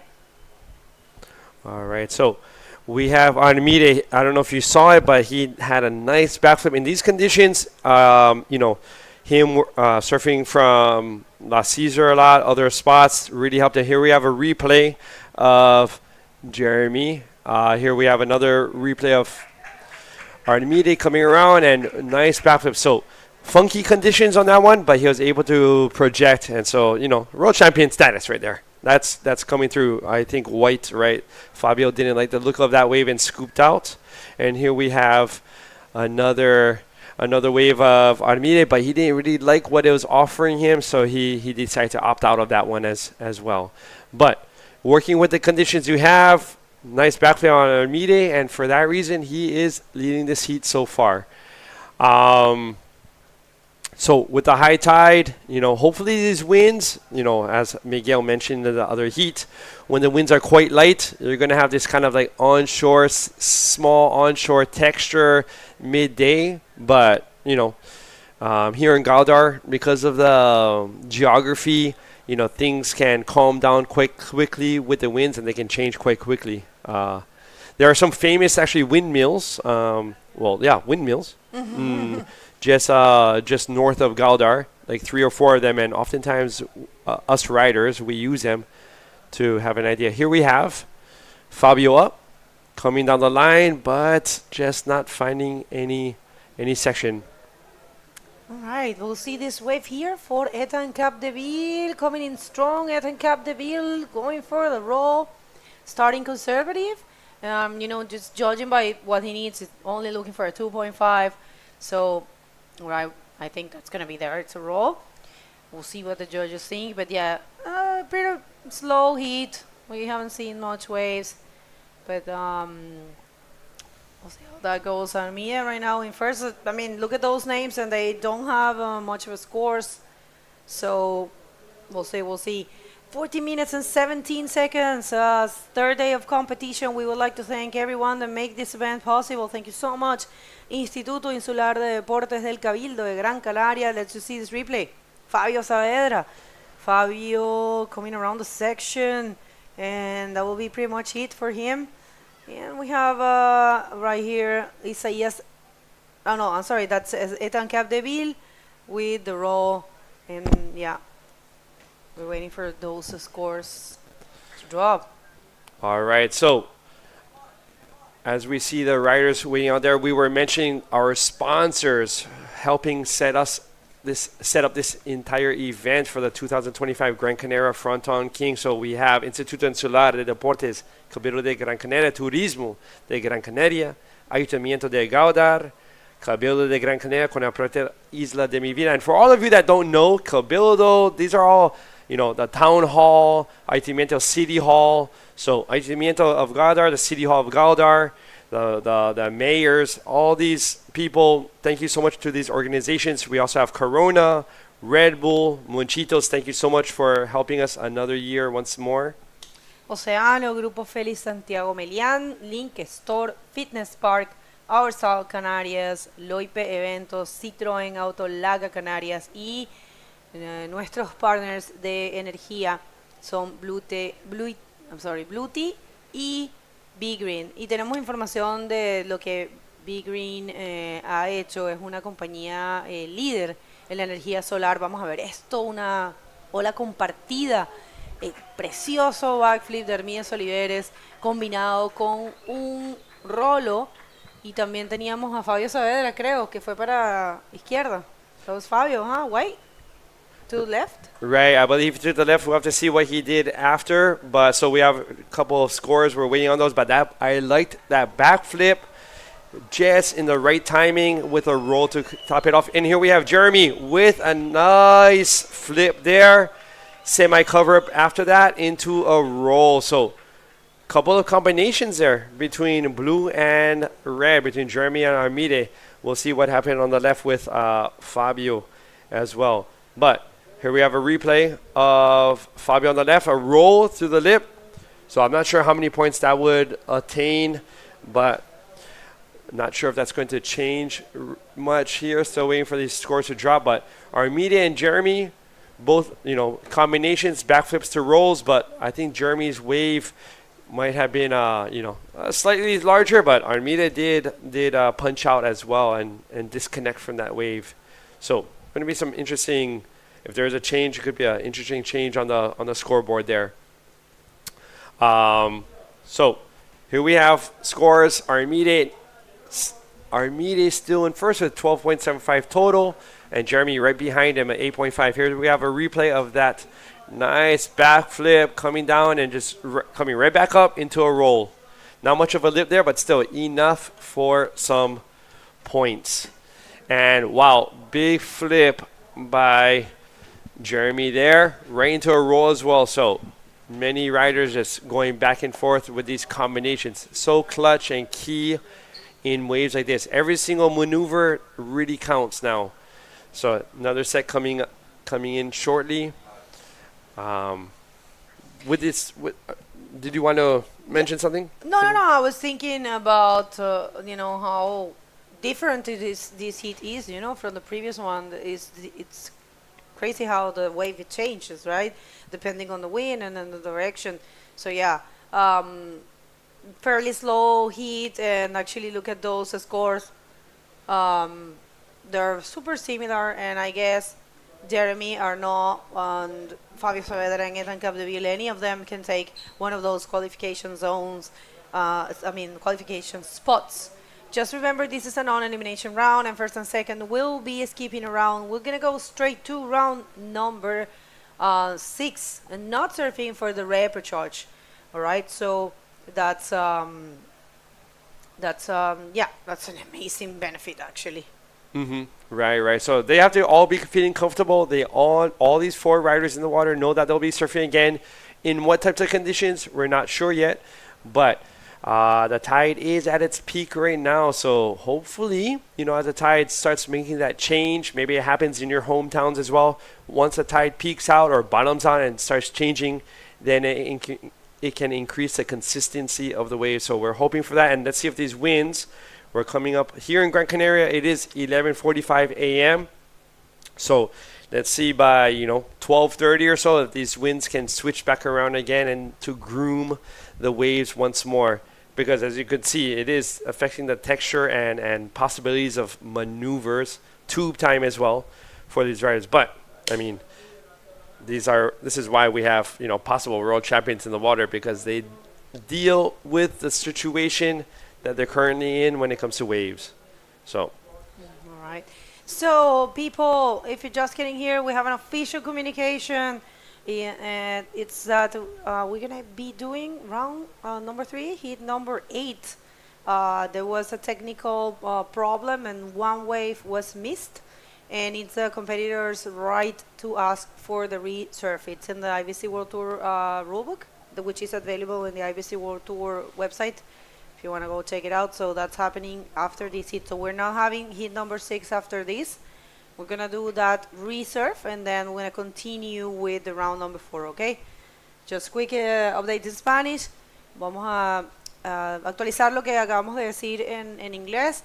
Hay una comunicación oficial técnica que se va a repetir el hit número 8 de la ronda número 3, que hubo una ola que se perdió y es el derecho de los competidores pedir que se rehaga o se resurfe el hit número, o sea, ese hit, ¿no? Que fue el que se perdió. Así que eso va a ser ahora, después de este hit. Vamos a ir a ese hit número, bueno, la repetición completa de ese hit, que fue el último de la ronda 3. Y no, después de ahí continuaríamos normal con la ronda 4. O sea, sería después de ahí el hit número 6 y así hasta el final. All right. So that's going to be coming right up. We're just almost at the 7-minute mark. Guys are waiting in priority. Very important. Actually, priority is going to be, could be very clutch right now. In priority, we have Ethan Capdeville. So although he only had a 3.75 before, all he's needing is a 4.76 to jump into second, which would mean if he closes off the heat in second place, he would go automatically to round 6. So very doable, although with the conditions not very helpful right now, but it's worthwhile for Ethan to definitely be waiting. This is when, when we talk about pretending like it's a free surf, and some competitors like to imagine that when they're competing, it's just a free surf. But there are times I really feel that you cannot take it always as a free surf. And, in a free surf, grabbing any fun wave that looks good. Like, for example, Fabio. Oh, can you hold on to that? He just can't hold on. He can't just hold on. But Ethan, deciding that's not didn't really give him the vibe to go for it, to get that 4.76. So he's going to be waiting a little bit more for a little bit of a better wave. Nice wave here for Fabio Saavedra, with that flip. Fabio attacking, like you said, trying to, and actually almost losing his board. He did lose it. Oh, no way. That's unfortunate. It was a 1.5 for Fabio. And you know what? We haven't presented Armides' situation. Armides Oliveres, here you have it. He must reach at least the semifinals here at the Gran Canaria Frontón King. But this is important. If he loses in the semifinals, meaning he doesn't advance, we're going to go back to that idea after this wave. Here's Ethan coming down the line, looking for a section. Nice flip there. Nice landing. So 4.76. Let's see. I believe it could be attainable to jump into second. But that was a good decision, using his priority correctly. That's right. All right, so just going back to Armides Oliveres' situation, as you can see, if he finishes in the semifinals, Pierre-Louis Cos cannot reach the final, meaning, and Uri, oh man, that's hard. Uri cannot reach the round of 16. That's a lot of situations that are hard, but you never know, sometimes if it's yours, it's yours, If it's his moment, he's going to get it. We can recall 2019 when Tristan Roberts needed to win the event in order to be a world champion, and he did so. So, anyone can do it. Right, so one more wave here for not really happening. And there was one more thing. If makes a second, Pierre-Louis Cos cannot win, and Uri Valadão cannot reach the semifinals. So, yeah. We'll see how that goes for this guy right here. Armides Oliveres, defending world champion, going for the backflip. He has this maneuver completely unlocked, and that's the same combo that he did at the first wave where he got a 7. Let's see if he can get something similar. Oh, I almost thought that roll, he would do a reverse roll. He loved it. Yeah, he loves it. And I really, maybe he didn't know he was going to punch out so hard on that last roll. The flip was sick, of course, but that roll was actually punchier than I thought it was going to be. And so here we have a replay of Ethan. First, nice flip there, back into the pocket, but didn't really do too much after. And so let's see if he got 6.55 on that. And here's Armides' last one. Coming around, nice flip. That's his third one of the heat, by the way, folks. And coming around here, I thought, wow, he actually got some rotation off the roll. And I thought, oh, maybe he could have done one of his fun reverse rolls there. Oh, Ethan just looks like he just did another flip as well. So we have contestable conditions, finally big one. Although a little textured, guys are still hitting lips. So No, I mean that's what it is. We were having the conversation. I mean, in the interview with Joaquin Soto, Joaquin wanted to go for a barrel, and maybe the last deep barrel that we seen, it was us for Willie, in that heat. And since there's wind right now, the wind is not allowing the riders to allowing the wave to offer the barrel sections, right? I mean, we could find a jam there, but it's kind of crumbling at the moment. So it is more of an air maneuvers affair, right? Right. And, going back, although we haven't spoken about it much, but, physical fitness, off these crumbly sections, that's, you're using a lot of torque, using your pelvis, torque, your core. And so these guys have to be, and their back as well, not just the front, their back, the lumbar, all that. This is so important, especially to project off of these types of waves. I agree with you. Because, even though there's mushy a little bit, the sections are super powerful. So you do have to be in shape physically to cope with it. Right. I believe, perfect Fronton, 1 meter, 1.5 meters, huge section coming at you. You don't have to be in the top shape to boost. But in conditions like this, you do. Yeah. Right, and I've seen this around the world in Hawaii, surfing, with other riders as well. Powerful waves. But the waves that are not so powerful, and in order to boost off of those, like we're talking, the Hub brothers, things like this, you really need a strong core.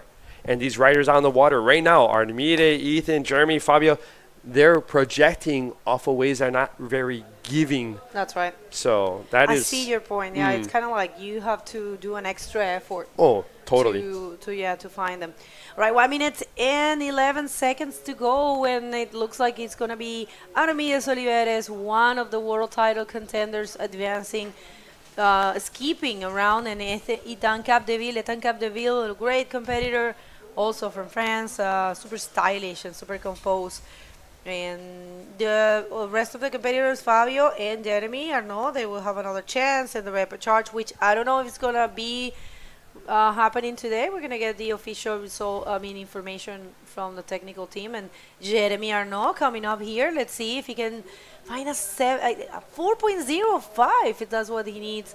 Projected roll and combined with the beautiful, actually spraying buckets of water in that reverse.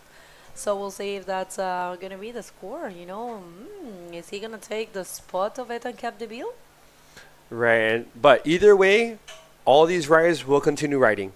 So we'll definitely see them out in the water again, boosting and gaining barrels. So it's looking like the score dropped, but Jeremy's last wave I don't believe it was enough to jump into second. So we have Artemide winning the heat in red. We have Ethan Capdeville in second, Jeremy in third, and Fabio in fourth. Let's head over to commercial, and we'll be right back after these messages. No es todo lo que tenemos, es todo lo que nos da. La isla en la que vivimos te deja sabor a sal. Resulta tan complicado saber cuál es tu lugar, hasta que llega el momento de ser un isleño más.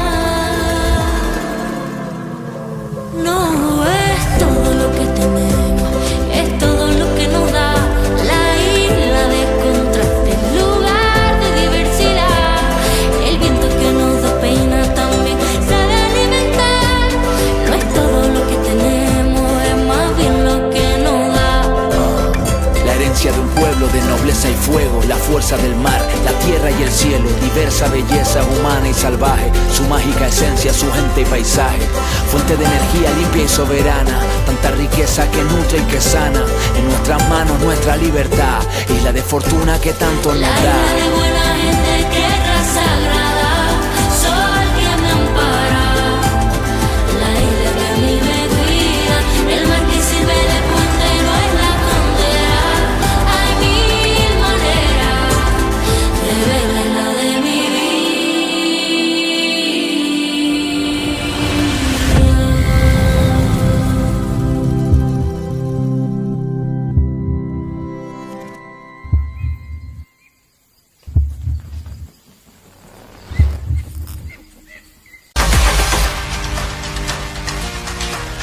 All right, everyone, welcome back. Today, day number 3 of competition, day number 2 of streaming here at the 2025 Gran Canaria Frontón King. People, we are about to start a reserve of heat number 8 of round number 3. And let's hit the water. This is not the heat that we were supposed to be doing, which is the heat number 6 of the round number 4. As you can see in your screen, this is a reserve for due to technical issue. All right, so that's heat number 8 that we had in round number 3. This is an elimination round, and we have Amaury Laverne in red, Michele Regada in yellow, Jonathan Vega in blue, and Stefanos Kokorelis in white. That's happening now. The reserve, you know, it's part of the rules.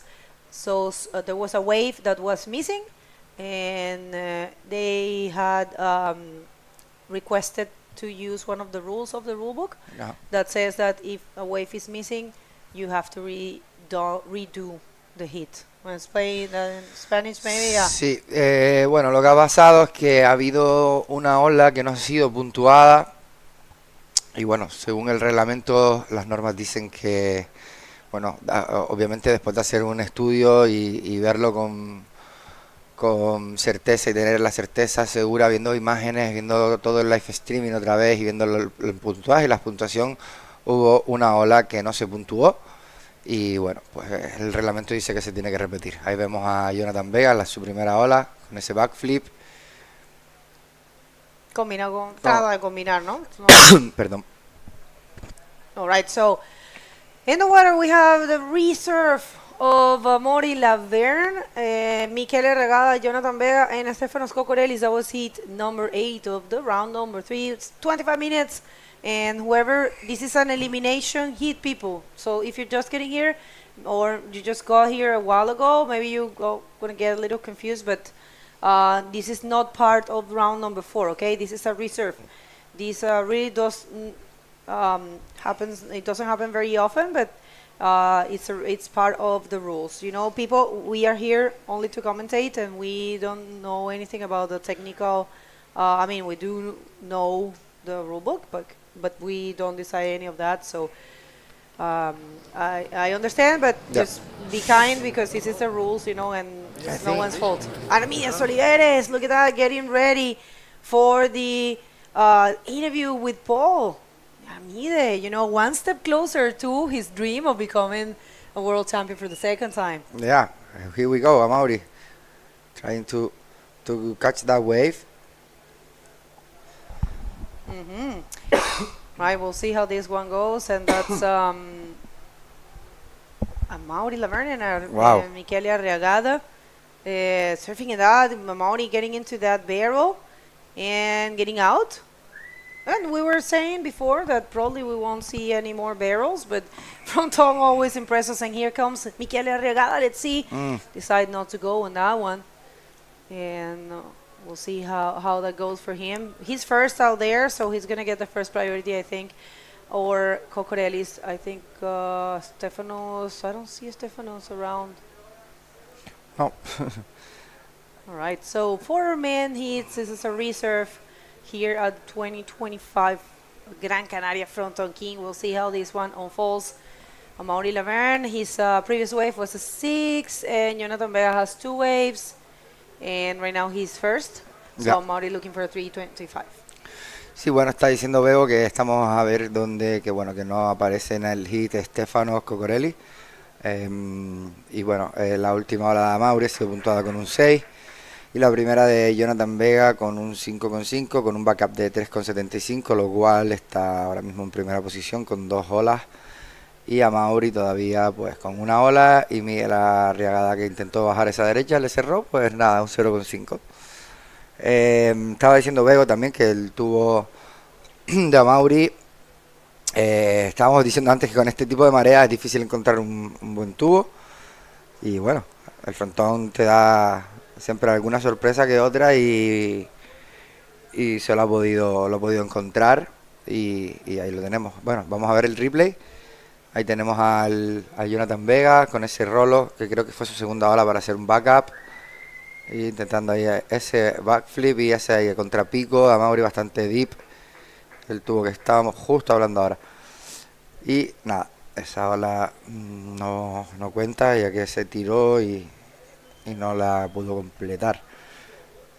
Vamos allá, los vemos un poco ahí. Bueno, está ahora Jonathan, que va a asegurarse un backup mejor con ese rolazo bien limpio y buscando abajo otra sección, pero al estar la marea tan llena yo creo que solo te da el chance de pegarle una vez. Ahí tenemos a Miquel Arreagada con ese backflip, su primera ola, y a Mauri detrás. Estamos viendo bastante acción para cómo están las condiciones, ahí bien profundo. Vamos a ver si aparece ahí por la ventana, pero no apareció.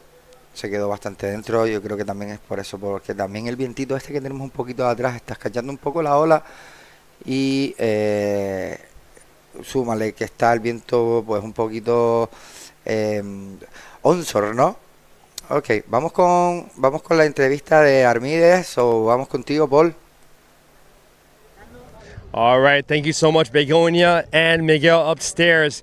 Here we have last year's world champion and this year's possible world champion as well, Armide, last heat's winner. Now, Armide, out in the water is not perfect fronton. Let's be honest. There is a little bit of texture. It is a little bit difficult, but you are still managing to disconnect from the wave so well on those backflips, rolos.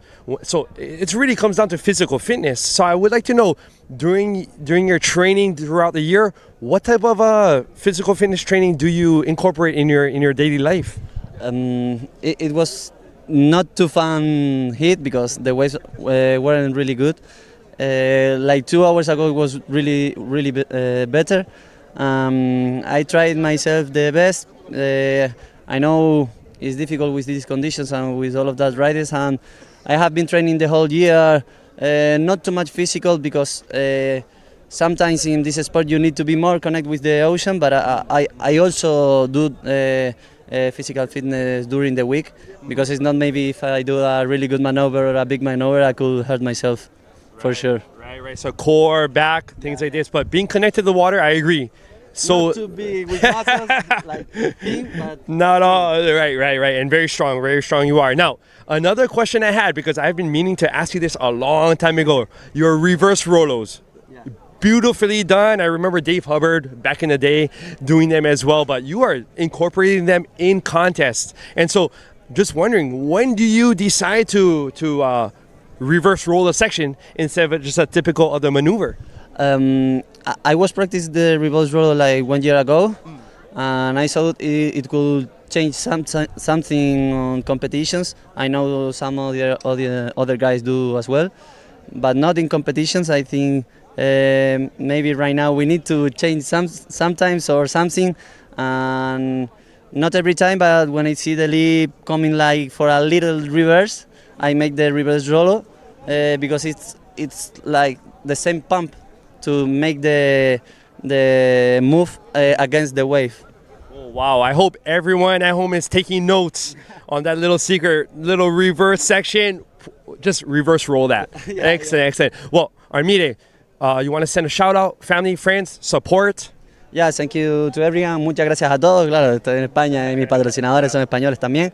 Muchísimas gracias a todos, a mis amigos, mi familia, mi novia, a los sponsors que me hacen llegar a donde estoy, y esperemos que esto siga así ya por este mundial. All right, well, thank you very much, Armide. Congratulations, and we'll see you in round 6. Let's take it back upstairs to both of you, Begonia and Miguel.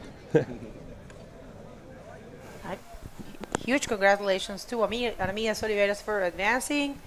And all right, situation in the water, Jonathan Vega in first. Situation in the water, Jonathan Vega in first, Mauri Laverne in second, and Michele in third.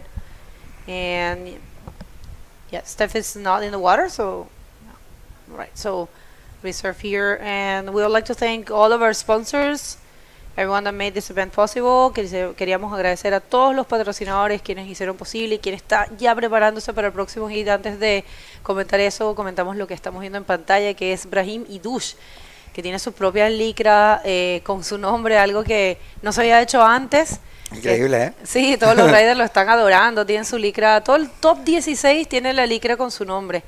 También va entrando al agua y que Rubén, sí, ahí yo dije, voy a confirmarlo. Bastante, ahí va, Canary Style, en bermudas y líquidas para el agua. Es que el agua de verdad está para Está surfear en buenísima, bermuda. claro. Yo aguanto hasta noviembre o así, bermudas y chaquetillas, sí, noviembre. Depende, ¿no? Pero los días así, bueno, según el agua, yo evito el traje al máximo. Te morirías en Chile entonces Ya, con un ya 543 en el invierno. Lo sé. Ah, pero tú fuiste a Australia un par de veces, ¿no? Sí, y he surfeado en aguas frías también, pero te digo que si lo puedo evitar el traje, se surfea mucho más cómodo, board shorts y ahí a pelo. Bueno, Miguel Macías, nuestro primer campeón de este evento 2013. Miguel fue un pro rider de bodyboard impresionante, vivió una época muy bonita, que bueno, en el bodyboard canario, nosotros siempre comentamos eso, cada vez Rubén Redondo aquí ya entrando casi al agua, que es uno de nuestras wildcards de este evento, más feliz que perro con dos colas, decimos nosotros. El barriquelo, le decimos nosotros aquí. Está súper feliz. Su acá. Bueno, te decía que yo creo que tú viviste una época de bonanza, porque Canarias tiene 4 generaciones de bodyboard, y ellos tal vez bueno, también yo creo que la segunda generación tuvo buenas oportunidades creo también. que la segunda generación, bueno, creo no, ya fue esa generación de Nelson, Dailos, Geray y tal. Sí. Y bueno, la primera pues de los grandes nombres, ¿no? Richard Estupiñán, Alexis Díaz, etcétera. Creo que fueron los pioneros. Bueno, creo no, estoy 100% seguro. Fueron los que descubrieron esta ola. Claramente. ¿Sabes? Entonces, claro, sí, han sido 4 generaciones, tienes razón, y la que es hasta ahora. Entonces, no había caído en eso, así, de esa manera. Y sí, creo que la nuestra fue una de las más con más suerte que tuvimos, la verdad. Estaban ahí los patrocinadores apostando bastante bien. Yo tuve la suerte de estar ahí, también estaba súper motivado. Y bueno, pasaba yo creo que más horas aquí arriba surfeando que en mi propia casa, y siempre pues con un objetivo, ¿no? Al final siempre fui una persona que la competición me dio un poco más igual. Cuando era más junior sí estaba a tope, circuito canario, campeonatos de España y todo eso, pero una vez descubría lo que era un poco, pues esto, ¿no? Frontón, el ver películas de Australia, de Hawái, no sé qué, pues al final el sueño era como ir a esos lugares, ¿no? Y obviamente, pues, si hubiera sido, si yo lo hubiese intentado pagándomelo de mi propio bolsillo, con esa edad es prácticamente imposible, ¿no? Entonces tuve la suerte ahí de tener buenos patrocinios y vivir el sueño ese durante 4 años con lo mejor del mundo, con mis ídolos, con Pierre, con Jared, con Sam Bennett, Antonio también de Portugal, los cuales les mando de aquí un gran abrazo, muy buenos amigos. Y así, fue increíble, Bego. La verdad que fue la época dorada del bodyboard aquí en Canarias. Estábamos todos ahí killing it. Era como cada sesión en el frontón éramos como un pique sano, ¿no? Como decimos nosotros. Estábamos picados, pero no tan sano, en verdad, porque ya éramos por último, sí, tú vas así, ponte a tope, pues yo voy detrás y quiero superarte, ¿sabes? Y eso, quieras o no, lo que te hacía era mejorar. Bueno, es un ¿sabes? deporte individual, entonces también es bastante normal. Callado, y sigue pasando. Creo que los pibes a día de hoy, la nueva generación está a tope, ¿sabes? Y entre ellos pues tienen eso, al final esa rivalidad en el agua te hace mejorar cuando ves a tu compañero pues liando el pollo, ¿no? Como decimos aquí, armándola en el agua, pues tú no te quieres quedar atrás, obviamente. Entonces, bueno, muy contento y muy agradecido de vivir esa etapa de mi vida. La verdad que sí, eso es lo que te llevas, ¿no? Y bueno, increíble. Está bastante paradito esto, pero bueno, yo creo que es por la marea. Los chicos están ahí esperando porque el océano nos dé algo lindo. Ahí vemos a Mauri buscándola sin prioridad, que tiene la tercera prioridad. Y quedan 10 minutos. Bueno, esto ha sido como algo que no nos esperábamos, ¿vale? Se ha repetido, son cosas que pasan y bueno, ahí estamos a ver qué sucede ahora. Por ahora vemos que el Peya está cómodamente en primera posición, el Peya, perdón, yo lo llamo así porque es mi amigo y así lo llamamos todo aquí en la comunidad del bodyboard, y Jonathan Vega y Amaury está en segunda posición. Miquel Arriada lo tenemos en tercera, que necesita un 2,51, cosa que es muy factible para hacer ya que tiene la segunda prioridad. Y bueno, se finí. A Estefan no está en el agua, desgraciadamente. Estoy tratando de recordar cuándo fue la última vez, me parece que fue en Itacoachara, en Estoy recordando por lo menos de la época del IBS. Yo he visto varias veces esto, pero bueno, es algo que pasa poco. Y creo que fue una reclamación de Maxine Castillo, si no me equivoco, hace parece 2 años. Sí, pasó ya, ha pasado. Sí, no, sí, esto ha pasado varias veces, sí, es parte del... Y creo que lo he visto en tours nacionales también, si no me equivoco. Bueno, yo sería el típico que me elimino y yo, en mi caso, creo que me elimino y no me pongo a ver las puntuaciones, tal.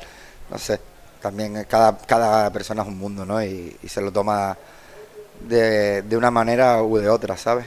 Pero sí, yo me hubiera pasado eso y hubiera dicho, ya, pues no me cuadro, porque a lo mejor confío plenamente, ¿sabes? Que todo se haga perfectamente y ya está, ¿sabes? Bueno, los errores son cosas que pueden pasar. Somos humanos y nos equivocamos y al final todo lo que hay detrás, aunque sea tecnología y tal, los que están controlando esto son personas que se pueden equivocar perfectamente, ¿sabes? Así que es lo que hay. Bueno, quedan 8 minutos en este hit número 8 que se está repitiendo de la ronda 3.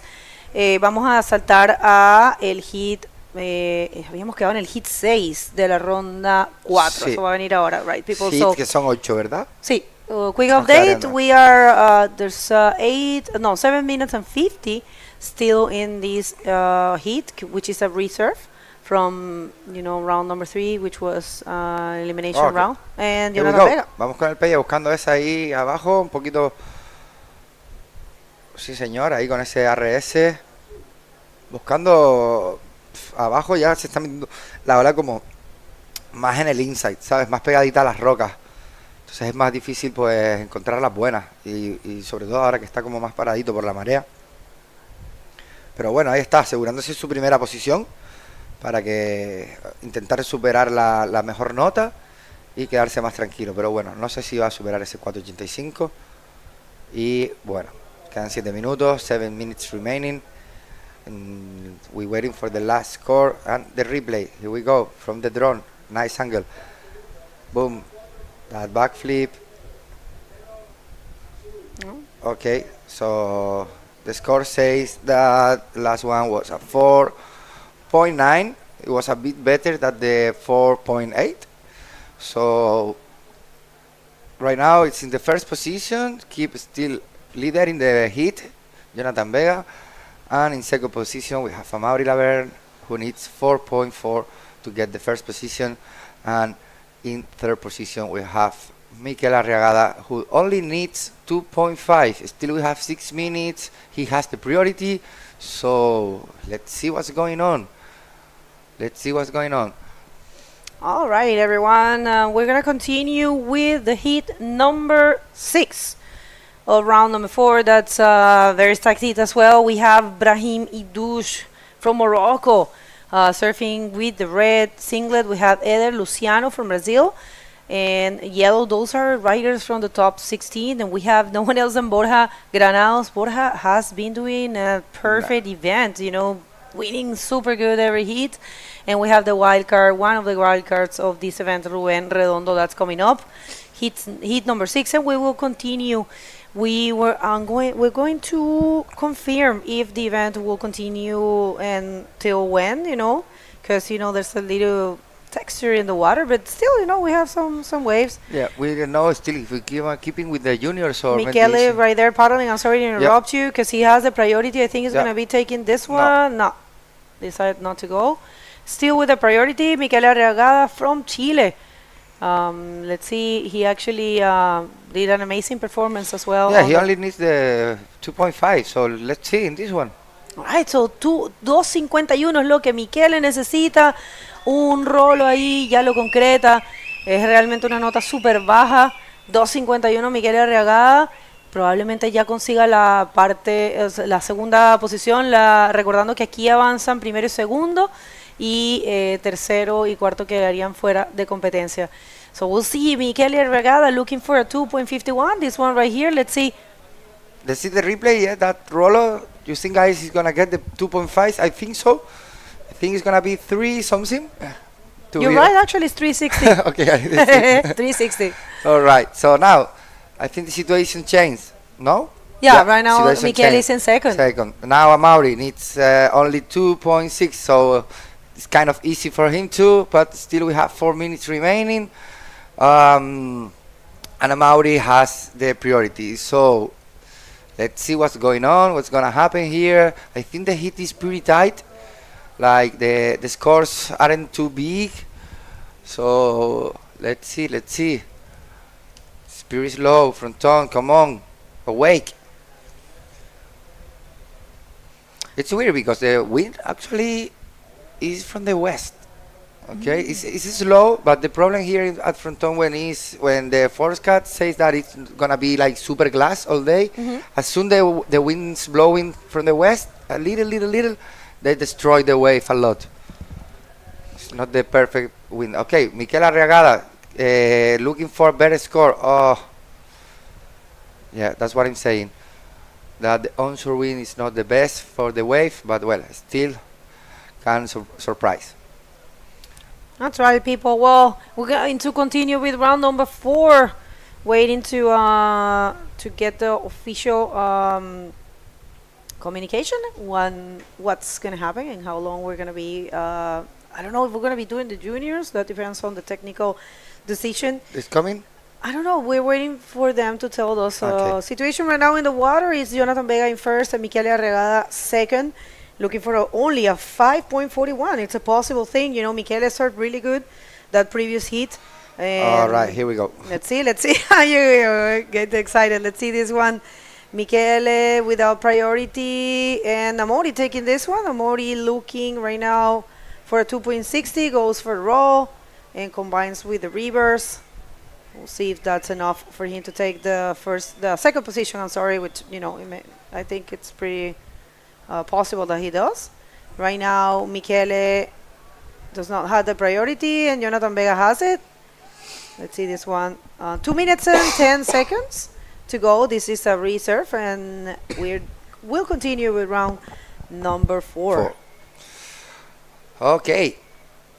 I'm nervous. Let's see what's going on. Still we have 1 minute, 2 minutes, sorry. I'm waiting for scores. Amaury's gonna get that 2.60 for sure. And yep, here we go. All right, so 1 minute and 30 seconds to go. People coming up. All right, replay. A clean roll from Amaury that's gonna get connecting with that reverse. I think is he got 4 points with that roll. So now, again, we have first position, Jonathan Vega, and second position, Amaury Laverne. First priority for Miquel Arriagada, who needs now 5 points. And we only have 1 minute remaining. And Amaury, without priority, trying to get a better score on that left with backflip, softly and easy, Amaury style. Here we go. And I think Jonathan is paddling something, looking for something, is coming out there. All right, he hasn't the priority, but I think okay. No, nothing happened. All right, so 33 seconds to go, and we'll see how this one unfolds. It looks like Michele is going to be taking this left. He actually run away. And Michele Arregada attacking that section with the roll, looking for a 5.01. What a good style. He's just really, really beautiful. No. All right. I mean, it's kind of bummed, and we'll see. We don't know, That's in the judges' hands. Let's see. This is definitely the last chance. I have to say, what a warrior, he fought till the end. Yeah. And we're waiting for that last score.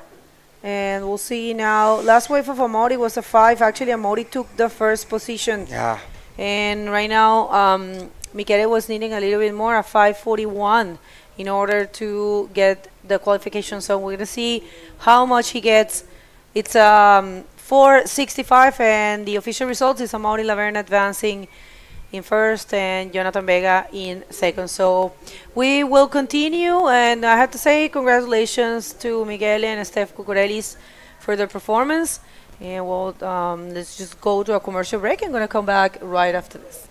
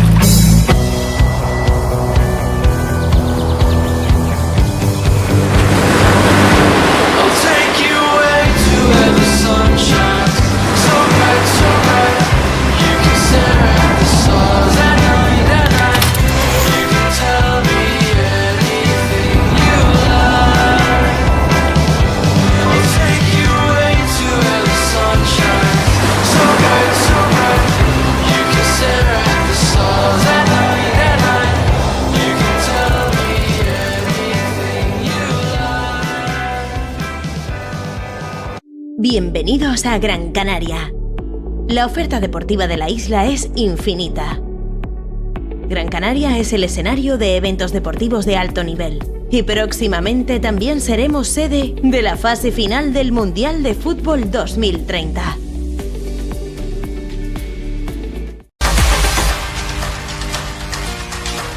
All right, guys. We're back here on the 2025 Gran Canaria Frontón King. We're gonna keep now on the round 4, who is not what is not elimination on the heat number six, and yeah, let's go back to the water. All right, so in the water, guys, we have heat 6, round 4. We have in red Brahim Idosh from Morocco, big hitter right there. We also have Eder Luciano in yellow. Borja from Gran Canaria, Granados in blue, and finally Ruben Redondo also in white from Gran Canaria. So we have some heavy hitters this one. And what's fantastic is these riders are not going to be eliminated. They're going to be all continue on. Exactly. And look at this, Paul. We have actually 2 waves previously. So first wave of Brahim, it was a 4.25, and first for Borja, it was 4.7. All right, so just get in action. Here we have, still only have, I don't really see, guys, if you can put it. All right, here we go. There we go. So a little set coming in. The winds still affecting the water, still some texture.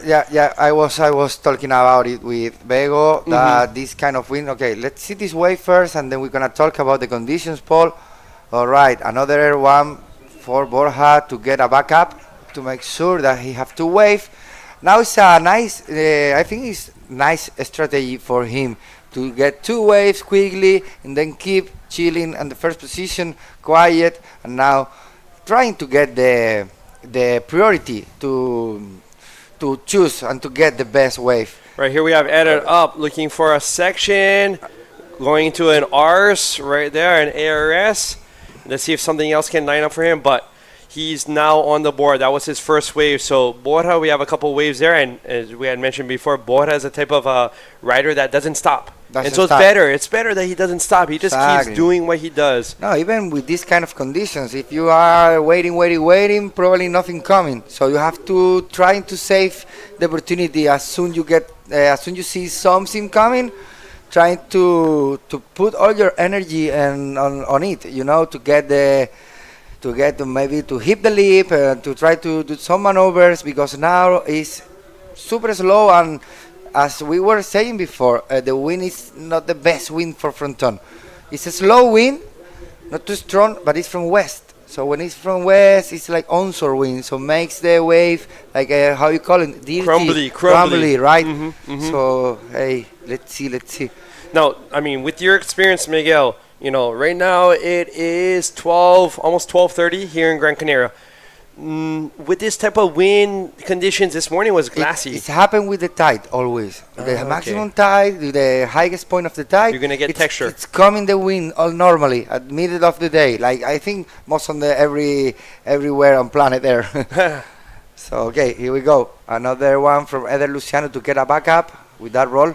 So yeah, Paul, I'm sure that this afternoon, if we keep having competition, conditions are gonna get better. Like yesterday in the afternoon, probably the wind's getting slow. The tide's gonna go a little bit, getting low tide during all the afternoon.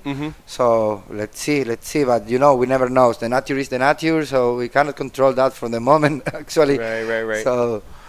So yeah, let's hope and see. So as the tide is starting to come down already. Yeah. It was high tide 45 minutes ago, if I'm not mistaken, and so things are gonna start, hopefully improving for even during this heat. We still have 19 more minutes. Yeah. And the tide is moving, so that could change things. Was the tide? I believe it's around 11:45. So we have some action here. We have Ruben looking on this right, paddling into it. Let's see if something can line up for him coming down the line. I don't know if something's gonna line up. Oh, nice arse right at the end. So we have red up right here, Brahim, but I couldn't really find a section there, although it had a lip, but kind of just like dumped all at the same time. But Ruben first wave, and he already got a maneuver at the end. So that was a surprise. I wasn't expecting to be thrown so far out. I was thinking, okay, what's he doing? Running, and at the end, in the last section, he found that leap to get a nice arse. So, wow, let's see it's like 3.5. 3.5 there for maybe because it was on the last section of the wave, you know. That's because it's not too not high the biggest score. section. Here's Borja up, pulling in, but not making it through. That's what we're talking about, the winner, how he destroyed the wave. Right. But well, I think now it's time to find some section to hit the leap, not to find some barrels. You see now, okay, that was good strategy. Find the leap to get some maneuvers. Yeah. Right, I agree. Looking for lips, looking for sections right now is the much best better. strategy. Yeah, but at the same time, Borja is moving, and that's his technique. That's how he obviously he does things. Obviously. Well, if maybe I were there, so if I see something coming that is a wave to get into the barrel, I prefer to wait for maybe hit the lips or find some ramps. Right. It's different kind of. Okay. Let's go with Ibrahim. Looking that roll, didn't hit the lip really strong. It was not too big roll, but maybe to have a better backup. He only have a 1 point, so. Exactly. So we have actually Eder Luciano from Brazil in first place right now with a 10.8. Borja in second, looking for a 6.05 to continue on. Brahim still waiting for his last score, and Ruben in fourth. So. But what's great is what must help these riders mentally, I'm telling you, is that knowing that this is a non-elimination round and all of them will be surfing again, whether it's in round 5 or in round 6. Exactly. That's a huge relief. Exactly. True. Let's go, Eder Luciano. Wow, softly backflip. It's good to see you. You appreciate how he put the hands on the backhand on the board. Yeah, like flat. Yeah? Right. I mean, that's he haven't grabbing the board like normally when you grab the board on the rails. He's putting the hands on the top of the board. Oh yeah, some details. Yeah. Some details in how he's completing his maneuvers to keep the board flat instead of digging a rail. Yeah, I never saw that. Like, okay, you can do it when you are trying to make some carvings, right? You put the backhand on the flat on the board, and then you turn. But just to. All right, let's go back to you, Bego, with the interview. Thank you very much, guys. Amaury Laverne, winner of the reserve that happened just now. Amaury, how are you feeling? Yeah, I feel a bit weird. The first time I'm doing a reserve in my career, and maybe the 5th time or 4th time I'm seeing actually a reserve, which is actually good in general, because as a rider we are always fighting to see some solution when there is a problem in a heat. And a reserve normally never happens. Most of the time it's something happen in your heat, they miss a wave or the wrong score, you're just going home and there is no way to find a solution. But I'm stoked they are actually making some new rules to find a solution. Obviously today I was on the good side of the solution they made, and I'm really sorry for the other riders, especially for Stefan Cocorelis from Portugal. Have been such a good rider. He's been ripping the heat before with us, and seeing myself now doing the interview, I feel a bit weird, but this is competition. I'm happy actually that the history has been writing again, and I'm going to focus for the next hit. Why, you want to send some words to anyone in Spanish or in French or whatever you want? Yeah, thanks to all the guys tuning in.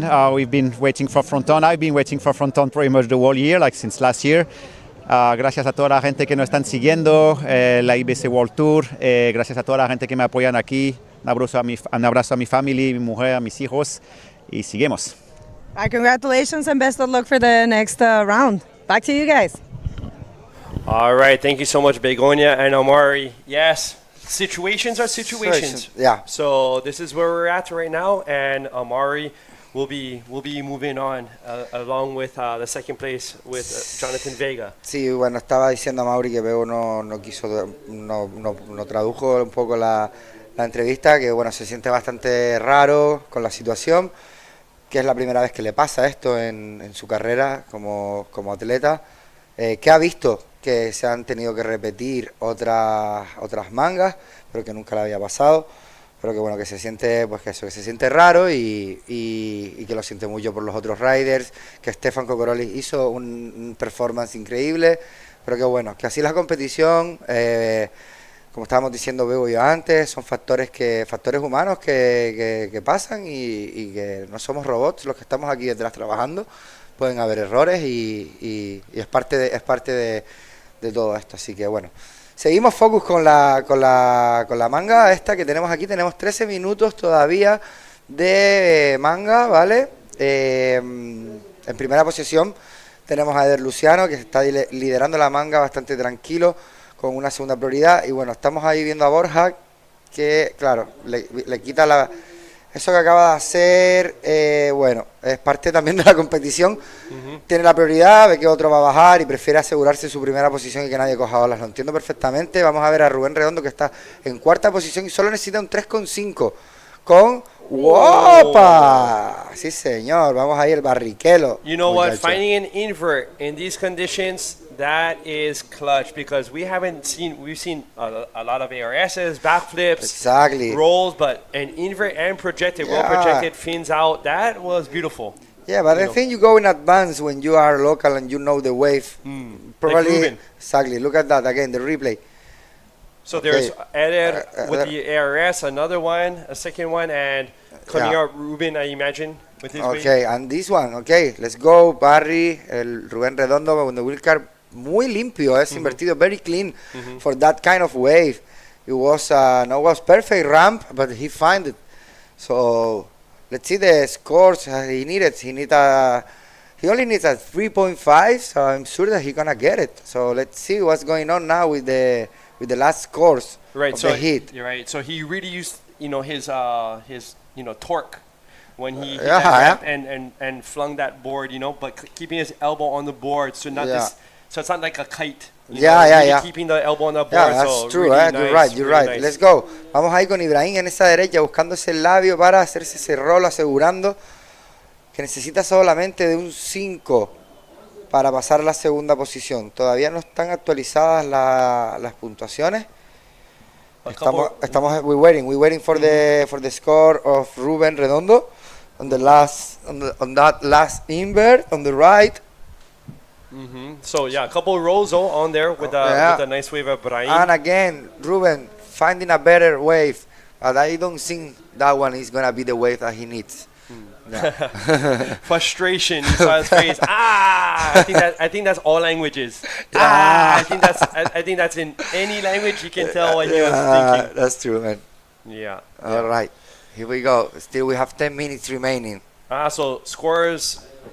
No, still waiting on the invert. So 6.5 for the invert. That moved Ruben into second. So now he has a 10-point total, right behind Eder, who has an 11.75 total.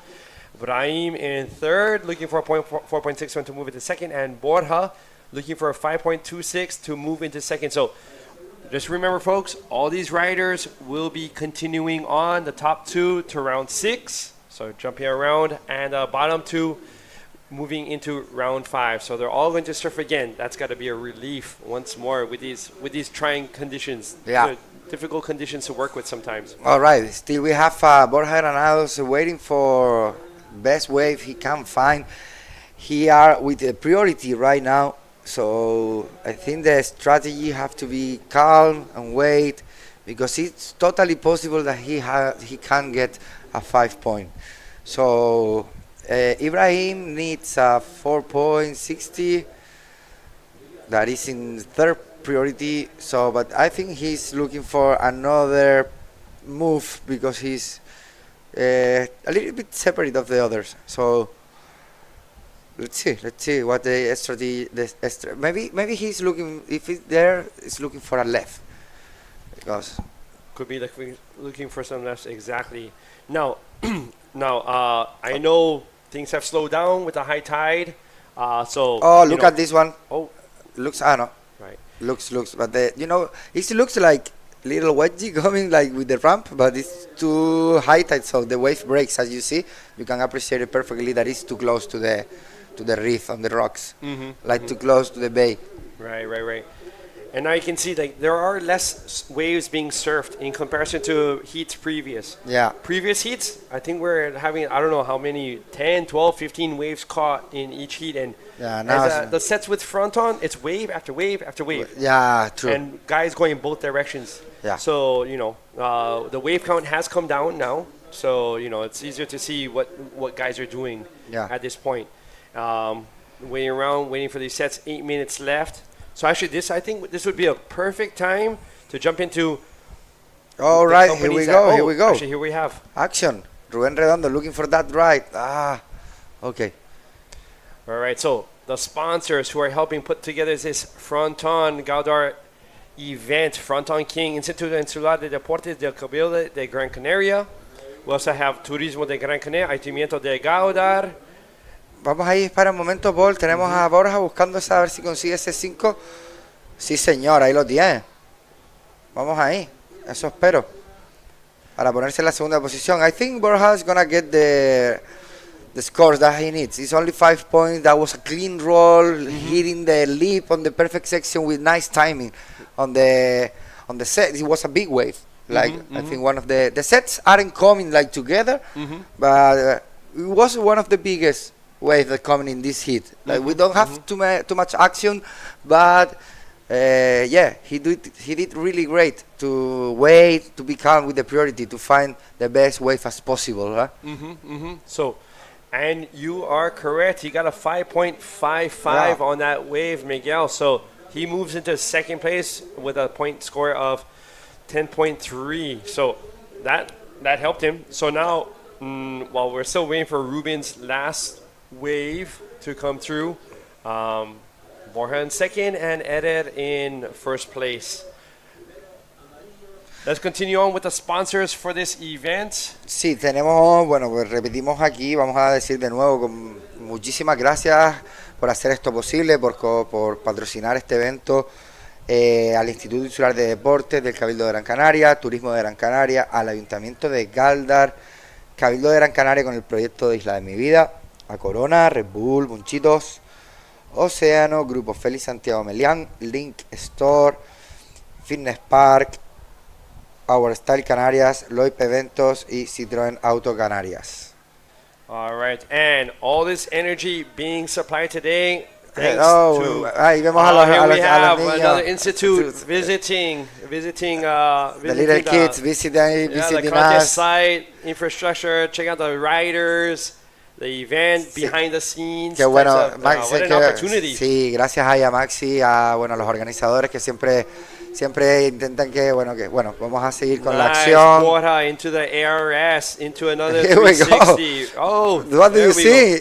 There we go. He needs only 6.20 to get the first position. So possible. It's possible. It's possible. Yeah, I think so too. Let's see. Borja is killing it. Wow. Yeah, he just keeps moving. That's key for him, I believe. Yeah. Wow, amazing. Yeah. So also thank you to Blue Eddy as well as B Green for supplying the energy. As you can see, I don't know if you can see far distance. My eyes are not so like how they used to be, but there are solar panels on top of that structure. Thank you to Blue Eddy and B Green for supplying all this energy, electricity we have through their renewable resources. Yeah, you can see perfectly now on the top of the infrastructure here. The solar panels that they installed for this year's event. So still now. That's right. So Borja's second wave was still in the 5 range. Here we have Eder on the right looking for a section. Let's see if he can punch through with an ARS and turning that one around. But that white water is brutal, guys. Yeah. But he still holds on. And I believe we had a rider who went left as well. So we'll see what happened possibly on the left as well. But still, he managed to get that ARS for Eder to try to maintain that first position. All right. Good. Let's see. Borja still is in second position. Who is anyway, if just in case he loses or whatever, on Rubén Redondo, let's gonna repeat, Paul, that the guys have another opportunity, so this round is not eliminatory, okay? So, but well, we are looking, Rubén Redondo looking for that wave. He has priority and he needs only 4.70. Looking for that leap and another invert, connecting with that spin. Yeah, and with that reverse. Here we go. Wow, good. Let's go with Ibrahim. Response to that wave. And double roll and wow. Body surfing. Body surfing, right. I thought he was going to do another foam roll like we had seen previously. But the invert, another invert by Ruben. I think he's going to change now the situation. That was the way was so good. Yeah. So we'll have to see. And Brahim trying to do another couple rolls on the right. Maybe. I think Ruben, well, let's see.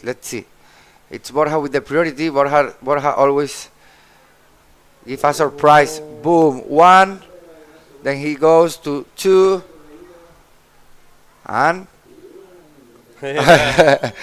derrape. Oh, a little bit more wax next time. A little bit more wax, but still. Derrape, we call it derrapation. Oh, yeah? No, derrapation, not derrape.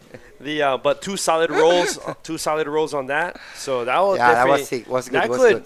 Let's see if that actually could bring him into first. So here's a replay. Here's Brahim on the left, not really doing too much there. And a replay of Ruben coming down on the right, going up and hitting that nice invert. Yeah. So can see his fins, which is always nice, as well as a couple of spins after. So that was a 5 point. Well, that was Ruben's last one. Still waiting on the final score there. Here's Brahim's right with a couple rolls. Roll there. And I think he was going to try one more, but didn't complete that. Oh, Ruben, just airdrop right there, but not much after that. We're waiting still for another score, but okay, let's see this one. Brahim looking for that left. He was trying to get speed into the drop into the barrel, but it wasn't enough. Okay, looks like Fronton is start to awake again, eh? Right, Ruben got a 6.1 on that invert. 6.1. So this is why Ruben is now in first. Eder in second. Yeah. Borja in third. Yeah. So with just a minute 15, things changed up quickly with that invert. And as you know, judges are liking the variety of maneuver. So, you know, if you can get a punta invert in these conditions, they're going to be giving you, a little bit more for your effort. And so Borja looking for a 5.86 to move up to second place. And Brahim, I know he's loving those lefts, when the lefts do come in. And he's looking for a 6.35 to jump into second. So we'll see if, and, it's great. All these riders will be continuing on. This is a non-elimination round. So top 2, straight to round 6, and the bottom 2 straight to round 5. Yeah. So 30 seconds remaining, 30 segundos, señores. Aquí tenemos, ha cambiado la situación, como estaba diciendo Paul, con el invertido ese de Rubén Redondo, que le ha dado un 6,10 y lo ha puesto en primera posición. Tenemos ahora en segunda posición a Eder Luciano, segunda posición Eder Luciano, tercera posición Borja y cuarta posición Ibrahim. No pasa nada, esto no va a quedar así, no es que se vayan a ir del campeonato, pero bueno, los que pasan directamente a la ronda 6 pues van a tener un respiro porque ya no van a tener que volver a entrar al agua, lo cual les dejamos. Esta es la como queda la manga al final. Primera posición Rubén Redondo, segunda posición Eder Luciano, tercera posición Borja y cuarto Ibrahim. Vamos a volver con los comerciales y volvemos pronto, chicos. Bienvenidos a Gran Canaria. La oferta deportiva de la isla es infinita. Gran Canaria es el escenario de eventos deportivos de alto nivel y próximamente también seremos sede de la fase final del Mundial de Fútbol 2030.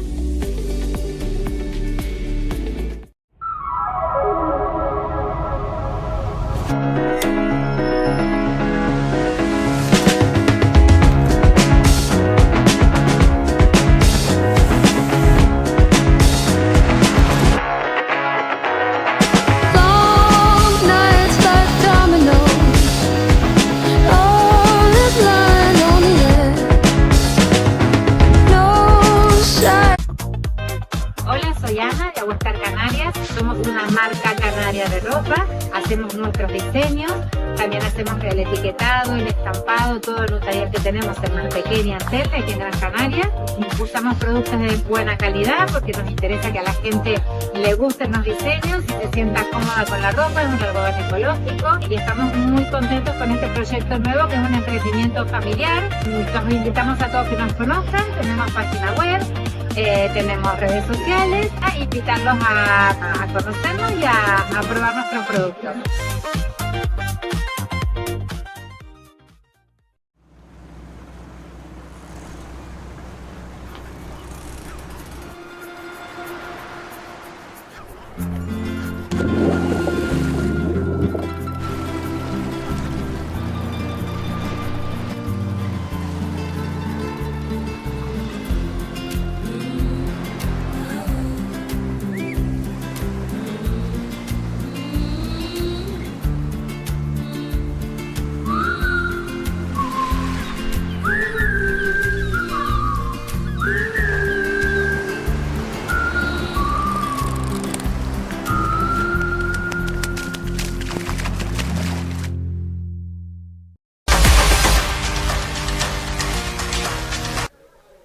Welcome back, everyone, to the 2025 Gran Canaria Frontón King. And what a heat we've had. Variety. I'm loving it. Inverts, backflips, pits. Still, it's a little textured, but still, we're moving on, and the action continues out in the water. Here we go.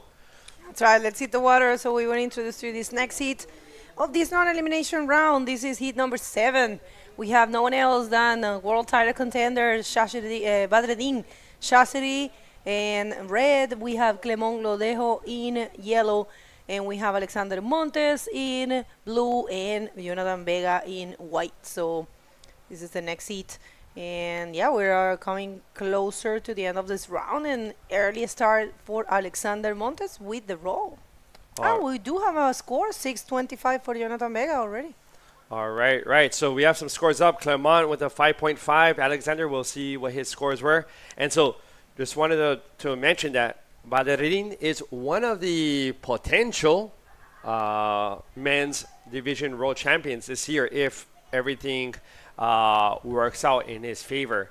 But there are many factors, many things need to happen in order for that to occur. But still, he's one of the 6 potential world champions of the year. So camera view from above, as we're noticing, Miguel and I, in the last part of the last heat, the tide is starting to come down. Now, you're starting to notice it. So you're going to be noticing a little bit more form to the waves. Here we have a replay. All right, so more look to this wave of Clement Lodejo. He serves really good. You know, he has a very beautiful style with a big roll. Clement Lodejo coming from Reunion Island. And this is the last wave of... Actually, this is the one that put him in the first position, Jonathan Vega with a 625. And this is the first of Alexander Montes. All right, so yes, we got some points up there. So Alexander got a 4 for that, Clement 5.5, and Jonathan still in the lead with a 6.25. Badreddin still looking for his first wave. So yellow, looking at this wave, liking it, going right, looking for a section, coming around, and rolling that. Probably going to top it off with a cutty to finish it. So a second wave there. Here we have Badreddin coming around the section with some speed. I like that. Oh. That was a nice turn. Yeah, that was a nice bottom turn. For sure. That was, and white up Jonathan coming around the section, going for a ARS. Nice. Back into the pocket. So back to back waves. Tides coming down. Begonia, action. Amazing. I'm loving it. You know, they are actually not letting us speak, but this is what we love about commentating in the bodyboarding world tour. These are 25-minute heats, and these are non-elimination. Only first and second will getting the benefit of jumping straight to round number 6, skipping around. And fourth and third, the third and fourth are going to go directly to the rapid charge, which we don't know is going to happen today. But we do have confirmation that we will continue with the junior men division coming up, right? That will be round number 4 for the junior men. So while we're waiting for the scores, we have the interview ready with the winner of last heat and our friend Miguel, so go ahead. Here we are, guys, back on the Fronton King. We are right now with Rubén Redondo, alias El Barrichello, one of the local riders here at the Fronton, and one of the guys that has this year a wheel car. So I want to ask you, Rubén, how you feel it to feel one of the wheel cars this year at the Fronton? Estoy muy motivado y con mucha suerte de haber tenido este wheelcar y aprovechándolo. De todas formas ya me venía preparando desde mucho antes para este evento y muy contento y aquí estamos recogiendo los frutos. Bueno, está diciendo que es súper motivado, obviamente. ¿Quién no estaría motivado teniendo un wheelcar en este pedazo de evento aquí en el Frontón este año, que se viene preparando, que ha estado entrenando, que ha estado el invierno pasado y todo el verano, me imagino, también intentando surfear, aunque las condiciones en verano aquí no sean muy buenas, intentando ahí estar en línea, estar en forma y bueno, está recogiendo ahora mismo sus frutos, está diciendo. Y bueno, I want to ask you as well, how you feel it after you find that wave in these kind of conditions that is not really good, a bit slow and with the wind, you know, the west wind that is not good for the Fronton, and you killing it with that invert on the heat. Two inverts, yeah. Las condiciones fueron difíciles, hubo mucha suerte, factor suerte también, pero es obvio que el frontón, en mi manga no era el frontón, parecía una playa. Entonces, bueno, hay que estar preparado para otro tipo de condiciones si queremos ser campeones. Entonces aquí lo hemos demostrado. Totalmente de acuerdo con el Barry, con Rubén, está diciendo que bueno, las condiciones no son las condiciones reales de un frontón sólido, pero que hay que estar preparado para todo tipo de condiciones. Entonces, bueno, vamos a seguir adelante, Rubén. Muy motivado. Muchas felicidades. Sí, saludos a mi familia, que siempre están ahí apoyándome. Y nada, gracias a todos. Y nos vemos en el siguiente manga. Enhorabuena, Rubén. Y nada, back to you guys. Creo que la lié, bro, la repetí. Right, congratulations to Ruben. I remember Ruben back in 2001, still with his improving his bodyboarding, and wow, he has come such a long way. We are 24 years later, and inverts, not perfect Fronton inverts, but big barrels earlier this morning, and wow, it just, you know, quite proud to see him just pushing himself in the sport, and he's come a long way since many years ago. Now, in the water, we have Jonathan Vega in first with a couple of 6 and a 6.25 right and a 6.2 right, so 12.45. Clement in second at 7.75. Badreddin, he had a beautiful backflip with speed, so he's only caught one wave, and he had a 7 on it. Here we have Alexander coming around with an ARS. Oh, but just digging some rail right at the last point of turning that one around, unfortunately. So was not able to get many points for that. Here's Clement, a replay, coming with a nice roll, as we had seen earlier, with a nice little carve to top it off. So, you know, definitely, you know, and Badreddin's 7.0, he's only caught one wave, and that's a pretty good point wave right there with the 7. So he's in, let's see, he's in third priority. We have in priority Alexander Montes, waiting for the pick of his choice. Here we have Badreddin's 7. So coming around the guy, and that bottom turn right there, boom, set him up nicely to right back into the pocket. So, you know, set nicely done well. And Jonathan's ARS right off the end bowl. I think that was, I think he's done a couple of those already. So I guess that was his 6.25 one, and here's a 6 point, possibly 2 backflip. Nice, right off of that how would you say that, where the two waves into an invert on the inside, using his knowledge to stay on that wave and to punt off that side wave on the inside. So big scores there for Jonathan in first place right now.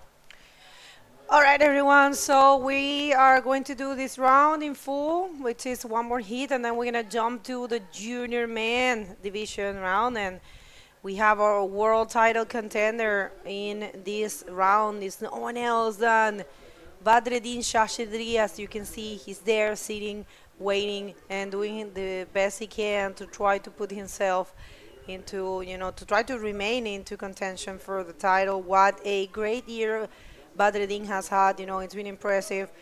I think he's going to be called the rookie of the year because, it's his first time in the World Tour and he already is battling for the world title. But check this out. This is the situation for Badr.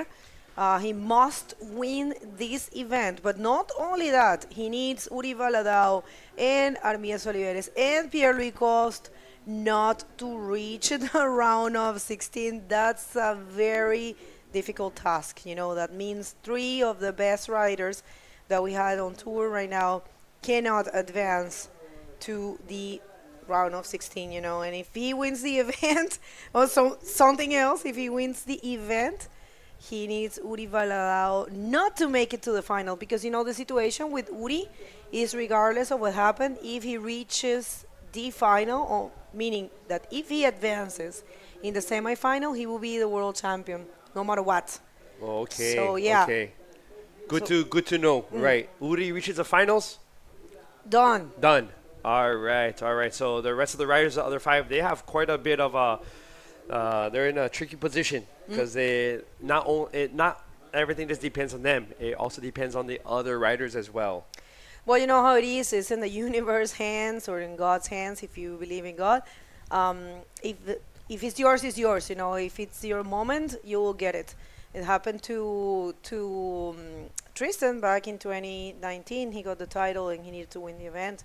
So why not? It can happen to Badreddin or, to Armide or to Tristan himself as well. 6 contenders, people for the world title. We have Gabriel Braga, Tristan Roberts, Badreddin, who's currently surfing here, Pierre-Louis Coste, Armies Oliveres, and Uri Valadao. And we will have Pierre-Louis Coste in the next heat coming up. So yeah, interesting moments for the World Tour. I heard that, from what we can recall, we don't remember these kind of situations before. 6 title contenders. Usually it's, a couple, like you said. Right. Just a couple, 3 max, but this year 6. So we'll be seeing what's going on. Right. In the next heat, after this one, we have Pierre-Louis Coste on deck, along with Lionel Medina, Amari, Verne, and Hugo Naudet. All on deck for the next heat after this, which is going to be Heat 8, Round 4, and then we'll be jumping into the juniors. All right, so let's see if a couple of waves coming in. I see Alexander paddling for this one, seeing something to set up maybe, but passes on it finally. He is in 4th priority, so he doesn't really have anything to lose by going for that wave possibly. And just kind of searching around for a better point score. Here he is on the inside looking for a left. Let's see if he can get an ARS. Swings it around, although it was a smaller wave. 4.5. Not very sure that he'll be able to get that, but we'll just have to wait and see. I guess this would be a perfect time to say thank you to the sponsors of this Gran Canaria Frontón King event. We have the Instituto Insular de Deportes de Cabildo de Gran Canaria, also Turismo de Gran Canaria, Ayuntamiento de Gáldar, Cabildo de Gran Canaria with their project Isla de mi Vida, Corona, Red Bull, Munchitos, Oceano, Grupo Feliz Santiago Melian, Link Store, Fitness Park. Here we have Clement on the left looking for a section, and he does get a flip off of it. So whether that will improve his score, whether that will improve his second score or not, we have to wait to see. Badreddin with a roll out of the end section on that. So that will be his second wave. So no matter what, Badreddin's score will improve. Right. Situación en el agua. Primero está Jonathan Vega, segundo está Clemón Lodejo y tercero está Badreddin con cuarto Alexander Montes, recordando que esta es una ronda de no eliminación, no se va nadie de competencia. Hay cambio de situación con la última ola de Badreddin y ahora pasa a segundo y solamente que primero y segundo se irían directo a la ronda 6, o sea, estarían más tranquilos. Y tenemos una información oficial. Vamos a continuar con Junior. Vamos a ver esta última ola de Alexander Montes con un ARS de izquierda. que fue solo un 3.35. Mejora un poquito, pero no lo lleva a la segunda posición. Y esta es la última de Cleón. Lo dejo también con un flip ahí que le dio un 4.90, que sí entra en su sumatoria, pero no lo pone en zona de clasificación. Badreddin on a bomb, attacking that leap, going to the left. Yeah, we'll see if he can improve his score. He's currently sitting in the second position. All right, right. So we'll be seeing with these scores, not too much. Well, let's see how many times. Actually, 9 minutes. Many things can happen in 9 minutes, right? So tide going down. We could have more size, more waves per set. So let's see what happens. I just want to finish off. Thank you so much to the rest of the sponsors. We have Corona, Red Bull, Monchito, Oceano, Grupo Feliz, Santiago Melian, Link Store, Fitness Park, Our Star Canarias. I'm not sure if you saw the commercial previously. Great clothing, Loipe Eventos, Citroen Autolaca Canarias. Thank you so much to those sponsors, along with, of course, having this energy, electricity due to and because of Blue Eddy, as well as Be Green, with their renewable resource products, portable solar panels, using them. That's actually covering where we are located in the structure. It's actually covering the entire roof of this structure to give us the energy we need in order to put this event together. So thank you very much once again, Blue Eddy and Be Green. Now, situation with Jonathan Vega and Badreddin, they are quite close, 12.45 and a 12. So Badreddin just needing a 5.45 to move into that first place position. Of course, those who come in first and second will be pushed directly into round 6, which will give them a little bit of more of a cushion to get further in the competition. Whereas third and fourth place, they will go into round 5, which, 50-50. I'm not sure if we're going to go into round 5 today or not. You'll have to stay tuned.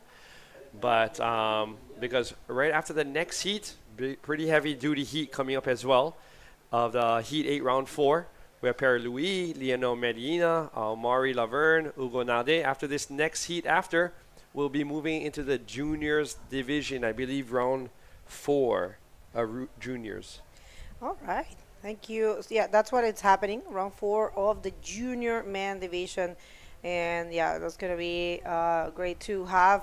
All right, so situation in the water. Here comes Badreddin. Let's see if he's going to find something else. Goes for the flip right there. Specialty of the house as well. He can do those things in any kinds of conditions. We have been seeing him surfing really good this year. And Clemon Lodejo, live action. Another flip to the left. So very good exchange, pretty similar, right? We'll see what's the difference in points. We'll see what the judges think. But yeah, we're gonna come to the round number 4 of the junior men division, which is 4 hits. So still 4 more hits of the competition, and we still don't know if we're gonna have a check-in for tomorrow. We're gonna let you know. So 4 more hits coming up.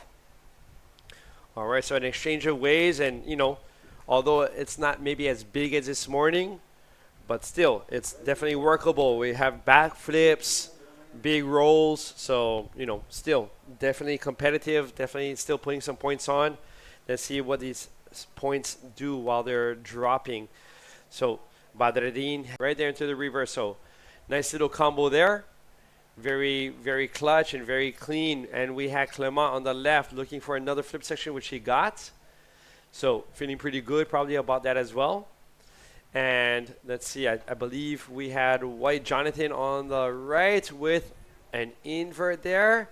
Let's see if he stays on the wave for a little bit longer. Tried to do a spin, but just went off, shot him off the back. There wasn't too much of a wall there, but invert, couple flips, still very, how would you say, giving some opportunities, I would say. So let's see if there's been a change. So scores dropping now. Jonathan still in first with a 13.3. We have Badreddin 12.8. So he had a 7 and as well as a 5.8. We have Clement in third, 11.15 total. And in fourth, Alexander with a 6.6. Alexander is needing a pretty big score now to move into second. He's looking for a 9.45 possible, but It's it could be a little tricky. Now, sets are coming in. Alexander with second priority, getting this one, stalling for this right, coming around the section and pulling off an ARS.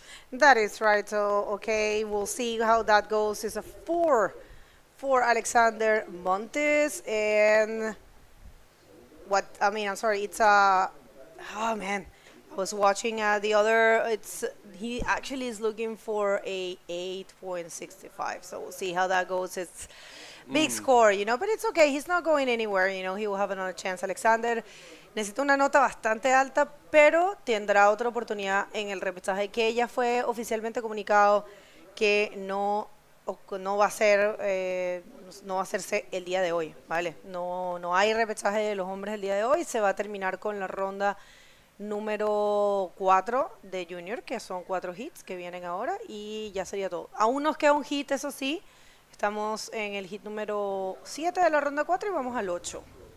All right. So, thank you very much. So, we will be finishing off, but still, we have still about 5 more heats to go before we close for the day.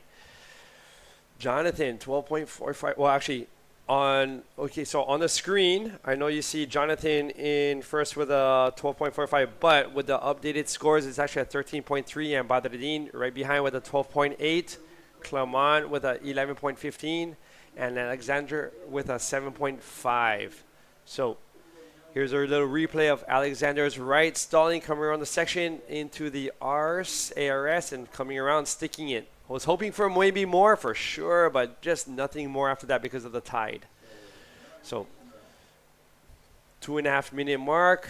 All these riders, will be continuing on the next day in competition. So maybe seeing this more as a free surf. So maybe with knowing that's kind of like a free surf, quote unquote, maybe if there's an opportunity, maybe we could see someone trying something else. If they're giving a little bit more speed, maybe they'll try to awe the crowd. Here we have Badreddin on the right. Badr taking a look to this one. Let's see if he can find a section. Finds a very good section, actually. He's so good in projecting those maneuvers, and he's got a very beautiful style as well. Super fast, I have to say. So yeah, Badreddin right now is looking for a 5:45 to get that first position. But either way, he is already in a qualification spot. So we'll see if he can continue. Right, everyone, so this is the second to last heat of the round number 4. We will continue with junior men division, and we'll see how this one unfolds. We have a lot, almost around, the repechage is almost done for the men division. It's been almost said, and Alexander. Iron up, but no dice, no luck there for Alexander on his last wave. But Badreddin's last wave was a 4.85. Oh, we have split peak. We have yellow on the left. Nice flip. Right, I think that could be his third one on the left. So for Clement, let's see if that could. But he would have needed a 7.1. Kind of maybe a stretch to get it. But we'll have to see what the judges decide. And I believe someone had gone right. Maybe Jonathan on the right. I'm not very sure. But we'll see if there's been an exchange of positions. With 30 seconds left, I'm not sure. That might have been one of the last sets. Here's our replay. Ooh.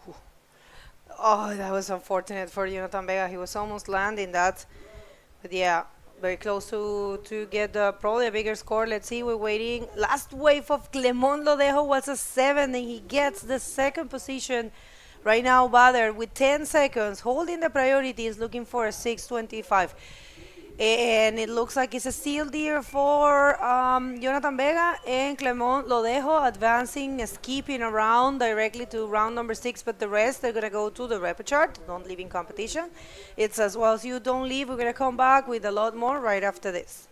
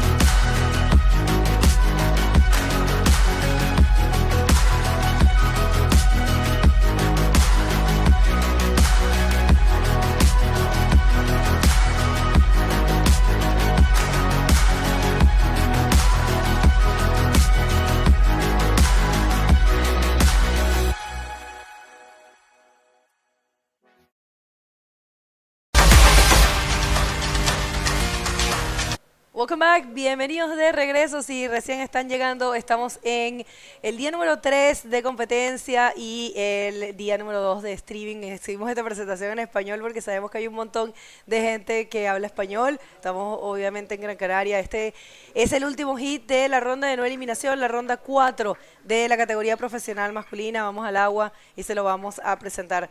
Vamos a continuar el día de hoy con Junior, con una ronda de 4 hits, 4 competidores por hits. ¿Quiénes tenemos en el agua? Tenemos ahí, pues bueno, tenemos una seria manga ahora mismo, ¿eh? Sí, sí. Tenemos a Pierre Luis Costés, que creo que es la primera vez que va a entrar al agua, ¿no? Si no me equivoco. Sí. En rojo tenemos a Lionel también, que es la primera vez que va a entrar al agua en este campeonato. En amarillo, en azul a Mauri. Y en blanco tenemos a Hugo Naude. Wow, vamos a ver esta manga cómo se va a dar.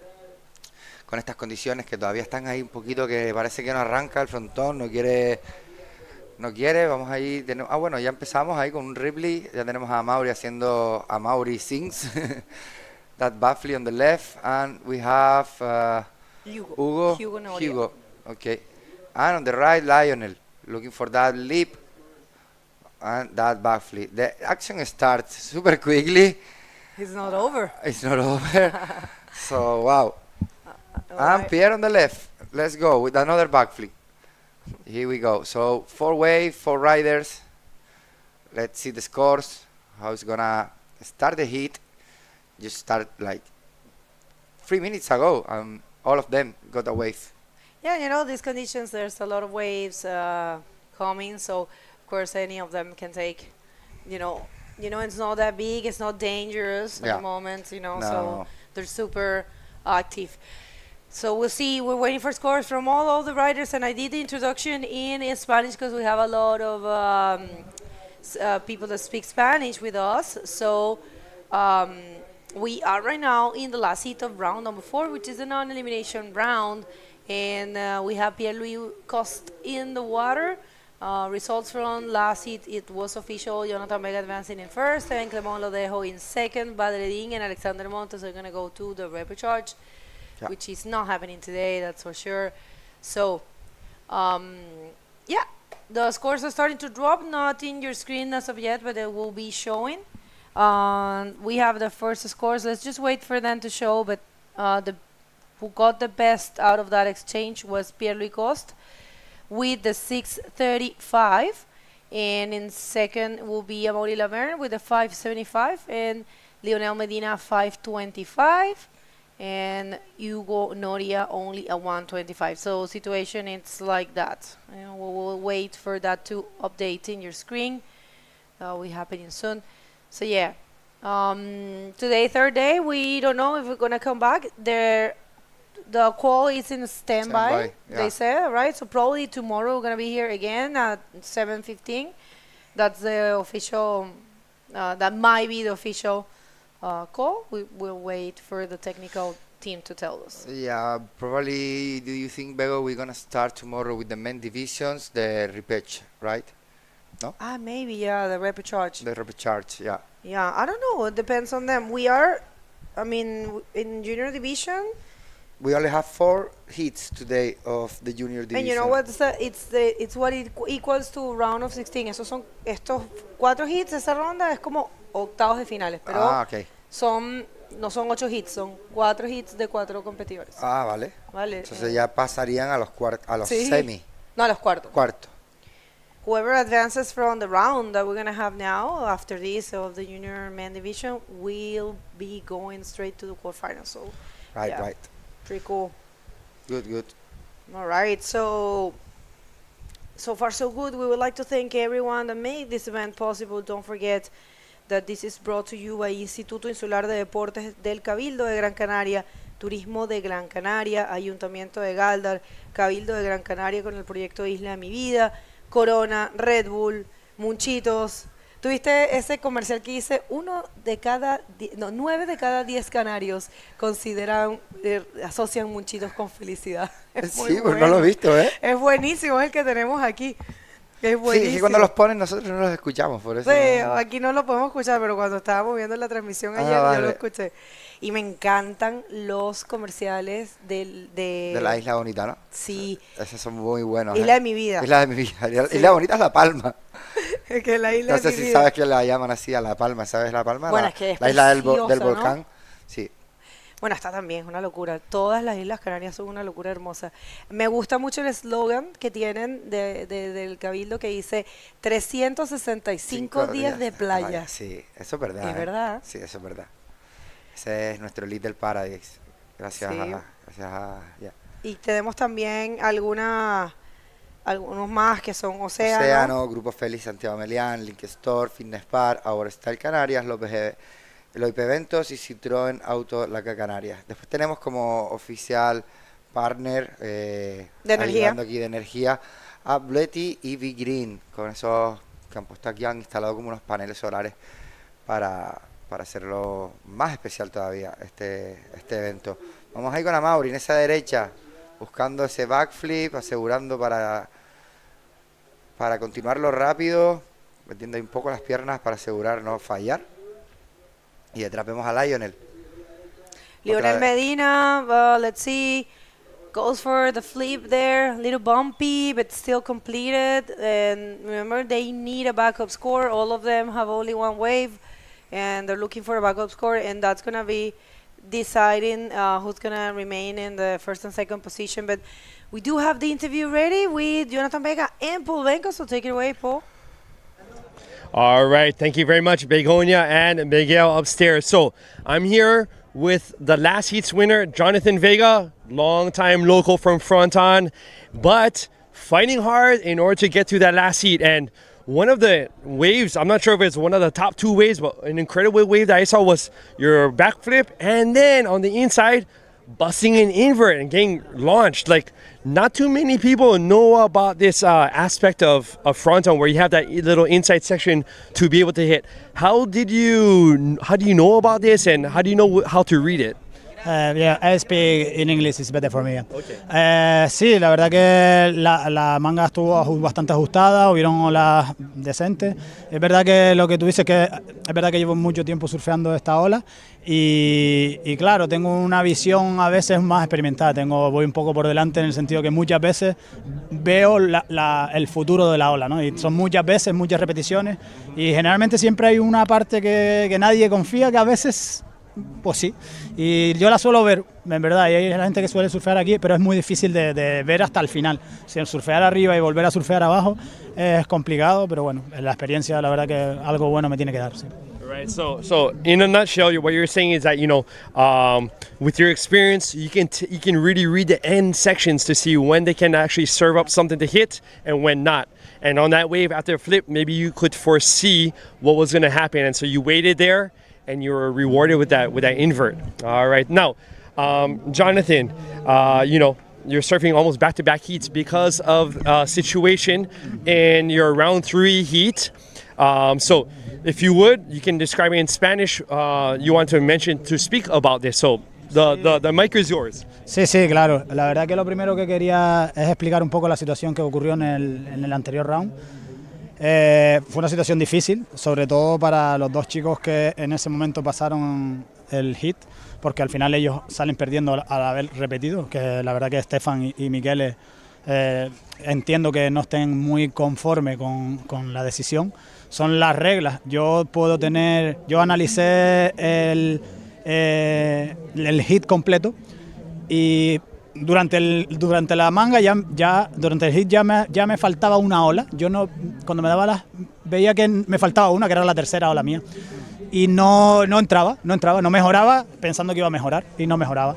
Entonces, después de haber realizado el hit y tal, lo analizo bien y me doy cuenta que me falta una ola por puntuar. Entonces ya no es si estoy jugando si es mejor o peor, sino que el reglamento establece que si falta una ola por puntuar, se tiene que repetir Entonces, sinceramente yo creo que es difícil. Es la primera vez que los jueces con una reclamación veo que tiene una resolución, digo, en toda mi trayectoria de mi vida. Siempre he recurrido a algunos momentos y nunca. Entonces, Evidentemente Stefan y Michele no van a estar contentos, eso es indudable, pero sí que hay una parte positiva, que al final si hay un reglamento y se establece, quiere decir que hay unas reglas del juego y entonces se han implementado y han entrado los jueces a valorar. Entiendo que es difícil de comprenderlo y que él y sus amistades es súper complicado, es un momento duro para ellos, pero también me podía haber pasado a mí, yo haber superado el hit y una reclamación de ellos, y muy a mi pesar estaría enfadado, pero reconozco que tenía que haber entrado también al agua y dar los dos. Es una situación difícil, creo que se ha hecho lo correcto porque es el reglamento. En este caso he salido beneficiado yo, porque he conseguido con la reclamación que se lleve a cabo el repetir el hit. Es una situación difícil, pero creo que se ha hecho lo correcto. Que al final, que no es lo que uno, a lo mejor como surfing libre, probablemente en ese momento se merecían ellos dos pasar o no. Que probablemente uno sí, el otro pues puede ser o no, pero no, el reglamento dice lo que dice. Entonces, nada, yo solo que quede todo claro y agradecer, gracias a Dios me dio otra oportunidad, sigo motivado, con ganas, yo quiero surfear ola tras ola, yo lo que quiero es tirarme al agua, sinceramente esto es más ruido y que no se vea empañado el deporte con un acontecimiento así, porque está siendo un espectáculo el frontón y el final del tour, así que Now, I'm not going to translate all of that, but just as a little resume, it's pretty much in the rule book. Yeah. If a wave is missed, it doesn't matter if it's a 10-point wave or a 0.25 wave. If a wave is missed by the judges in the rule book, it is granted to have another heat done again. And as you note, as clearly everyone noticed, we're going to have a couple angry competitors because of that. But following the rule book, everyone follows it, and it's carried out. That is the most important thing. As you mentioned, you noticed that your third wave, you didn't overhear it in your heat, and so you think, wow, this is kind of strange. So you asked about it, and the judges didn't catch it. There were many waves caught in your heat. So this is unfortunate, but fortunate as well. I mean, because right, and that this wave is the 1 point. It's maybe pass or maybe no. It's consequence. Consecuente después con el hit. No tiene que podía haber tenido que ver en el transcurso del hit, que no era una puntuación de un 1. Right. Well, Jonathan, thank you so much, and I really appreciate that you're coming here and you're like, you know what, I'm going to address this directly with everyone out there. So I think everyone appreciates that. Muchas gracias por todo el apoyo, gracias, esto es una bendición. Yo solo quiero agradecer a mi familia que son lo máximo, me hacen estar aquí gracias a ellos. Y el compartir esto, que el bodyboard es esto, es vivir, disfrutar y día a día y vivir cada momento. Entiendo, lo siento muchísimo por Stefan y por Miquel, que sinceramente creo que ellos sentirán una parte de angustia, pero creo que esto es bueno para el deporte. Al final tampoco, esto es bodyboard y es una pasión, así que vamos. Right. Bodyboarding is bodyboarding. So, Jonathan, rest up. I don't believe that they're going to have round 6 today. So rest up for your next heats and keep killing it out there. Yeah. Right on. Let's take it back upstairs to you guys, Begonia and Miguel. All right, so we continue. Congratulations to Jonathan Vega for advancing. We continue, and in the water we have no one else than the world title contender, Pierre-Louis Coste. Pierre-Louis has a number of years battling to get the title. He has been vice champ or a runner-up of the tour for so long, and right now he is on that situation again with the opportunity of becoming world champion. Let's see this one for Amaury Laverne. Right now Pierre is actually on first, and last year Amaury eliminated Pierre, took away that dream from here, and let's see what happened in here. So situation for Pierre, we're going to introduce that. If we just wait to see if we're going to see a replay from last wave of Amaury, and we will introduce what the scenario for Pierre-Louis Coste is. Sí, bueno, está claro que al final Pierre es Pierre, Amaury es Amaury, siempre han estado ahí, como tú estabas diciendo, Bego, ya lleva unos añitos ya Pierre, ¿no? ¿Cuándo fue el último año que quedó campeón del mundo, te acuerdas? Sí, vamos a verlo. 2022. No, crees? no, Pierre, no, como 2016. Espérame, ya te voy a decir. Pierre, mira, aquí viene una ola. Es a Mauri, hacia la izquierda. Ya te lo voy a decir. Bonita ola. Ahí está el replay de Lionel Medina con ese backflip, pero se los tiene muy bien estudiados, no falla uno. Y ahí la tenemos desde el dron. Claro, el último título de Pierre fue en el 2016. 2016, Sí, mira que sí. estoy yo lejos, ¿eh? No importa. Atino uno. Para eso estamos nosotros, para cubrirte con la información. Bueno, Vamos. entonces puede que me esté confundiendo. Bueno, vamos con ese backflip, que también que era un backflip, si lo siguió. Y ahí tenemos a Hugo Nave con ese rolo. Creo que me estaba confundiendo entonces con ganar un Fronton King, que no fue hace mucho tiempo, ¿eh? Eso también te lo puedo decir ahora que lo tenemos acá en Mira nuestro... ahí el replay. Wow. Pero esa sección que tú siempre me comentas, ¿ah? Sí, pero Pierre, Igual lo cayó bien. Pierre, ya te digo que tiene calle aquí en la izquierdita del frontón, tiene muchos años, pero lleva viviendo hace muchos años a Canarias, año tras año, y el frontón, me atrevo a decir que es una ola de que se la tiene bastante bien estudiada y la conocen muy bien, y bueno, ahí lo vemos a derecha, esa derecha que sale con un timing, ese botón que llegó un poco tarde, bueno. Bueno, ahora sí creo que podemos presentar la situación de lo que necesita Pierre. Vamos a esperar. Ahora, de verdad no, porque hay más olas. We wanted to introduce the scenario, but this is Hugo Noria. Let's see, on a nice looking left. Goes for the roll, and that will be pretty much it for Hugo. Hugo comes from South Africa, and he is not from the same area as Tristan, but he is good friends with Tristan. So yeah. They are always together. I mean, Tristan right now is traveling with his girlfriend, but when he's not with his girlfriend, he's always hanging out with Hugo, of course, they're super good friends. So right now, Pierre Lacoste, we're going to show you what Pierre needs, people. Situation for Pierre Lacoste to become the world champion this year is that he must reach the semifinals of this event. And right now, here is the complicated situation.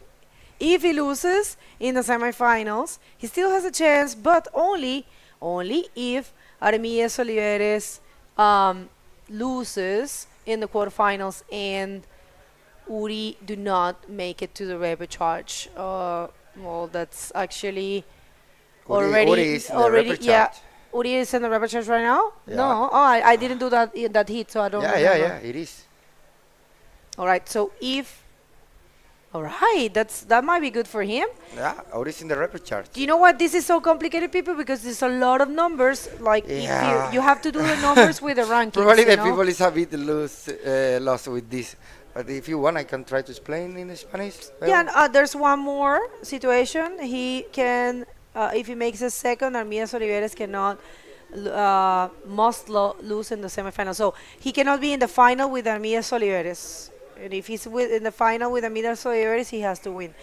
All right, so this is going to be, more clear as the days unfolds. Yeah. But why is explained like this? Because it's numbers. You will have to get the ranking file Exactly. and get all the possible scenarios that it could happen depending on the points. Yeah. Yeah, I mean, it is during the contest is going happening, we're gonna see more clear what's going on, right? Exactly.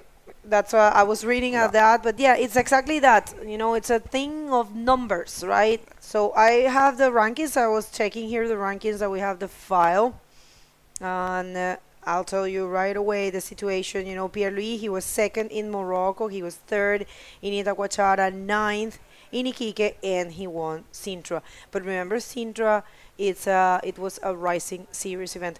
And check that out. That's Autolaca Canarias. We have them as sponsors. So Citroën is supporting this event, and Citroën Autolaca Canarias is supporting. So they build a stand there. Thank you so much for that support, and it's pretty cool. They brought a car today. Remember, we will be having events. We have a couple things happening in the night. Are you coming? No, tomorrow I have to fly to Lanzarote. That's right. I have a wedding of one of my good friends, best friend. He's gonna wedding. Manuel Lescano from Lanzarote is a charger of El Quemao surfing. Oh, right. Yeah. You don't know him? No, I don't. No. Oh, yeah. But He's if he surfs El Quemao, he has to be good. He's one of the best surfers in Europe. Easy. All right, so just coming back to this, I'm sorry. Mauri doesn't have a chance this year to become a world champion. You know, he used to have a chance only if he would have gone to Sintra, but he needed to win Sintra. So not a chance for Mauri to be a world champion this year. So only for Pierre-Louis and Uri, Armide, Gabriel Braga, and Badreddin. So we'll see how that goes.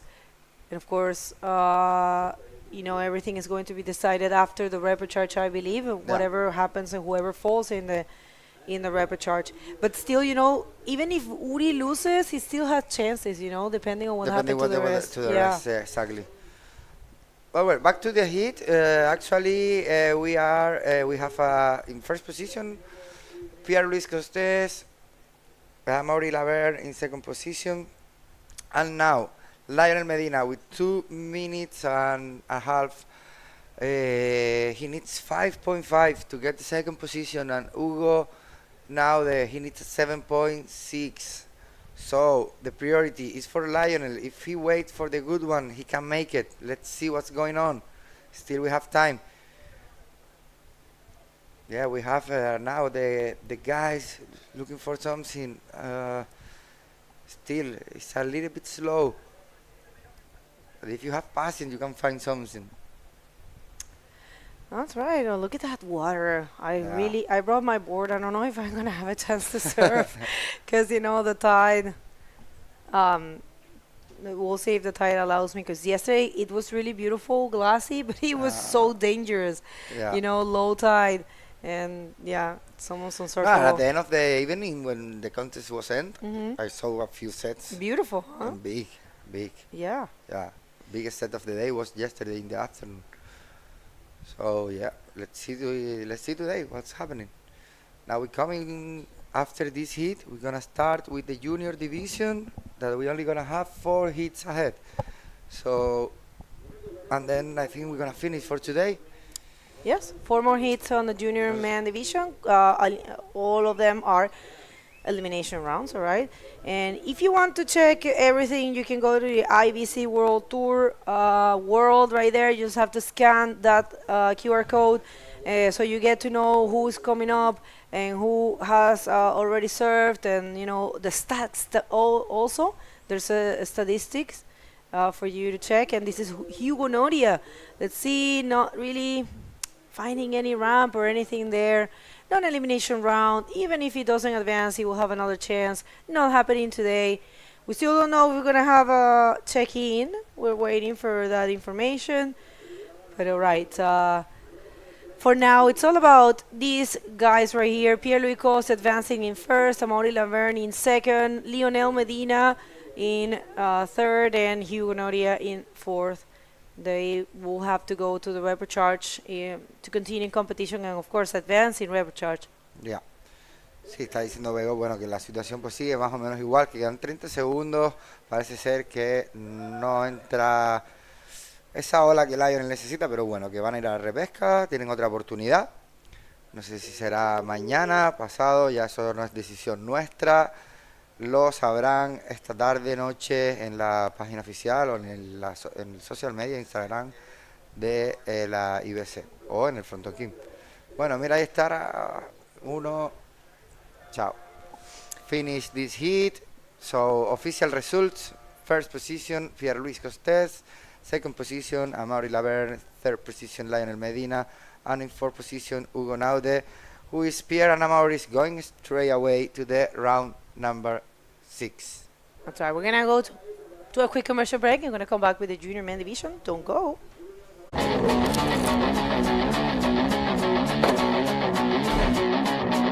They would have restrained me. They would have punished and tortured me. They would have cleansed me of my so-called beliefs. I'm just a young kid doing what I want. I don't want to be like them. I refuse to be like them. I find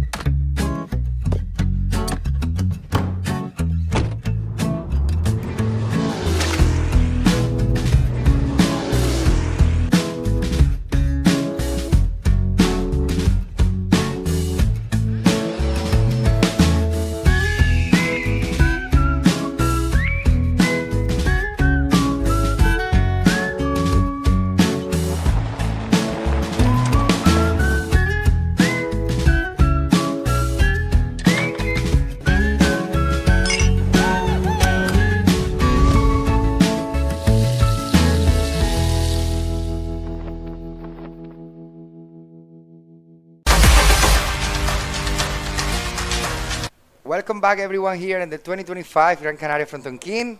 Now we're gonna start with the junior division, who is gonna having today, starting with the round 4 in the heat number 1. We're just gonna have 4 heats of the junior division. Let's see the action of these guys. Yesterday they were ripping. All right, yes, exactly. And more ripping is going to happen. Round 4, Heat 1 in red. We have Diapolo. I remember him from yesterday, killing it. We have yellow, Nestor Reyes, also killing it. Cristobal Tobar in blue, also killing it. And Ata Blanchard in white, also killing it. These guys have been putting up big numbers these days. Yeah, for sure. So they bring us yesterday a lot of show. Right, we actually have a number up already of Nestor Reyes, who had got a 4-point ride. Not sure what he got, exactly what he did, but he is already up there on the board. Yeah. With a 4. So we have 20. Here's a replay actually of that wave. So it looks like a right-hander coming down the line into a nice roll. Let's see if he can end it with a reverse spin, right? So roll with a spin at the end, 4 points. Good job. Yeah. Let's see. 4 points for Nestor Reyes. It was in. Yeah. Okay, in yellow. Oh wow! I was showing white. With the reflection. My vision now.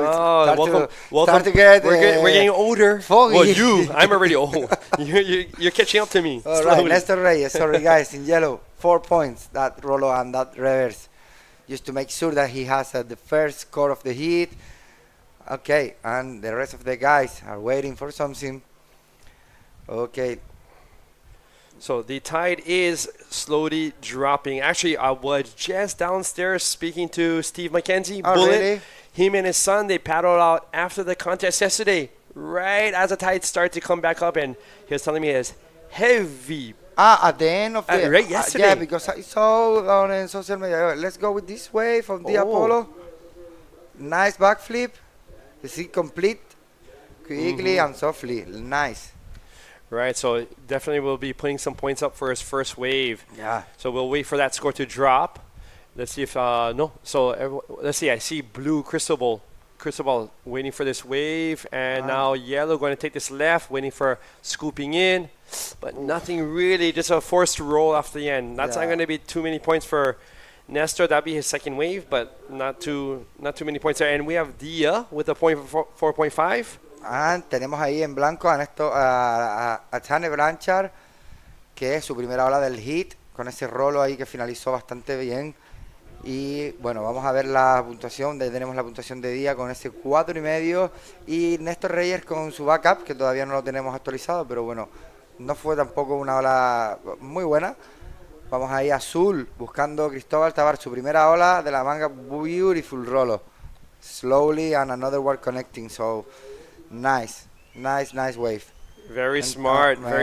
I know he had that first session, maybe. Whoa, he was too close. Right, very close to the round. Look and we have red. Wow, nice one, invert. Right, it flicked off and waiting for a roll. Nice, man. These guys are killing it. I told you, we're gonna have a lot of fun with watching these guys, the little kids, the juniors. Flying. The next generation of bodyboarding. Right. So, and I believe, I'm not sure about anymore, but many juniors enjoy competing in juniors and in the men's division. Yeah, we were talking about that before. That this have to be hard for them. 2 times a day. Here we have Pierre-Louis Costes, one of the contenders. Right, one of the top 6 contenders for the world title this year. He does have some hurdles to overcome in order to become a number 1 in the world. But his last heat he did come in first, just ahead of Amari. So Fronton, he's not a stranger to Fronton. Yeah, it's good to. Okay, let's go. Vamos con el replay de Día con ese backflip. Tiene un par de olas ya, tiene 3 olas, vale, que le ha dado un 4.40 y tenemos ahí esa repetición de antes del rolo de Néstor Reyes que no fue tan ejecutado, pero bueno, ahí tenemos la repetición también de blanco, de Atane Blanchard, que fue su primera ola, y ahí termina con otro rolo ya fuera de ola total. Y aquí vemos a la repetición de Cristóbal Tobar con ese rolo limpio conectando con otro ahí abajo. Muy buena esa ola, creo que ha sido la mejor puntuación por ahora del hit, con un 5.50. Y tenemos el invertido de Diapolo, bonito ahí, rompiendo el final de ese lip del frontón. Right, so ahí ya lo tenemos con 2 puntuaciones, ya tiene dos buenas puntuaciones, bueno, puntuaciones medianas, pero que lo pone ahí en primera posición para estar cómodo. Y bueno, en segundo tenemos a Cristóbal, que necesita un 3,40 para ponerse en primero. Y bueno, ya tenemos, todos han cogido una ola. La peor de todas, pues bueno, ha sido la ola de Atane, que le dieron un 3,25. Y Néstor Reyes, que necesita simplemente un 1,51 para pasar la segunda posición. Y Atane con la necesita un 2,26 para la segunda posición también. Speaking of Dia's invert, I almost thought, with that angle, I almost was thinking, wow, he could have maybe even added a reverse. You think so? Oh, maybe a bigger version of the wave. Yeah, okay. A bigger version, inverse. Yeah. Just like you. Yeah. Just like you with the inverses. Same right, good. that end section that comes and swings. Yeah, That's a really huge Yeah, help. when you mean when you paddle a small wave and then it's growing up, you know, on the front. Right. That's probably that is the best feelings ever, right? When you know already that you're gonna have a nice drop and a nice fly away. Right. And it's good feeling. At the same time, you saw, okay, I'm gonna crash strong with the flat part of the. When I first started surfing Fronton, because all my life I've been stronger on lefts, you know, to be honest. But Fronton really picked up my game on the rights. That's but good. I remember the first days, you know, really attacking these rights.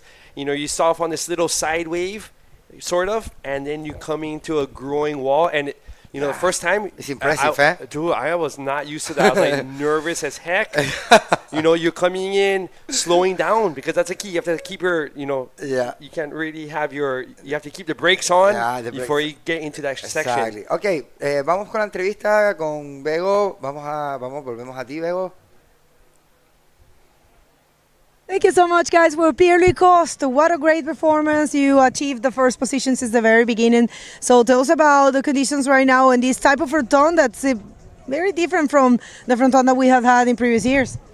Yeah, I mean, the last day has been firing. It's been such a fun, good fronton. I think everyone really enjoyed. And today was the same. I had an early surf this morning before the comp. That was the best free surf I had. And it seemed like the day was going to be really good, and it was until now. Really, it's kind of stopped, but we managed to finish one important round, which is good. And let's see, next day will be interesting. Mini payback with the Maori for last year. I mean, you managed to advance in first, but of course, a non-elimination round. So that was in your mind or not? Yeah, for sure. You wanted to win. And I mean, every time you see a Maori in your heat, you're just especially the 4-man heat, you're just almost especially at Fronton, maybe already seeing about the second place.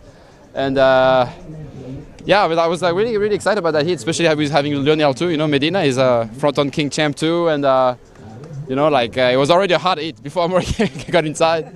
And then you got Hugo from South Africa, a youngster. So yeah, I mean. Yeah, it's not really a payback. You know, it didn't no one's out of the event, so sweet. That's right. All right, so I want to ask you something. Pierre Licos has been coming to this event since 2005, so 20 years here, and you said this event has shaped you as a rider. Yeah, the first year I came to Canaries, to Fronton, because it was pretty much the mode to come to Fronton Canaries, you know.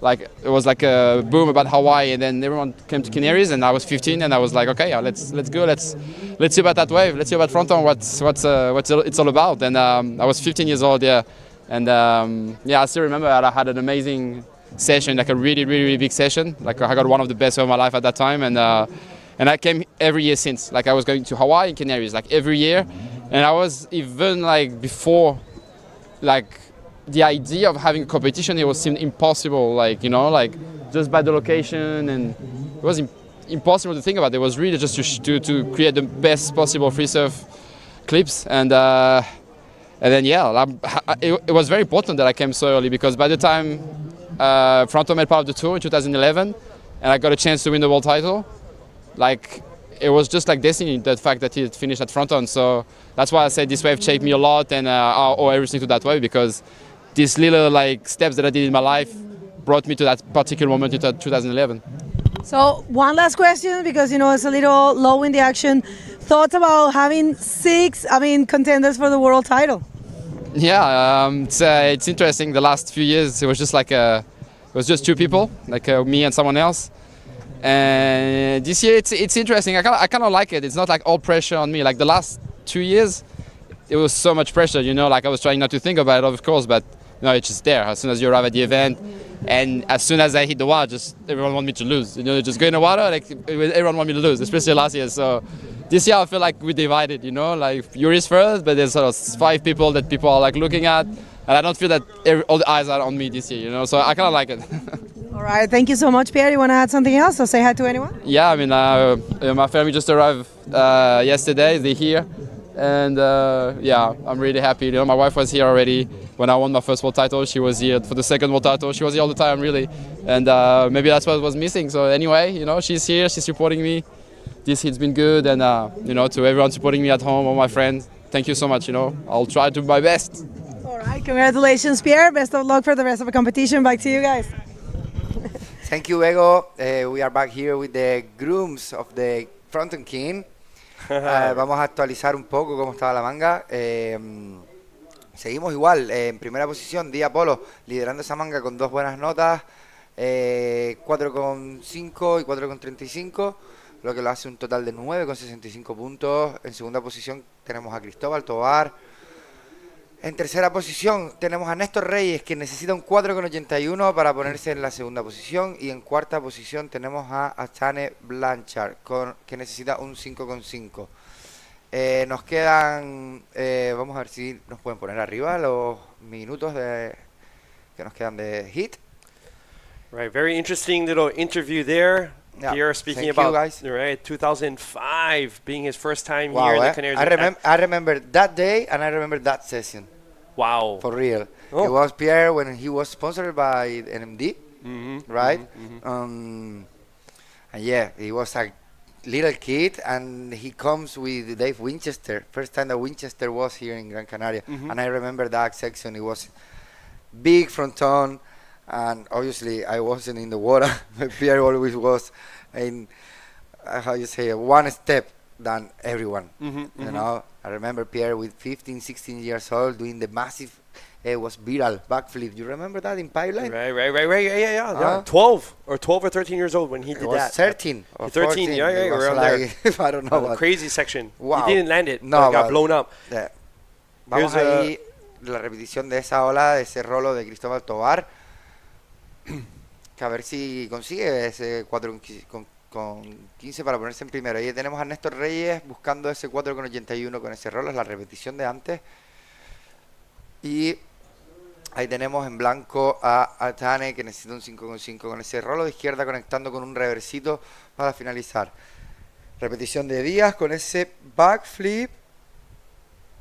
Bueno, no fue gran backflip, pero lo ha seguido fácil y sólido. Ahí tenemos otro ARS de Néstor Reyes. Están los chicos que no paran. Bueno, gracias por esas imágenes para refrescar un poco la acción que hubo antes en la manga mientras la entrevista de Pierre. Yeah, we were talking about Pierre when he was a kid, killing it, and 20 years ago he came to Fronton. That's because I told you before, Paul, that he knows this wave. Right. Like, it's every year coming here, like every winter since 20 years ago. So, wow. And you know what's also interesting? He's mentioning about how he never thought there would be a contest at this site. Now, guys, when you have the drone footage outside, you know, from above, you see, you know, things are constructed. But years ago, as you know, there was nothing around this area. Nothing. And so there wasn't even stairs. There weren't even stairs. There's a little rope at the bottom to climb up the cliff. Crazy, right? A section of the cliff. So the evolution. Right, evolution. So now having the structure here, solar panels on the roof, electricity. Like this is just like inconceivable even for me from years ago. Yeah, I know. Can't imagine what the feeling. Yeah. So, speaking of structure, here we have yellow. We have Néstor Reyes going for this right, seeing if he can find a section, finds a little flip. I'm not sure if he made it out of that one, but either way, it was a much smaller wave. So I'm not sure if that would top his 4.0 ride there. But it would be a fantastic moment to say thank you very much to the sponsors of this event. Sí, vamos a dar las gracias de nuevo, porque gracias a estos sponsors esto está siendo posible. Al Instituto Insular de Deportes del Cabildo de Gran Canaria, Turismo de Gran Canaria, ¿vale? Al Ayuntamiento de Gáldar, Cabildo de Gran Canaria con el proyecto de la Isla de mi Vida, a Corona, Red Bull, Munchitos. And, of course, Oceano, Grupo Feliz Santiago Melián, Link Store Fitness Park, Austral Canarias, Loipe Eventos, and Citroën Autolaca Canarias. Here we have Blue Up going into a flip ARS, into a topping off with another spin. So nice little combination there by Cristobal. Yeah, and another one. Getting another one in order to get to the channel there. And Dio right after with a flip. Not sure though if he was able to hold on. Right, so just wasn't able to hold on enough with that one. We have White now. Back-to-back waves, guys. Into a flip. Kind of coming through the white water, but just not holding on either. So 3 waves right back-to-back. Yeah, amazing. Sadly, the Apollo cannot make that backflip, but still he is leading the heat. So nothing to be worried about it. So because the wave of Cristobal, let's see the replay when the guy is coming. So right. Okay. So in that image, as you can see below everyone is, the reef is starting to slowly come out of the water because the tide is going down. Vamos ahí con ese backflito que se intentó ahí Néstor Reyes para ver si consigue ese 5 que necesita. Y esta es la hora de Cristóbal, pero bueno, al final están ahí el primero y el segundo. Entre ellos dos no va a haber mucha diferencia, ¿vale? Tenemos ahí el replay de ese rolotrompo un poquito ahí forzado, que bueno, tampoco lo ha seguido. Y bueno, aquí tenemos acción en directo. Vamos, ese fue un poquito más limpio, que consigue finalizar con esa conexión de reverse.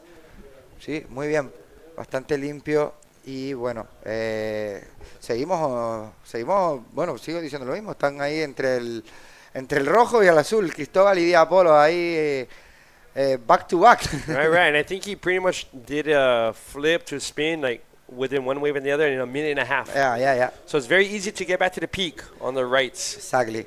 Now the priorities is changing. So look at the Atane Blanchard looking for that nothing. It's too small wave. Okay.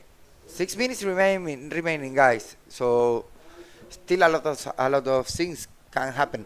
So today, just so everyone, if you're just tuning in or you didn't hear, this is round 4, heat 1 of the juniors. We're going to be doing 3 more heats of round 4 juniors, and we'll be wrapping it up for the day. Whether or not we are continuing tomorrow, you can subscribe, YouTube, Instagram, Facebook, keep up to date with the stories, posts to find out when is the next day of competition. We are not sure yet about tomorrow. That is up in the air, but you can be sure through following Fronton King, IBC on the social media. Yeah. Exacto. Está diciendo Paul que vamos a seguir con 3 mangas más de los juniors y vamos a darlo por finalizado por hoy, pero que mañana lo más probable es que sigamos por la mañana a la misma hora de hoy.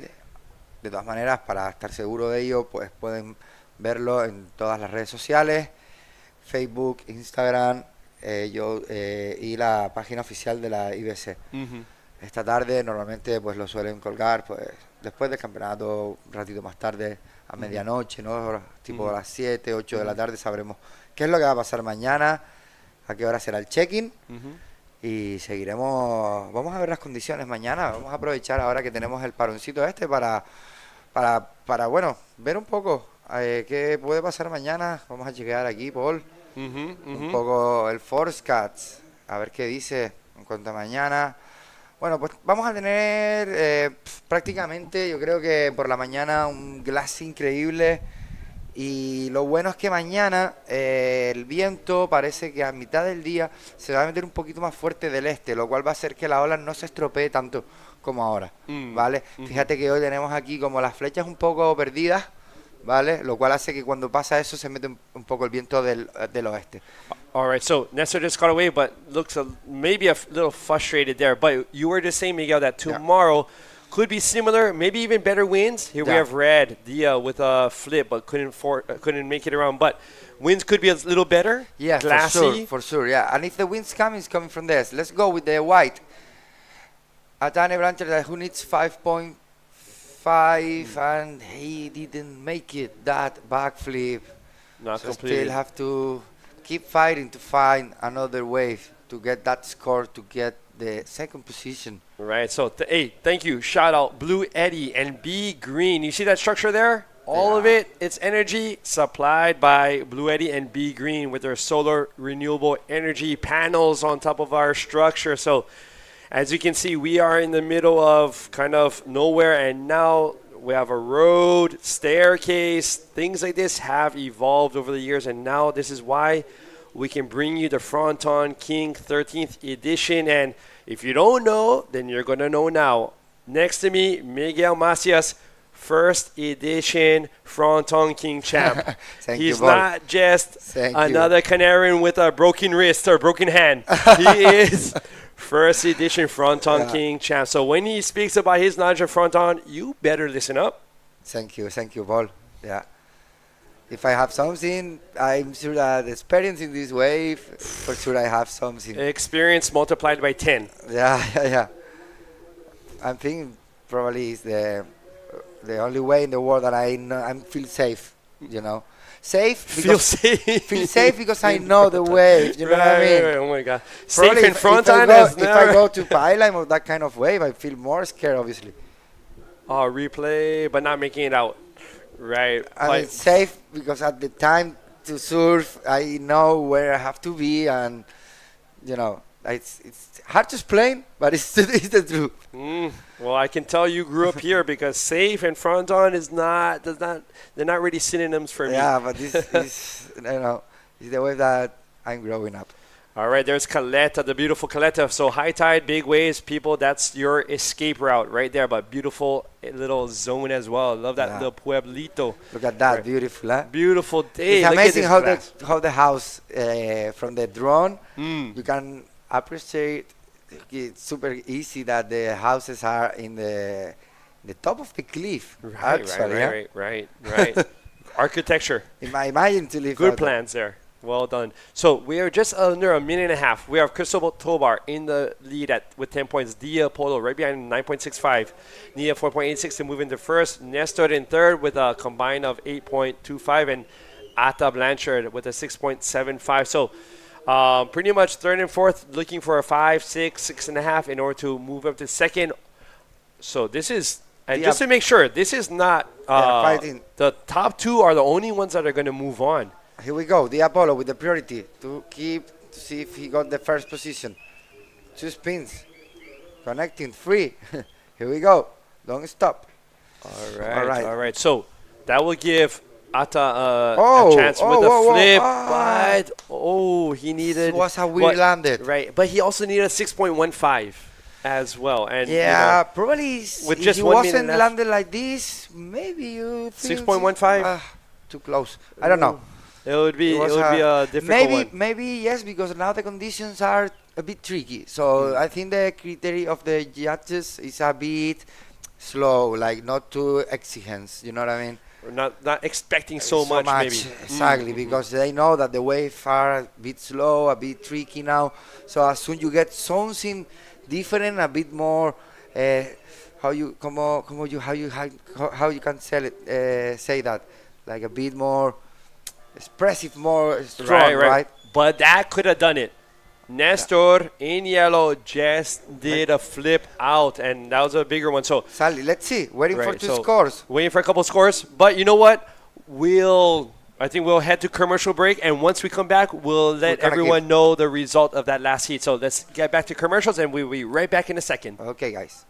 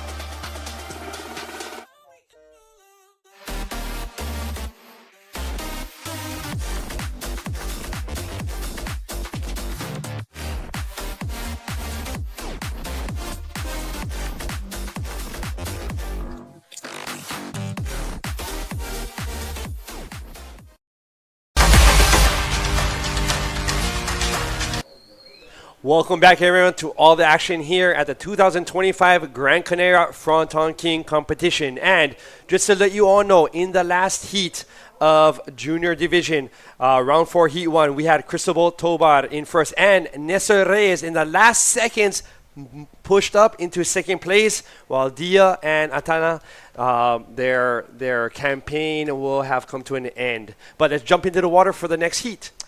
All right, so round number 4, heat number 2, Bastián Venegas from Chile.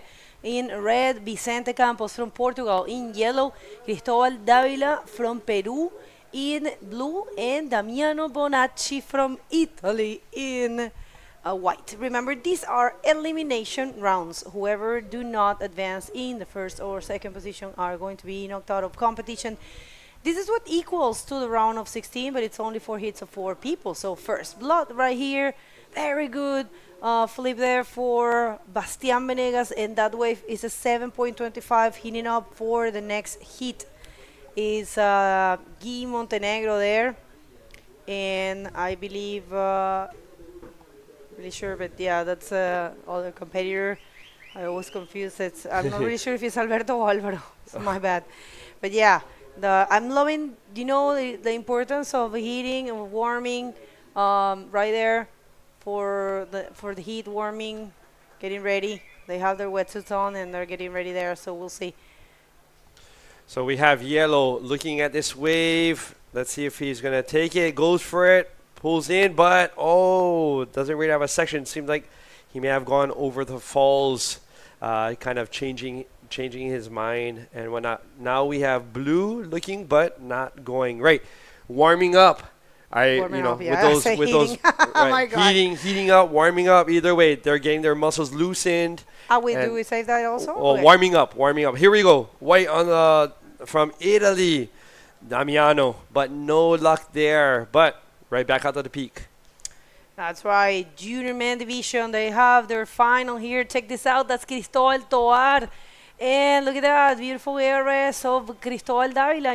In his interview yesterday, he said this is what he has been practicing, specifically that maneuver. He wants to go for the most projected ARS possible. He knows the points are there, so good exchange between these riders. We'll see who get the best of it. I think Cristóbal got a 4.5, and Damiano 1, and Vicente Campos only has 0.35. This is only starting. It's been interesting where these junior heats are. It's like we have 2 crystal balls. We have 2 crystal balls back to back. So both of them are doing really well. Cristóbal Tobar and Nestor Reyes. It's calls my attention. Nestor just eliminated the Apollo, his friend, and they share a podium. Look at that beautiful. Thank you for bringing that beautiful image, because you see Alexander Montes, Canarian world champion. From Canaria, and he was the world champion in 2024. And these 2 guys, the Apollo and Nestor Reyes, they share the 3rd position last year. The 2nd position was for Peter, if I'm not wrong. But yeah, that was, it has to be difficult. They're friends, and it has to be difficult to eliminate your friend, but this is competition, and it's only one man glory. Right. In that aspect, sharing is not caring when it comes to competition, right? Not sharing is caring. Right. Exactly. One has to care for oneself finally, because I'm sorry, there's only one number one, right? Yeah. So at the end of the day. And also, Paul, there's a big difference in points and money. So every single point that you can get, it can get you somewhere, because let's see, just this replay here. This is the first of Damiano Bonacci, which it wasn't, a valuable point. But, and this is? Here's Cristobal Davida with a flip, and I believe he got a 4.5 for that one previously, so that's why he's now in 2nd position. But you were mentioning, Begona, about, every single point, how that really affects, finally the pocketbook. Because, there's situations, for example, it is important to, in the case of the men, to try to get as far as possible so you get yourself the points you need to get into the top 16. You know, there's a point that you know that you don't have a chance in the world with the world title, but there you know that you can, you know, try to work as hard as possible to get yourself a spot in the top 16, and then, oh, that's Javi. All right, Javi. Dominguez, right? Yeah, right. unfortunately yesterday he got injured, but he's happy there. Right. I was speaking to some of the event, and you know he has three staples with that. What stitches? Staples. Bah, bah, okay. bah. Right. So 3 staples back there. So Oh, wow. But could have been worse. But still, that, you know, during a heat, having that kind of situation, that's got to be. I'm very happy that he's okay. Right. Right, getting ready for the next heat. That's Luciano Campos Alba. Let's see. This is Vicente Campos. Very good. You know what? I really enjoy that execution on that ARS. You know, there's ARSs and ARSs. That's a proper, you know, old school ARS. Did you see how he completely rotate his board in that spin? That was pretty cool in the air. So that's like old school style, huh? Like a flattened out 360 part, which is you know, instead of doing the rotation too early with the 360, he did it flattened out, which is, you know. I love it. It just like, let's just see this wave for Damiano Bonacci. Very complete wave for the Italian. Not the biggest one, but he used it in full. So that's gonna be definitely, it will be interesting to see how much Vicente gets for the ARS and how much Damiano with a couple of maneuvers gets. But yeah, definitely they will be changing the numbers there.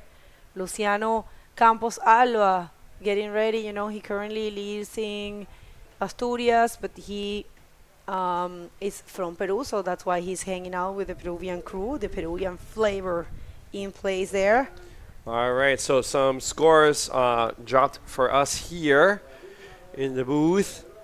We have, so right now, Bashin still in first, Cristobal in second, Vicente in third, and Damiano in fourth. So there's been a slight change of position between Vicente and Damiano. Soon you guys will be seeing that. But we have our interview ready from last heat, Cristobal Tobar and Miguel. Let's take it down to you guys. All right, guys, welcome back. We are here with Cristobal Tobar Muñoz, 15 years old, one of the juniors contenders.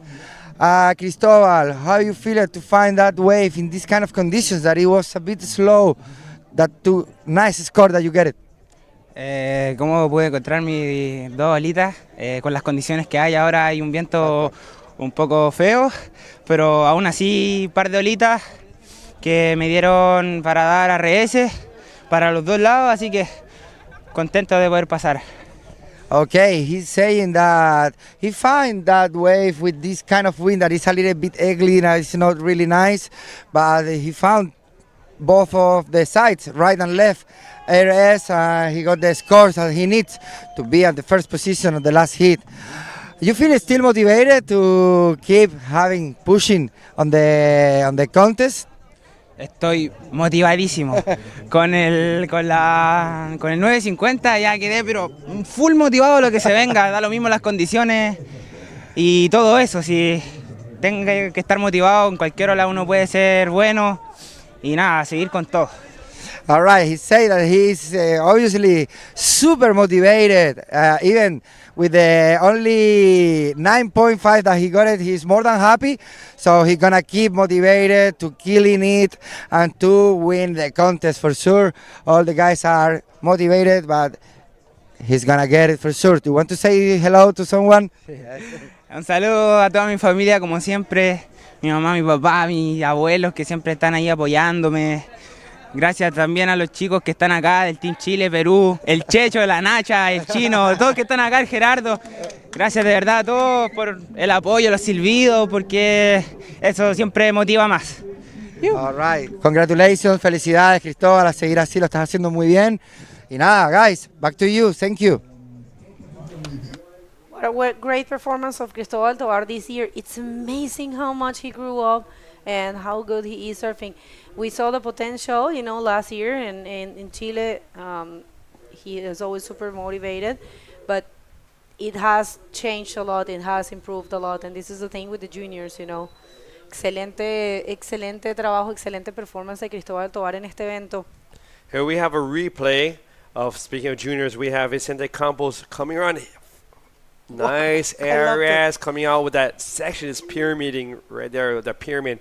Here we have Bashin, but kind of scooping out, not really content with that one. And Damiano with a roll, and I believe he came around to another 360, couple more, and another roll, I believe, right there. So, couple combinations there.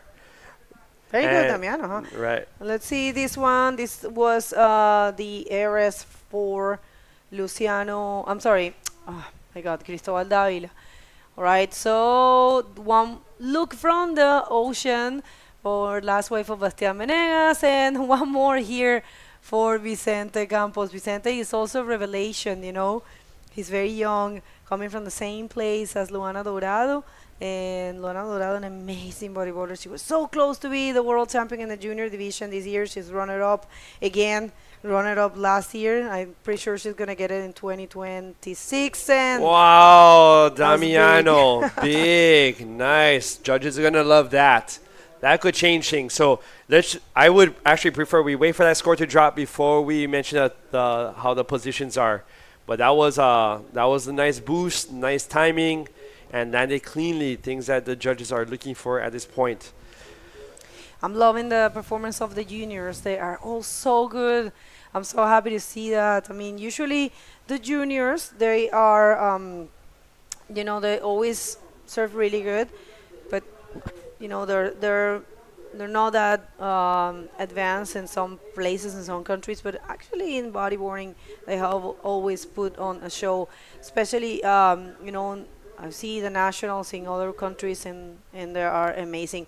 Let's see right here, Bastián Menegas, not finding anything. Bastián coming from a wave that today looks very similar, you know, it's Punta Dos in Iquique, and he's a local there, so he's very used to the rocks and the crazy sections. Loving the laps.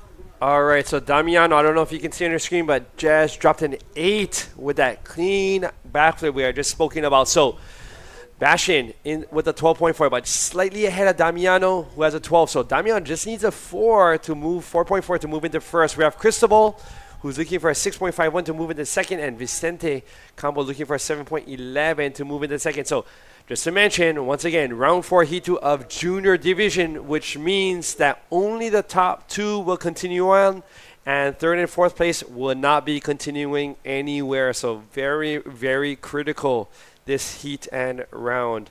Here's Cristobal waiting for a flip section, does turn it. It was a smaller wave. We'll have to see with the point, 6.51. Not sure, possibly not. So Cristobal, let's get back right out there. Try to find another good one to get. A little bit bigger one would help. But, you know, Begonia, you were mentioning about the juniors and how the level is. And, you know, when I see just in the interviews, these juniors just, you know, mentioning about their companions in other countries as well. You know, to be honest, when I was their age, there wasn't this type of, at least in Hawaii, there wasn't this type of, and the U.S., there wasn't this type of camaraderie between the teenagers. And, you know, when I see the Canary Islands with the generations, you know, all France, South Americans pulling together, traveling together. Here's another angle of Vicente's ARS, but not being to complete it. Oh, here is the 8. Nice projection on there by Damiano from Italy. And here's Bashin, but not really liking what he saw. Another replay of Cristobal on his insider flip, which I believe got a 3.5, but didn't really change his overall score. So seeing this camaraderie between the South Americans and other groups from other countries, really, it's nice to see how they're pushing each other's level. Yeah, I agree with you totally. So, okay, situation in the water. We have waves waiting to be scored. What a great heat. I'm just going to seize the opportunity to speak a little in Spanish because everyone, you know, when we do have Vicente and Portugal tuning in for sure, supporting him. Tuga power there for Vicente Campos. Just I'm gonna tell you this safe name because that kid, his meaning business is probably gonna be world champion all the divisions that he can compete in this division, and for sure, you know, he will continue his career in bodyboarding and probably he get the title for Portugal. We don't have any Portuguese world champions in the men division. We only have Joanna and right now Alice. All right, so nice looking flip there for the Italian. The Italian starts really good. Damiano Bonacci. En español, Cristóbal Dávila, que había estado segundo, ahora está tercero. Estamos esperando la última ola de Damiano Bonacci. Entrar y ver si va a aumentar su sumatoria y un poco hacerlo la distancia mayor entre Vicente Campos y Cristóbal. Quien se mantiene primero, no tan cómodo, es Bastián Menegas, porque Damiano necesita un 4.40. Vamos a ver esta repetición. There's a replay of Crystal coming around the section, looking for a flip and just pushing through to the end. Not the cleanest, but still, it's a make. And here we had Vicente on the left, looking for a section. Nice, flattened out ARS, just like the one we had seen on the right, but just kind of coming out a little later. Damiano's clean flip into the flats, and I believe he was looking for another section after, but still, well done, guys. Well done, juniors. So right now, Damiano in first, 13.85. Bashan needing a 6.61 to move into first. Cristobal, he has his work cut out for him. He needs a 6.91 to move into second, and Vicente looking for a higher score, a 7.5 to move into second. So very important. Oh, here we have Cristobal taking off. Right, Cristóbal Dávila desde Perú, dándole a ese RS, realmente lo tiene súper bien, digamos en su repertorio lo tiene muy bien instaurado, muy bonito como lo hace.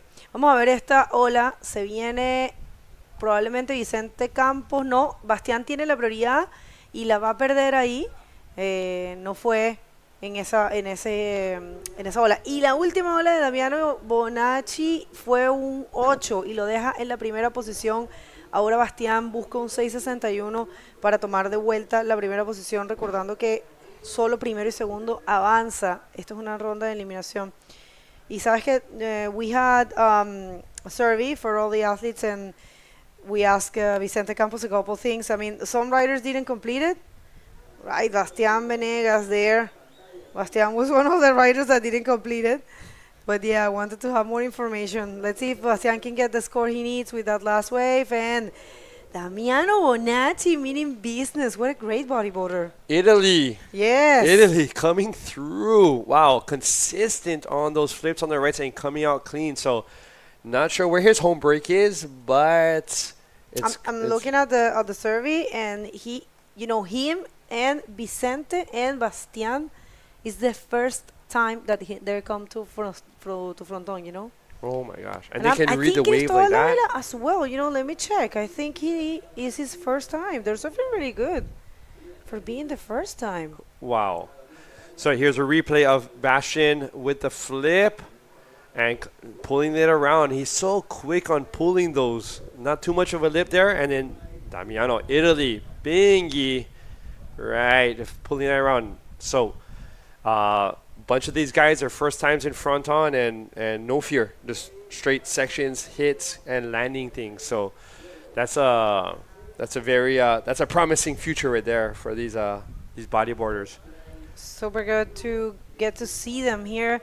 Excellent, you know, new names, new nationalities. I mean, check this out. We have never had an Italian that I can recall, Italian in the junior men division. We, of course, have always Simone Machera and Genesio Ludovice. Genesio has been competing for a long time in the World Tour already, and he has a number of achievements in his country. I think he has a lot of national titles, Genesio Ludovice. But yeah, you want to say hi and thanks to all of our sponsors? All right, so let's thank our sponsors. We have Instituto Insular de Deporte de Cabildo de Gran Canaria, Turismo de Gran Canaria, Ayuntamiento de Gáldar, Cabildo de Gran Canaria con el proyecto The Project Isla de Mi Vida, Corona as well, Red Bull, Munchitos, Oceano, Right, they're clothes made in the Canary Islands. That is not common, so check it out. There's actually a store here. You can check out all their clothing here in Gáldar. We have Grupo Feliz Santiago Melian, Link Store, longtime supporter, Fitness Park, Our Star Canarias, Loipe Eventos, and Citroën Auto Laca Canarias, supplying some transport for some of the the organization here. Here we have Blue Cristobal taking off, looking for a section, see if he can make it around. Nope, scoops out. Didn't make it in time. Frustrated because he's looking for a 6.91. And Vicente taking off. This one could open up a little better, and coming around the section, boom, flattened ours and made it. Really good, Vicente Campos. I'm loving it. You know what? Now it's making sense. Damiano Bonacci, he actually, I think he lives here in Gran Canaria, or he competes. He probably has two nationalities, because it says in his profile that he's a Canarian champion. I mean, runner-up. Runner-up in the Spanish. All right, so one more look here for Vicente Campos. Vicente just going for those flips as if they were nothing. He has them completely unlocked. So Tuga power there, young Vicente Campos. So can I ask, how old is Vicente? If I'm not wrong, he has to be 15 right now. Let me double check. I think I do have, because we did a different survey, and he answered different things. So yeah. In that survey, we didn't ask this time, because usually we ask the date of birth, but not this time. We only ask things about El Fronton. Let me double check here for you guys. All right, while you're checking out that, I just let you know that Vicente moved up a spot. Now he's in third and looking for a 7.06 to move into second. And Cristobal Davila looking for a 6.91 to move into second. So things are quite close. Bastian in second place looking for a 6.76 to move up to first, and Damiano in first with a total score of 14. We did ask them the age, but they didn't reply. I think young would be. It's anywhere between 14 or 15. Maybe I think maybe more 14, because I think last year, I can't remember, he was 13. I remember saying that a lot. But yeah. All right. So either way, he is definitely a machine, and he is an amazing bodyboarder. So we have our future warranty there. Let's see. All right. So Damiano Bonacci is in first. In second, Bastian Venegas, Vicente Campos. Right now, he got the third position after that last wave. That was a 5.35. And Cristobal Davila looking for a 6.91, not really able to use the priority because Bastian blocked him, and check that out. Bastian Venegas from Iquique. You know, Bastian, this is his last year in the junior men division, and he wanted to win so much in Punta Dos in his home break. He was not able to win there. He actually ended up in the 4th position. And he really wanted to win. I remember that, but it's okay. He's here. And yeah, you know, he's an amazing rider. Check this out. Here's Bastian with his backflip, but just dug a little rail right at the end. But still, he's still in second place. And Vicente would need a 7.06 in order to move to second. So feeling pretty good, I guess. I imagine with just 20 seconds left in this heat and not much coming in, it seems. So it's looking like Damiano is going to take this heat. Let's see. I hear the 2-1 and right. So Damiano taking that heat in first with 14 points. Bastian in second. Venegas. And sorry, adios, Vicente and Cristobal Davila coming in third and fourth. We're going to be jumping to these messages and we'll be right back. Don't go anywhere. ¿Y la playa? ¿Cuándo fue la última vez que probaste algo nuevo? ¿Puedo hacer esto todos los días? Sí. ¿Puedo cruzar la isla caminando? Claro. O cabalgando si quieres. ¿En qué puedo ayudarle, señor? Bonjour madame, ¿es posible cancelar mi vuelo? ¿Qué es esto? Esto es nuestra flora autóctona. Oh. Y hay más. Mucho más. ¿Será por esto que sonreímos tanto? ¿O será por esto? Porque cada día es un nuevo descubrimiento. Dale un giro a tu vida.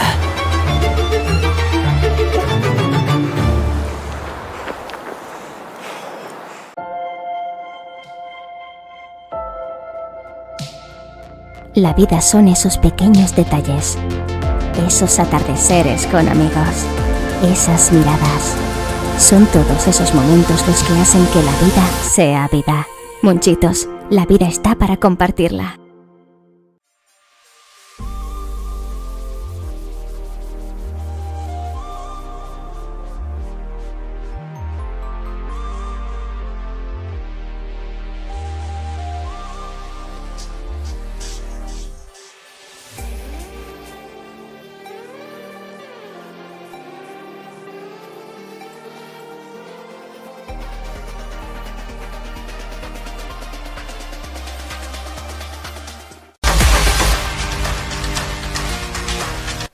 Welcome back, everyone. Day number 3 of competition and the second for the streaming here at the 2025 Gran Canaria Frontón King. We are in the junior division, round number 4, full elimination round. Let's hit the water. This will be the heat number 3. And big names right there. Who do we have? Tenemos a Alberto Pérez en rojo, Álvaro Hernández en amarillo, Luciano Campos en azul y Guilherme Montenegro en blanco. En la ronda 4... manga número 3. Y ya han cogido 2 olas. La primera de Alberto Pérez, un 4,75. Y la primera de Blanco, un 0,5. Que bueno, habrá sido típico que bajó y bueno, no la pudimos ver. Pero bueno, ahora nos darán los chicos el replay. All right. We'll see how this one goes. Remember, this is full elimination. Only first and second will continue. Let's see. This is the replay of the first wave of Guy Montenegro, but that was not much. And the first of Alberto Perez with this wave. Very well executed. Flip there for Alberto. It's a 475, just starting. And, you know, adapting to the wave. There you have it. Damiano Bonacci, that we just heard, he's actually from Tenerife. And I think Paul is going to ask him why he's competing with the Italian flag. For sure, he should have, you know, the 2 nationalities, I believe. So let's see. What do you think about the wave right now? Oof. It's a bit difficult, huh? Very difficult. And let's see tomorrow, to be honest. Well, look at that left first. It's Guilherme Montenegro with that rolo. Complete to trying to get a better score of the last wave that he got at C 0.5. Now I think he's gonna get a bit better score in that left. Yeah, we just asked me about the conditions. So, well, we didn't expect it today that the west wind's coming, but you know, nature is like this sometimes. Okay, let's go with the replay. Going on the left, looking for that roll. Was clean. Yeah, I was talking about it before with Paul, that now that you just have to consider that the wave aren't really good, so as soon the guys get something special, is gonna have a nice scores, okay? Vamos ahí que está en esa derecha, azul, Luciano Alba, que bueno, intenta finalizar con ese rolo, porque bueno, le dio ahí el timing, bueno, en el bottom le golpeó un poco la ola por un lado y no cogió bien la línea. Pero bueno, finalizó con ese rol, así que vamos a ver. Primera ola de azul. First wave of blue. Luciano Alba and Guillermo Montenegro, que hizo ahí una izquierda con un rolo bastante limpio. Vamos a ver la puntuación que tiene. Bueno, ahí la tenemos. 4,75. Perdón, 4,25. La última ola es un total de 4,75. All right, so people, we don't have a call for tomorrow yet. And make sure to follow the IBC World Tour to the through the official channel. All the information will be posted there remember, it is important to have it from the official channels. And check this out. That was kind of like a forced role there for Luciano Campos Alba. He's registered as Campos Alba, and for some reason, only his second last name came out in here, but it's Campos Alba. Okay. Yeah. And yeah, I was telling you, follow the ABC World Tour through that link that is there. It's easy, just grab your phone, scan that, escaneen ese QR y los va a llevar a toda el mundo de la IBC. Hemos tenido 3 días de competencia, 2 de transmisión acá en el Gran Canaria Frontón King, y vamos a ver si continuamos mañana o no sabemos si se va a parar por unos días o cómo va a ser. Yo pienso que, bueno, las condiciones al final van a estar bastante igual que hoy. Lo único que, bueno, estaba diciéndolo antes con Paul, el viento mañana va a soplar bastante mejor, así que, bueno, vamos a con esa derecha, Guillermo Montenegro con ese rolo para asegurarse un mejor backup, buscándola ahí. Y atrás vemos más acción. En azul, Luciano Alba con ese bonito ARS, bastante técnico ahí en the mouth of the lip of the barrel, super clean. Ok, estamos ahí waiting for the last course. All right, so let's just see if we have some takers there, but the interview is ready downstairs with the winner of the last heat and Paul, so go ahead, Paul.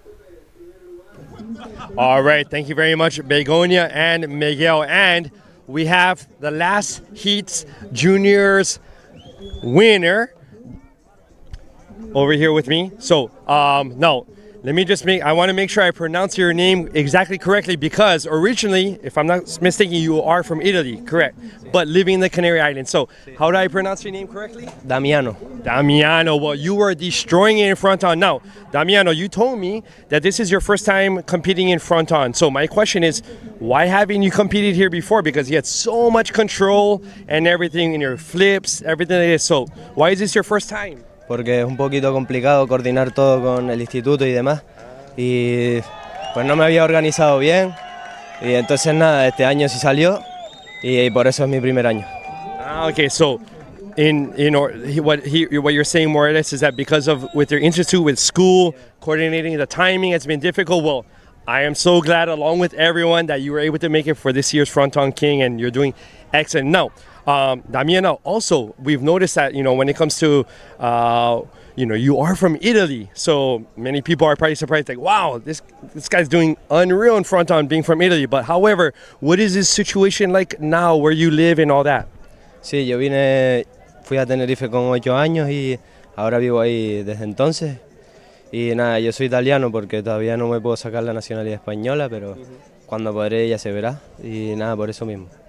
Right, so living in Tenerife now since you're 8 years old, so coming up on 10 years now to become Spanish. But wow, Tenerife got to be a huge help in having confidence out here in Fronton. Now, Damiano, would you like any shout outs? Want to say thank you to friends, sponsors, family? Sí, muchas gracias a todos los que me apoyan del WES, del Club de Sur Punta Blanca, y gracias a todos los sponsors, Santiago del Teide, Ayuntamiento de Santiago del Teide de Deportes, el Club de Punta Blanca, el Club de Sur, y a Aeroports.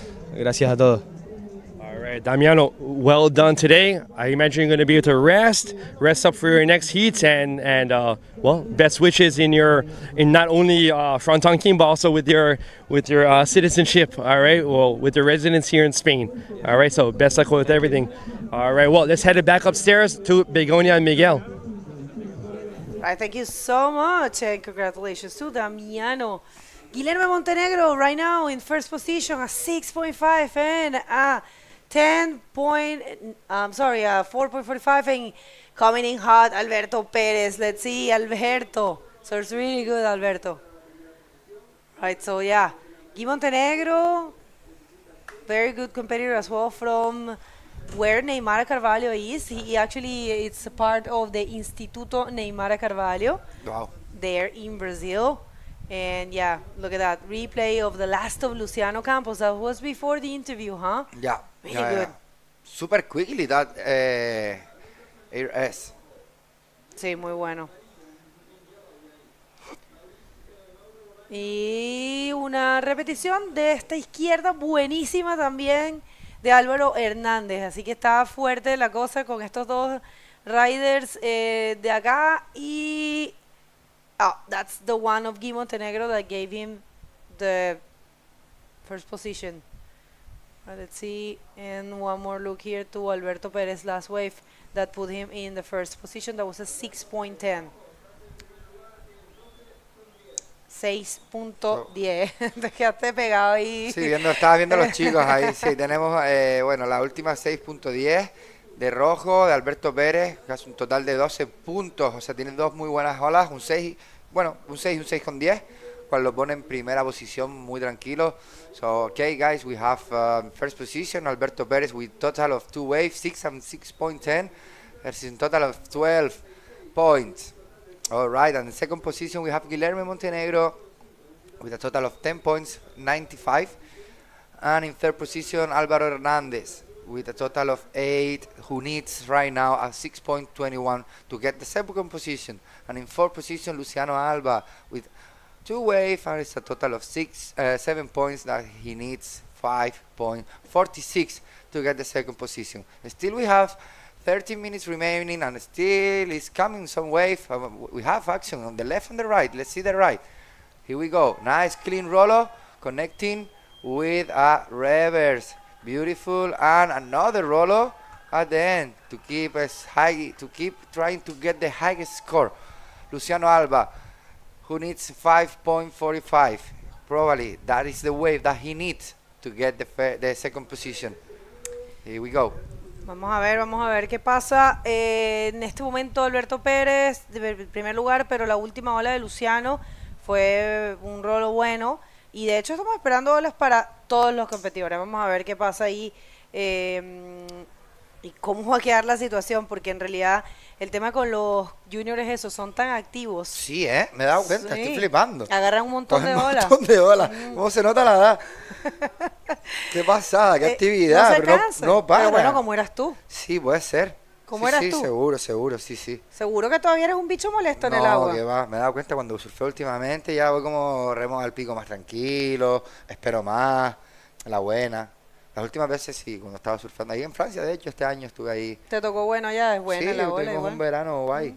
Ahí, bueno, estamos trabajando, no tengo tanto tiempo para surfear, pero los días que entraba al agua es otro tipo de... Bueno, vamos con la repetición. Ahí ese backflip de Guilherme Montenegro y bueno, ahí estamos esperando. Qué pena que se metió este vientito, porque si no hubiera estado súper bonito, hubiera estado ahí toda la tarde con este tamaño. El frontón pues te tira un par de tubos con rampas y bueno, aún así los chicos lo están haciendo genial, buscando ahí la estrategia de hacer más maniobras que de tubos ya, ¿vale? Ahora mismo está imposible, como ves, mira ya la ola, se nota que está bajando la marea también y súmale que bueno, que tenemos viento del oeste, la cual la estropea un poco. Ok, entonces eso, vamos a ir con esa izquierda. Debe ser aquí, ¿no? Sí, aquí en Montenegro. Sí, que bueno, le golpeó ahí mal. Por eso te digo, tienes que tener un timing tan perfecto ahora para pegarle al labio y que la ola no te escache, que es una cosa ya de técnica, ¿sabes? ¿Y qué se podría surfear con este tipo de condiciones que tenemos ahora, con este poquito de viento, así? En plan, aquí en Gáldar, sí, no funciona ninguna nada. de las tres. No. Si estuviera suroeste, el viento, al agujero le da como en contra muy bien. Si estuviera del oeste, perfecto, pero no es el caso. En realidad yo creo que el viento oeste en ninguna de las islas favorece. Vamos a ver esta repetición de la última de Luciano Alba, Luciano Campos, que fue tan completa que le dio la oportunidad de estar segundo. Sí. Bien trabajada esa última ola. Y esta fue la de Guy Montenegro, que no lograba concretar. Así que ahora la situación es Alberto Pérez primero, segundo Luciano Alba, tercero Guy Montenegro y cuarto Álvaro Hernández. Todavía quedan 10 minutos con 26 y estaba aquí revisando los rankings. Guy Montenegro quedó segundo en Iquique. Recuerden que este año tuvimos, los juniors fueron Racing Series y había un formato de clasificación. Habían solo 48 puestos para venir a competir acá y era solo para los riders que hubiesen competido durante el año. La verdad que tuvimos un año bastante completo, ahí tenemos los eventos que tuvimos. Empezamos en Marruecos como el año pasado, y en el caso de los juniors tuvimos 4 eventos seguidos, pero no fueron, recuerden que eran solo, no tenemos un ranking como tal, solo que quienes participaran y quedaran lo más arriba posible podían participar en este evento. Hubo un evento acá en Gran Canaria que fue el King Grom. Sí. Tuvimos el Everyday Media en Marruecos, tuvimos el Future Pros en Australia, que por eso está aquí Ocean Mackenzie. Gracias a ese evento tenemos aquí a Steve Mackenzie. Imagínate pensar el efecto y la importancia que traen los eventos de bodyboard en el mundo. El de Australia, ¿no? Sí, porque su hijo ganó, claro, y él se motivó a venir para acá y consecuentemente compitió. Entonces, pues, la verdad que los eventos a veces tienen un efecto en la comunidad, en los bodyboarders antiguos, son siempre efectos positivos. Y bueno, ahora estamos cerrando el año aquí en el Gran Canaria Frontón King como todos los años. Este fue el calendario 2025, el calendario 2026 va a ser publicado antes del 31 de diciembre de este año y ahí vamos a ver con qué sorpresa nos viene la IBC. Yo la verdad no tengo idea, pero estoy igual que ustedes. La verdad que viendo esto sigue otra vez viviendo un campeonato desde lo más, porque bueno, el año pasado yo lo sigo bastante el Fronton King, aunque no compita, pero obviamente ahora estoy muy ¿sabes? Estoy ahora mismo muy metido en la movida y me están dando ganas de competir, ¿sabes? En plan, qué guay sería otra vez sentir eso de estar compitiendo por ahí. ¿Qué edad tienes tú? Yo tengo 35, pero nunca es tarde. No, si me pongo ahí, que no. en 2 meses me pongo rápido en forma. Entrando todos los días al agua, algo se podría hacer, yo creo. Como la bicicleta, eso nunca se olvida. Eso nunca se olvida. Hombre, se olvida pues la forma física, sí que se olvida, ya te lo digo ya. Estar ahí compitiendo no es lo mismo que un baño libre, que estás tranquilo, a tu aire, ¿sabes? Competir al final es una ola, entras rápido al pico, es más intenso. Pero sí, estaría guay, me lo voy a plantear, seriamente. Vamos a estar felices de tenerte. Right, so we were throwing a couple updates in Spanish there for all of you. And yeah, Miguel was saying that it's feeling the motivation of competing. Maybe we'll give it a chance next year. So let's see this one for Luciano Campos. 650 is what he needs. Wow. Épica. Muy buena ola. Vamos a ver si consigue ese score. Luciano está prendido en fuego. Of course. It was, let me tell you, Bego, maybe it's almost, 7 something or 6 high. We're not judges, so we don't know. You don't put yourself in that. All right, take us through that one. Wow, yeah, it was clean, almost in the air. The RS connecting super fast with that roller. Epic. Let's see. He's gonna get the first position. We'll see how much he gets. But yeah, looking good actually. Very well projected, well executed. You know, a lot of. It was actually, you were completely right. It was an 8.5. You know, I learned with the years that it's better to wait for the scores than to say too much. And this is the IBC World Tour judging criteria, and he met many of those points right there. Maximum degree of difficulty and commitment definitely was there. Radical control maneuvers was there. Speed, power, and flow was there. You know, given the fact of what we're getting now, you know, the sections are not too critical, but he knew what to do. So, aerial maneuvers, variety of repertoire. It was more or less the same that he has been doing, but yeah, it was his best maneuver of the event and cleanly executed as well, right? Sí, bueno, ahí lo vemos, estaba diciendo Bego que eso es el criterio que tienen los jueces para puntuar las olas. Bueno, pues tener un máximo de punto de dificultad y compromiso, tener una radicalidad y control de las maniobras, obviamente velocidad, potencia y estilo, flow, golpear, fluidez, fluidez, golpear fuerte en las zonas más críticas de la ola, sí. Tener una variedad de repertorios en la misma manga, que no siempre estés haciendo la misma maniobra constante, sino que intentes otro tipo de maniobras para bueno, no sé, porque esto no lo había visto mucho, la verdad. Y bueno, aerial maneuvers with high degree, esa no la entiendo muy bien. Bueno, maniobras aéreas con alto nivel de dificultad. Exacto. Y limpias y bien ejecutadas. Y lo último, estilo. El estilo que... Cuenta, me gusta que cuente eso en un campeonato. Claro, el estilo que es obviamente como los colores, no es que hay un color mejor que otro, no es que hay un estilo mejor que otro. Vamos a ver esto. Otra vez, incansable. Luciano Campos. Ay, ahí golpeó un poco, golpeó un poquito pronto. Pero bueno, ahí la tiene. Tiene muy buenas puntuaciones, Luciano. Ahora mismo lo vemos ahí en primera posición, bastante tranquilo porque bueno, en la segunda posición la tenemos para Alberto Pérez, que necesita un 8 para ponerse en primera posición. Tercera posición, Guillermo Montenegro, que necesita un 5,6. Y en cuarto tenemos a Álvaro Hernández, quien necesita un 7,35. So, we have in first position Luciano Alba, who is really quiet and really comfortable right now in the first position of the heat, because Alberto Perez needs 8 points to be first position. So, we have 4 minutes remaining, and we have in third position Guillermo Montenegro, who needs 5.6 to get the second position, and in fourth position Álvaro Hernández, who is needing 7.35. So, 4 minutes remaining. Still, can happen a lot of stuff. Vamos a ver, una ola más aquí para Guillermo Montenegro. Vamos, Guillermo Montenegro, a ver si logra algo. No logró mucho.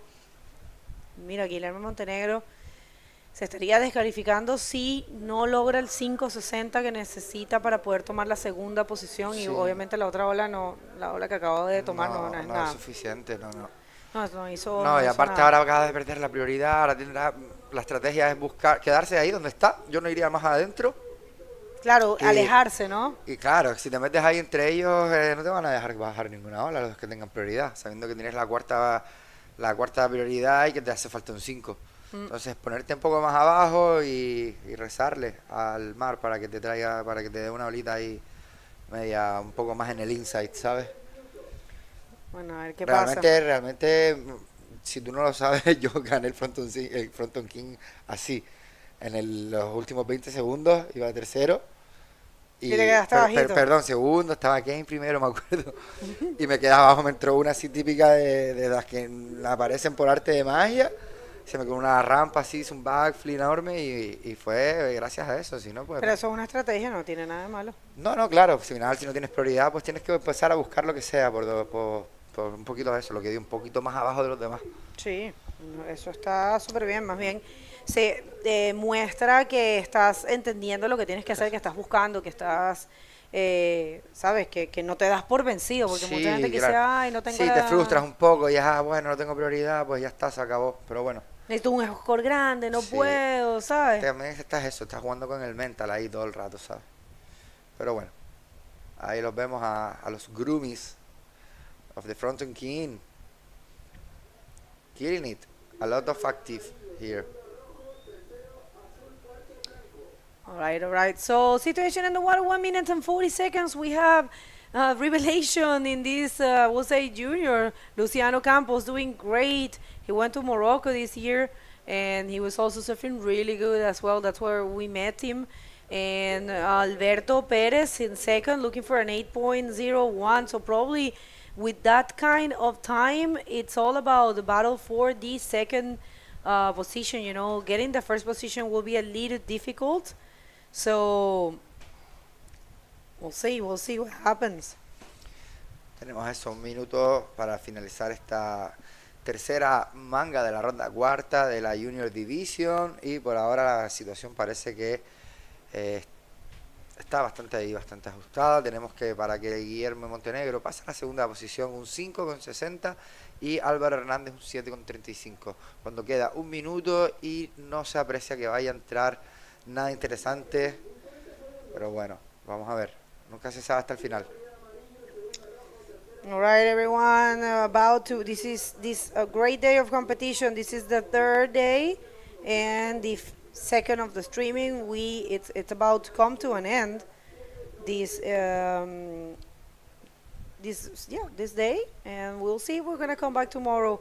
I was checking here at the rankings, and Luciano actually ended up in the 17th position in Morocco. So he didn't do that well. So right now, with whatever he is doing, he's actually getting better, bettering himself. They are, they are advancing to the quarterfinals, right? So Yeah. if they lose in this stage, it's the ninth, an equal ninth, and if they lose in the quarterfinals, will be an equal fifth. All right. So situation is as it's in your screen. Impressive to see Guillermo Montenegro being eliminated, as well as Álvaro Hernandez. People, we are going to come back with the last heat of the day, so please don't go anywhere. We'll see you very soon.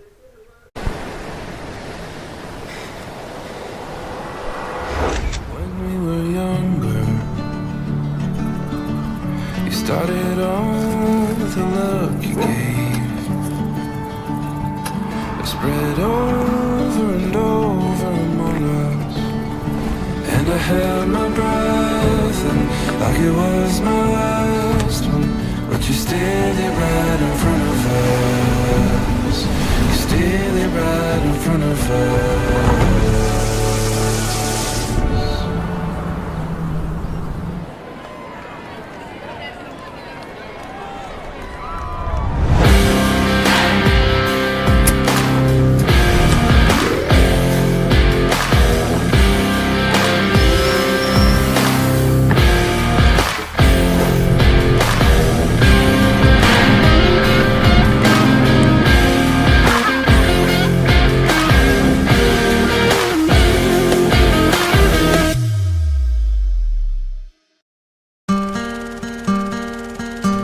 And our minds were meant to sail.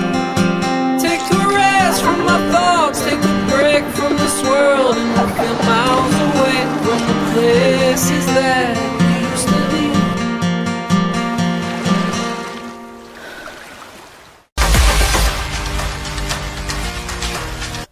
All right, guys, here we go again.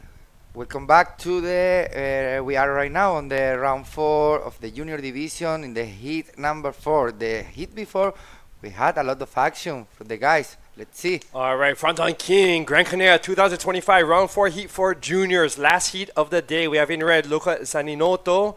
We have in yellow Jay Taylor from Australia, Mauro Bolaños in blue from Spain, and Victor Roux in from France. Loca also is from Local France. rocket, yeah. Loca, right. Yeah, Some of Faga. these names, whoa, wow, Well. really pushing it for me.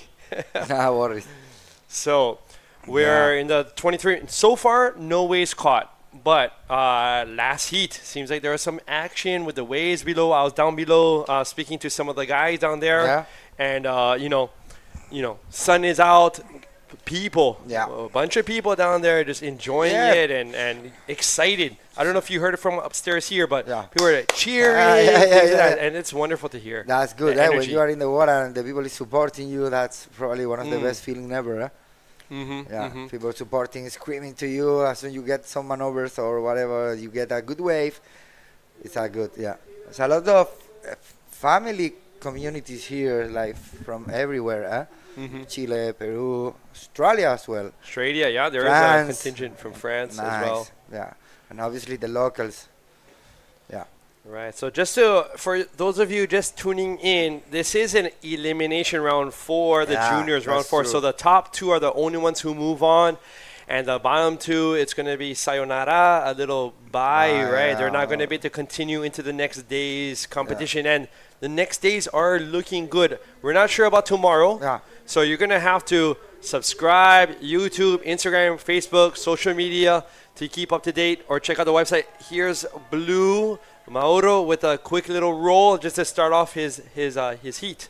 Ya, estaba ahí diciendo Paul que bueno, que hemos tenido unos días increíbles de olas.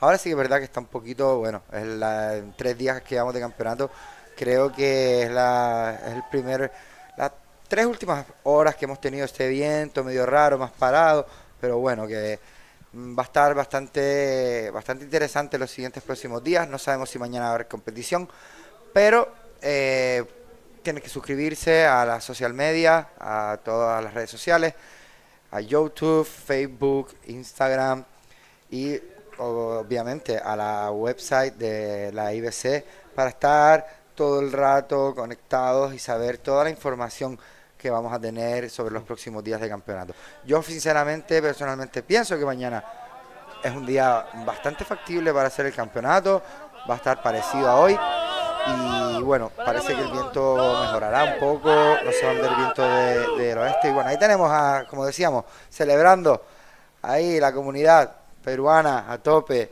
ahí celebrando la victoria. Right, of Luciano, De who's going to Luciano. be, in a little bit doing a little interview, but jumping back into the water. And as you were mentioning, right, with the conditions tomorrow, it's possible. Possible. Yeah, I think so, yeah. Let's see. Well, let's We don't see. decide it, but Mm-hmm. let's see. And next week is also looking promising. I think so. Better than this week.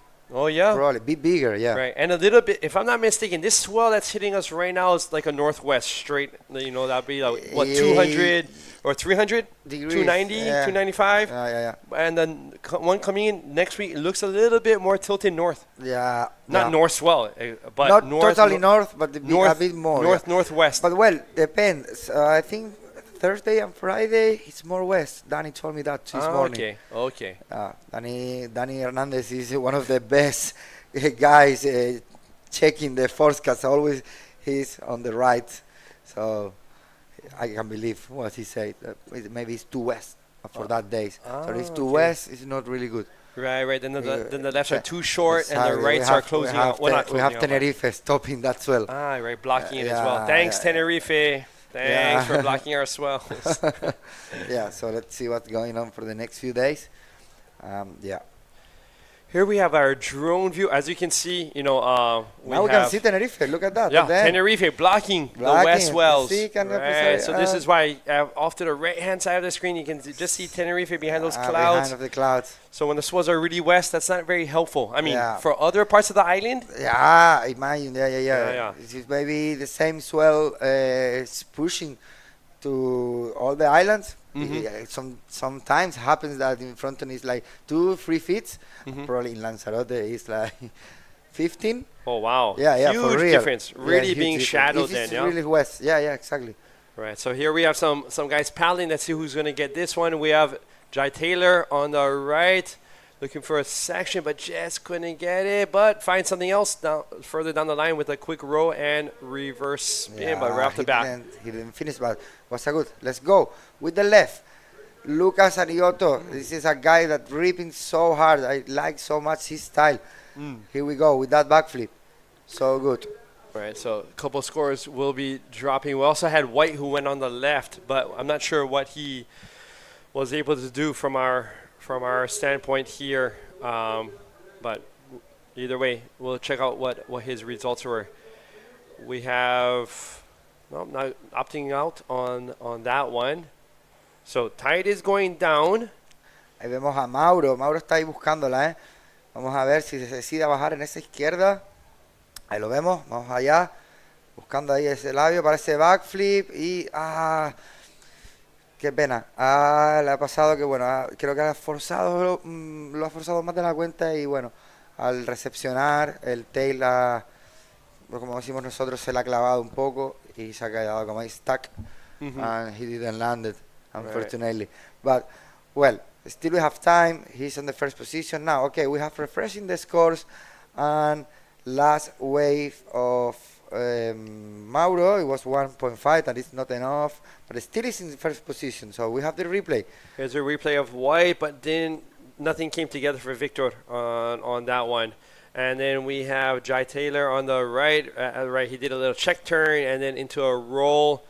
And we have Luca on that left again that Miguel had just commented on. Beautiful style, backflip, clean. And especially with these conditions. Then we have Mauro also, but got his nose stuck or tail. I'm not sure which. Maybe the nose. You think so? Or, well, maybe. Or maybe the just a side rail. Either way. I thought he was going to land it for a second. Here's Jai Taylor with a clean beautiful. roll. Yeah. So still waiting for a couple scores. Another one. Little roll at the end to drop, because I think that the positions are going to change quite a bit when we finally have Luca's backflip score on there. Aquí tenemos, mira, ese es Alfonso Sánchez. He's one of the guys that is going to play in tonight, I think. You know, guys, that this afternoon we're going to have a special day It's a Friday with a lot of concerts that we're gonna have and stuff to have fun to celebrate that amazing days at Fronton. So the guys is gonna sing into tonight. Nice. Okay. Yeah. So some fiesta time tonight. Fiesta time tonight Here for the in people. So Gáldar. join us here. Come to see this amazing place. We can enjoy the nature and obviously the night too. Right, day and Both, night day and night. festivities. We don't stop. Right, and probably I would imagine tomorrow evening as well. Yeah. More festivities. Yeah, Saturday people are no more people is not working, so I think tomorrow we're gonna have, if we have contest tomorrow, we're gonna have a nice crew, a nice public here supporting this contest. Right, so we just got a couple scores from Red, from Luca. So a 5.5 and a 4.85, putting him in definite first place with a 10.35, and right behind Jai Taylor with a 7.85. So Jai Taylor just needs a 6.25 to move into first. Mauro and Victor in third and fourth, respectively. We just had, let's see, no, that was Luca, but I don't think anything really came together on that last wave of his. So I'm not sure. I don't think anything's going to change on his position. So just remember, only the top two riders are continuing on. The bottom two are not. So it's a fight. Yeah. It's a fight to see the next day. Ok, vamos ahí, vemos otra vez a Mauro intentándolo de nuevo. Esta sí que se le queda más limpia. Boom. Qué buen backflip que consigue finalizar. Super clean. Nice one. Finding that left on. Well, now the left looks a bit more clean than the right, to trying to find the lips to do some maneuvers, right? The right looks a bit. All right, here we go. We have ready Begoña with the interview, so go ahead, Bego. Luciano Campos Alba, again here. What a great performance. You're from Peru, living in Spain. You were telling me that you didn't feel too comfortable at the beginning of the heat. You actually were not finding yourself, so tell the world a little bit. Nada, la verdad es que muy contento de pasar la manga esta. Me tocaron contra competidores muy fuertes y las olas no es que estén muy bien, la verdad. Pero bueno, me tocaron dos buenas olas y por suerte pude pasar. Well, actually, very happy to have found those two waves, because, you know, the waves are not too good right now. It's hard to find them, it's hard to connect, but he got it, and he's happy to be in advancing. Right now, you are actually bettering yourself. Your first World Tour event was in Morocco. You were 17th. So, did you, you came here prepared for this. Are you thinking about the world title? Ya, la verdad es que hace poco, bueno, en Marruecos no me fue muy bien, que digamos, no me sentía muy cómodo, llegué también con un día de antelación y no me pude preparar mucho, y ahora, bueno, vengo de una lesión, pero creo que vengo con más ganas, vengo con más hambre y con más actitud y más maduro para poder seguir avanzando. ¿Y estás pensando en el título mundial? Sí, ahí seguimos, vamos a darlo todo, a ver cómo nos va y eso, a ver cómo nos va. I really like it. He's super simple and he's super humble. He says he's going to take it step by step. Actually, he came here more, I would say, trained, more prepared. He felt like in Morocco he didn't have the chance to adapt. He came there one day before the event started. So he's feeling more confident and he's feeling more comfortable here. So yeah, he's just taking it step by step and asking if he's thinking about the world title. But I think he doesn't want to speak about that. Do you want to say something to someone? Ya. Agradecer o algo. Sí, quería agradecer a mis auspiciadores, la verdad, a Independent Bodyboards, a Corcho Republic, a Mutan Accesorios, a Corcho Republic, bueno, a Slap Shop. También quería agradecer a toda la gentita de Asturias que me está apoyando desde allí, al Team Perú que siempre me apoyas aquí con todas las indicaciones y todos, y también en parte, la mayor parte a mi familia, a mi hermano, mi madre y mi padre, por darlo todo. Y también quería dar un mensajito que es: ¡independízate ya! ¡You! Felicitaciones y la mejor de la suerte para el resto de competencia. Back to you guys. All right, thank you very much. Lots of energy from Luciano. Although he's living in Asturias, but he's representing Peru, so the whole crew supporting him and saying his shout outs. So, situation in the water hasn't really changed too much. Here we have a replay of Mauro coming on that clean left, right? So he got actually, I believe he got 6.0 for that one. So that's very nice to have under his belt already. And Jai Taylor on the right, but just scooping out, not really finding anything. Victor coming around the section with a clean roll and maybe looking for one more as well. So a couple rolls on that wave. Lines. And another replay with a big roll, pushing, hitting the gloves out. So upside down. All right, so there is a situation where just under 11 minutes left. So everyone pretty much looking, well, except Loka, everyone else looking for a 4.5 ride or so in order to move up a position. I think right now would be a great time to mention the sponsors helping putting together this event. Sí, vamos a seguir la última manga del día, como no, tenemos que seguir agradeciendo que esto sea posible gracias al Instituto Insular de Deportes del Cabildo de Gran Canaria, Turismo de Gran Canaria, al Ayuntamiento de Gáldar, al Cabildo de Gran Canaria con el proyecto de la Isla de mi Vida, Corona, Red Bull, Munchitos Océanos, Grupo Félix Santiago Melián, Link Store, Fitness Park, Our Style Canarias, Loipe Eventos y Citroën Auto Laca Canarias. All right, thank you very much to all those companies. And in addition, thank you very much to Blue Eddy and Be Green for being the official energy partners and supplying us with electricity, energy, solar panel systems above, on top of the very roof we're presenting here from. Nice. So here's a replay of Jai Taylor roll into another roll. So I believe he got a 4.75 on that. We have Mauro kind of scooping in, but coming out to Tenemos a ver si la the repetición whitewater. de la última ola para hacer un buen backup, a ver si mejora su segunda puntuación, que es un 3,70 la de Mauro. Vamos a aprovechar ahora que está la cosa más tranquila para decir, bueno, para repetir lo que estaba diciendo Paul, un poquito en español, ya que tenemos a varios competidores que hablan español, entonces imagino que su gente estará mirando. Vamos a ver cómo está Lucas Sanioto en la primera posición, ¿vale? Liderando la manga. En segunda Mauro Bolaños, tercera Jay Taylor y en cuarta Víctor Rokes. Víctor necesita un 5,56 para pasar a la segunda posición y Jay Taylor desde Australia necesita un 4,96. Nos quedan todavía 8 minutos. La prioridad la tiene ahora mismo Víctor, que seguramente estará usando la estrategia de esperar, tratar de buscar y esperar la mejor ola posible ahora mismo, ya que las condiciones están un poquito, como podemos ver, no muy buenas. Está la ola bastante mala por el viento que está dándole un poco de atrás, pero los chavalitos están muy motivados, no paran de coger olas. Mira, ahí lo vemos a Lucas intentando mejorar su segunda ola con ese rolo de derecha. Y bueno, vamos a ver qué pasa la siguiente. Ahí vemos, no paran de remar olitas. Ahí lo vemos, a Jay Taylor buscando ese 4,96 en esa derecha. Ahí le pega a ese rolo trompo que no consigue finalizar. Bueno, no creo que sea suficiente. Right, so there was an exchange of waves. I don't think Luca's Rolo is going to change much his score right there. So I believe, I'm pretty sure not too much position change just took place. Here we have Victor pumping into that wave, looking for a section right at the end, but no dice there. No dice there. I don't know 7.5 minutes, Miguel.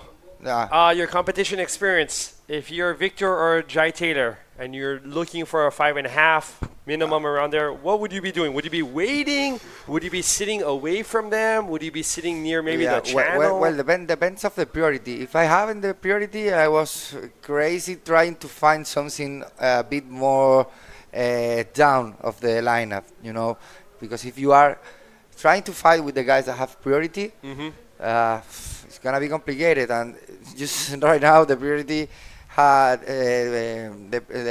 have Mauro, that is in second position, and the second priority is for Luca.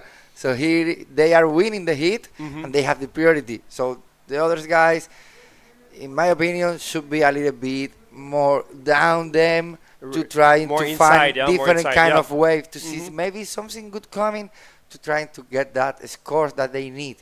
So let's see what's going on. 6 minutes remaining in the last heat of the day here in the 2025 Gran Canaria Frontón King. Tomorrow, let's see what's going on. We have to start. We don't decide what's gonna happen tomorrow, but we're gonna stay tuned on the social media to check it out if tomorrow we're gonna start again on Saturday. It's gonna be a nice weekend here. If we have competition, we're gonna spend a good times together. So yes, let's see. Now let me just check. Like for example, the day's highlights. There are so many highlights from even today. Yeah. Usually I believe the highlight videos have been being put on in the evenings.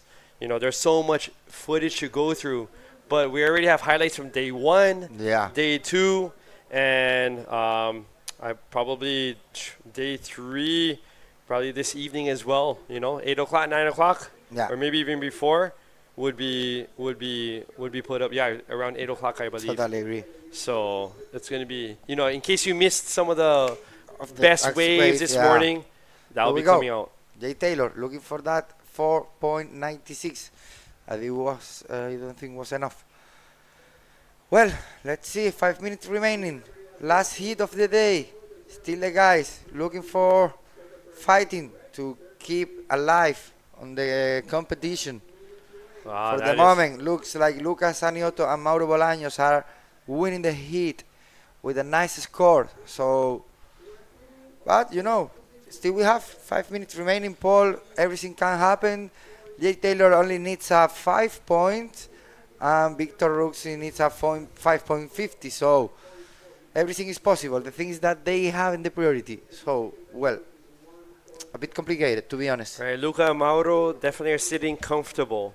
They're sitting comfortable. They're just, especially they have the control of the heat right now. Right. And I don't see any sets for now. So, I imagine Jay and Victor got to be stressing a little bit. Yeah. Stressing That's a little the bit. worst sensation when you're competing. But look, Victor on the wave, looking for that wave that he needs. And boom, that roll was good. Putting the brake. And another one. Well, let's see. You see? 5.56. I don't know. Let's see. Not sure about that one. But still, 4 minutes. His job, just get right back to the peak. Try again if that wasn't enough. Seems like blue. Mauro looking at this one. On there for the left. Looking for a section. And nice loopy roll. Yeah. Landed that. Close out, and then he make it. And we have red, Luca. Let's see. Oh, that was a nice flip. And maybe he can get into a roll. Let's see if he's going to take this thing all the way in. Another Careful one. for the rocks. Nice combination. Ahí tenemos ahí a Jay Taylor from Australia with that roll combination with that reverse. All right, here we go. So there both could of them, the Mauro and Luca. There could be a change. Well, I don't know about that. Maybe just between first and second. I don't know, because I think Luca's going to get better with that second flip. wave. Flip and 2 rolls. Exactly. Yeah. So I don't think nothing changed, to be honest, Paul. Let's see, because I think Luca's going to get better score of the second wave that he has. Like it's a 5.85 with that backflip and connecting with the rolls. Let's see, still waiting. All right, so it's unfortunate that these winds didn't really change as we were hoping, in this afternoon session. Well, it's small. If maybe the winds during the afternoon get slow, probably the free surfers have the opportunity to surf a little bit at Fronton this afternoon. Right, you're right. It's only 3:15, 3:20 in the afternoon, so still long time till evening. Here we go. Vamos ahí con Blanco. Victor Rocks buscando esa buena derecha. Con ese rolodrompo que... ¡Ay, qué pena! His board made it. His board made it, but he didn't make it. He put the hands on the head saying, what happened here? Come on, Jay Taylor, looking for that dry as well. Wow, nice, invert. Invert is an invert. Got to take it. That's good, because the judges are putting the criteria that trying to do different maneuvers. Here we go with Mauro Bolaños. What a big backflip that he landed. On the top. Keep paddling. So I'm not sure. Jay Taylor's invert may have probably been enough to move into second. We have 1 minute 30. So this is now interesting. I'm biting my nails. Starting to bite my nails now. Interesting. The end of the heat, huh? It's an interesting end of the day. End of the day. Round 4, heat 4. All right. So, Here we guys, can see raising their Lucas hands. asking for the scores. Oh, 7. So, Luca. Yeah, but it was Luca on the backflip. Right, I right. told you that the backflip he is with looking 2 behind. rolls. Yeah. And we have waiting for Jay Taylor still for that invert and for the backflip and with the for Mauro, but it wasn't Victor ready to wasn't complete. landed, so we wanna get. All right, here we go. 5.35. So Jay Taylor in second second. now. Oh, here we have Luca again coming around the section. Wow. Nah, this guy is killing it. Super nice Juniors. style. Super I nice cannot style. believe it. Juniors. Like so much his style, how he ripping, getting a lot of wave from the hit.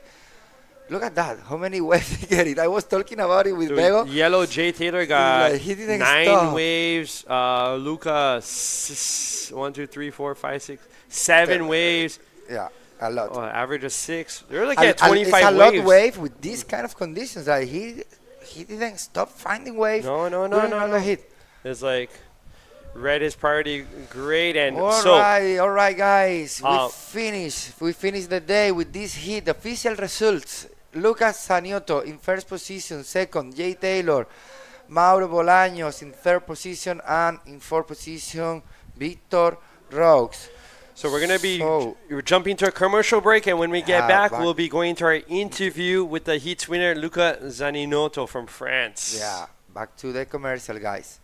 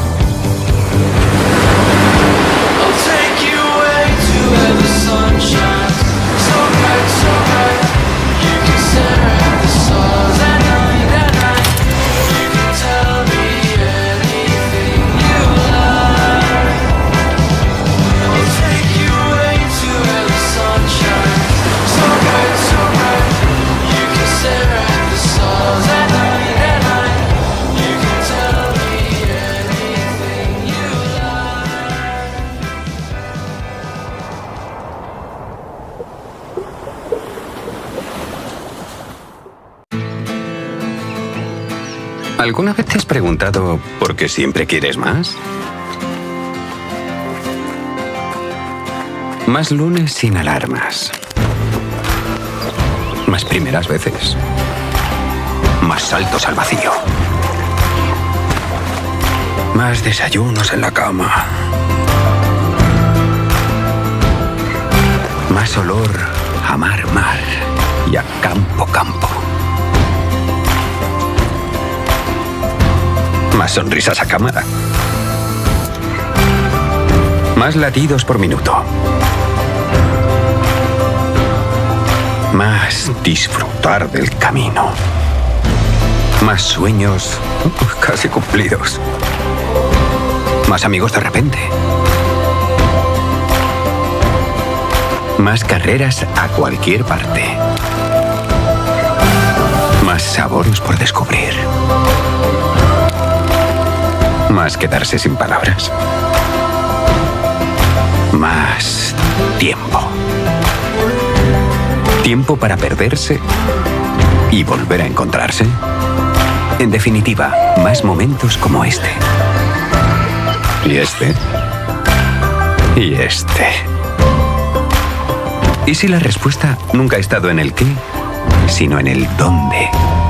Gran Canaria, mucho por vivir. Bienvenidos a Gran Canaria, una isla donde el deporte se vive y se disfruta al máximo. Desde sus hermosas playas hasta las montañas del interior, Gran Canaria es el lugar ideal para quienes aman y practican la actividad física. Deportes acuáticos, náuticos, trail, ciclismo. La oferta deportiva de la isla es infinita. Gran Canaria es el escenario de eventos deportivos de alto nivel. Y próximamente también seremos sede de la fase final del Mundial de Fútbol 2030. Desde el fomento de los deportes autóctonos hasta la apuesta por el turismo deportivo. La isla sigue avanzando hacia un futuro en el que el deporte juega un papel clave en su desarrollo. Gran Canaria es un destino en el que se vive y se respira deporte.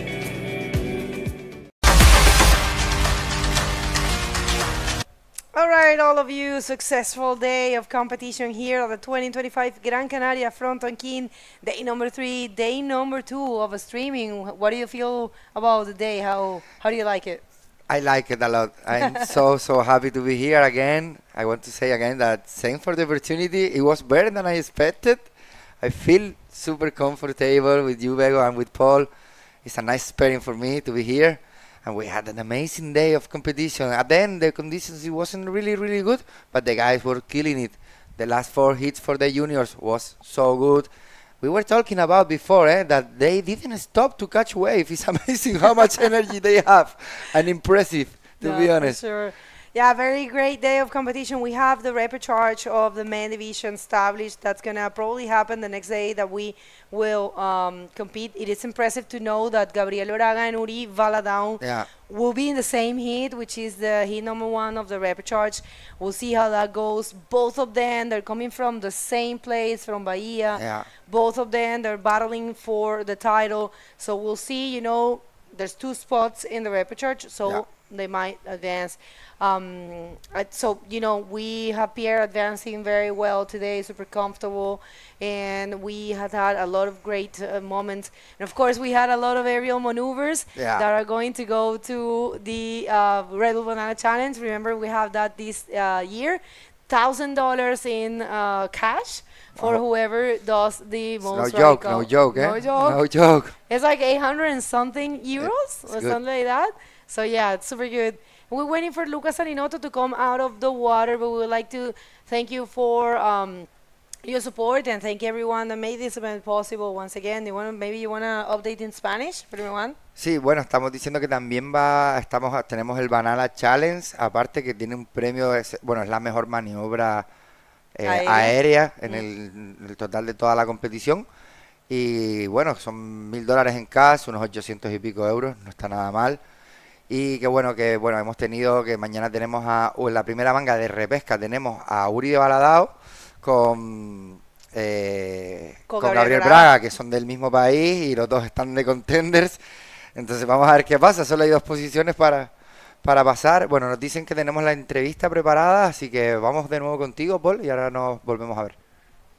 All right, thank you very much. So we're back with the last heats winner. Heat 4, round 4 of the junior men's, and Luca was in complete control, dominating that heat with those clean backflips. We were just speaking above about your style and controlling those backflips. Now, please, where are you from in France? And you know, you're training during the year. How does it help you here in Fronton? I come from La Salle in France. It's a little beach break with the commune of Arcachon. The waves are not very different of today.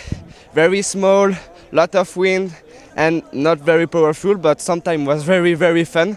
And yeah, I train this year for this moment, and yeah, it's very good. Oh wow, well, it really paid off. The training has helped you a lot. So you just told me that this is your 3rd year competing in the Fronton King contest. So I want to know, how do you feel? Is there any difference how you feel the first year Fronton King and now this year? Yeah, my first year in Fronton King, the wave was very incredible. Not big, but perfect. But I'm very little this year, and I not combined to go to the demi-final. I lose versus Michael Yancey with the very nice quarter-final. And the last year I don't have a good competition, very bad wave, and I don't have a good score. And this year the wave was incredible yesterday, and Wednesday. It's very dangerous, and yeah, I love it. All right. Well, you're doing excellently this year. Now, are there any shout-outs, sponsors, family, friends that you would like to say thanks to? Merci à tous ceux qui me regardent, ma famille, mon frère, Anna, ma mère qui sont là, à mon père qui me supporte, à tous les bros là, tous les Français malheureusement qui se sont fait éliminer, on pense fort à eux, et à tous les Frenchies qui sont encore en compétition en Open. On va essayer de vous rendre tous fiers. Merci aux sponsors BZ, Senocen, Legacy, à Nico, Ocean Roots et à tous mes potes du bassin. Et on se retrouve en finale. All right. Well, great job once again. Look, and you know, we'll be seeing you. I'm not sure if we're going to be continuing the contest tomorrow, everyone, but the next day will for sure have great waves again. Yeah. Once again, congratulations. Thank you so much. Let's send it back upstairs to Begonia and Miguel. Yeah, congratulations to Lucas and Enoto and everyone that competed today and everyone that made it. And of course, huge congratulations to whoever it's not in competition anymore, because you did an amazing job competing in Fronton. It's not easy, but it's definitely, it's only, you know, bringing you good things and experience, right? Yeah, exactly. It's for me, I was telling to you the first day, it's a gift to compete in Fronton, even with these kind of conditions. So if you make it or not, you should be happy, guys. So congratulations to all the guys that getting to keep alive on the contest. Yeah, let's see what's going on tomorrow. Stay tuned to the social media. That is gonna get the information to know if tomorrow we're gonna have competition or not. Let's see. All right, so subscribe to this YouTube channel, follow us in the social media. You're going to get the information from there. Thank you so much, and we'll see you very soon. Gracias. Bye-bye, guys. Thank you so much.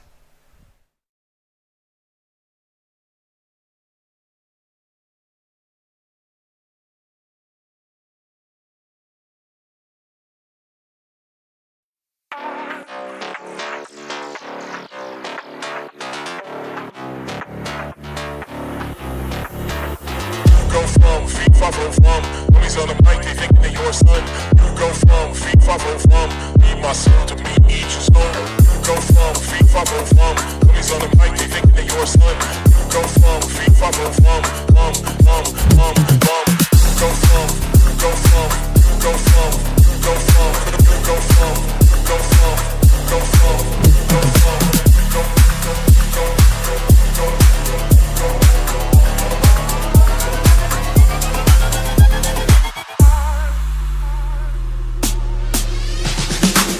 go from feet from you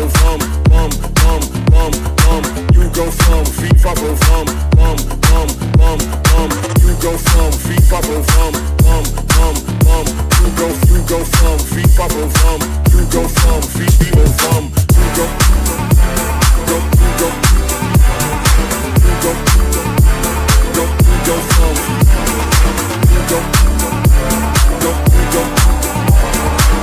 go with the program. All I want is a little bit of romance. Get inside your pants. So vibe with me. Roll this one, get high with me.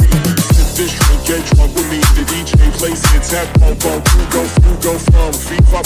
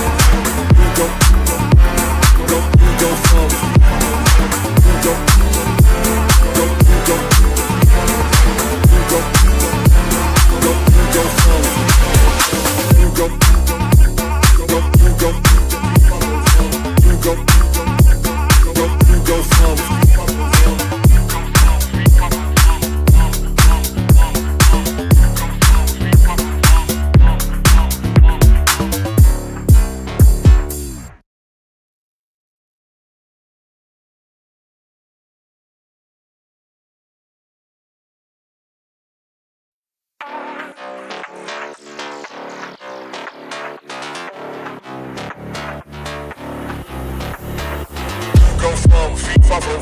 Homies on the mic, they thinking they your son. You go from feet far from. Need my soul to meet each zone. You go from feet far from. Homies on the mic, they thinking they your son. You go from feet far from. You go from. You go from. You go from. You go from. You go from. You go from. You go from. You go from.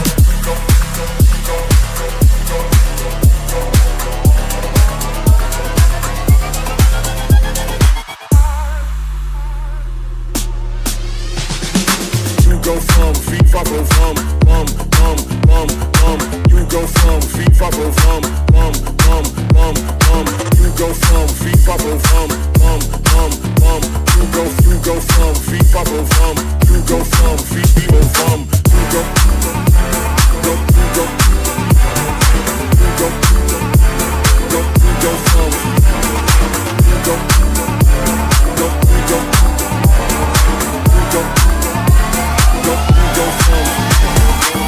With the program, all I want is a little bit of romance. Get inside your pants, so vibe with me. Roll this one, get high with me. Sip this drink, get drunk with me. The DJ plays it, tap, bump, bump. You go from feet far from.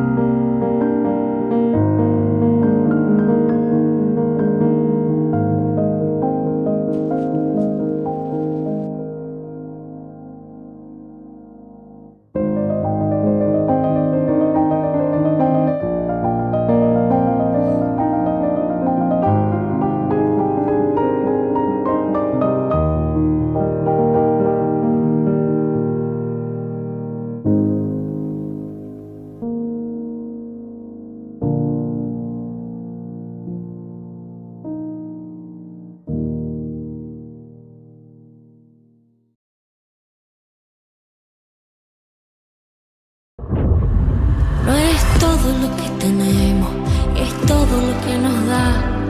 La isla en la que vivimos te deja sabor a sal. Resulta tan complicado saber cuál es tu lugar, hasta que llega el momento de ser un isleño más. No es todo lo que tenemos, es todo lo que nos da. La isla de contrastes, lugar de diversidad. El viento que nos despeina también sabe alimentar. No es todo lo que tenemos, es más bien lo que nos da. La herencia de un pueblo de nobleza y fuego, la fuerza del mar, la tierra y el cielo, diversa belleza humana y salvaje, su mágica esencia, su gente y paisaje, fuente de energía limpia y soberana, tanta riqueza que nutre y que sana, en nuestras manos nuestra libertad, isla de fortuna que tanto nos da.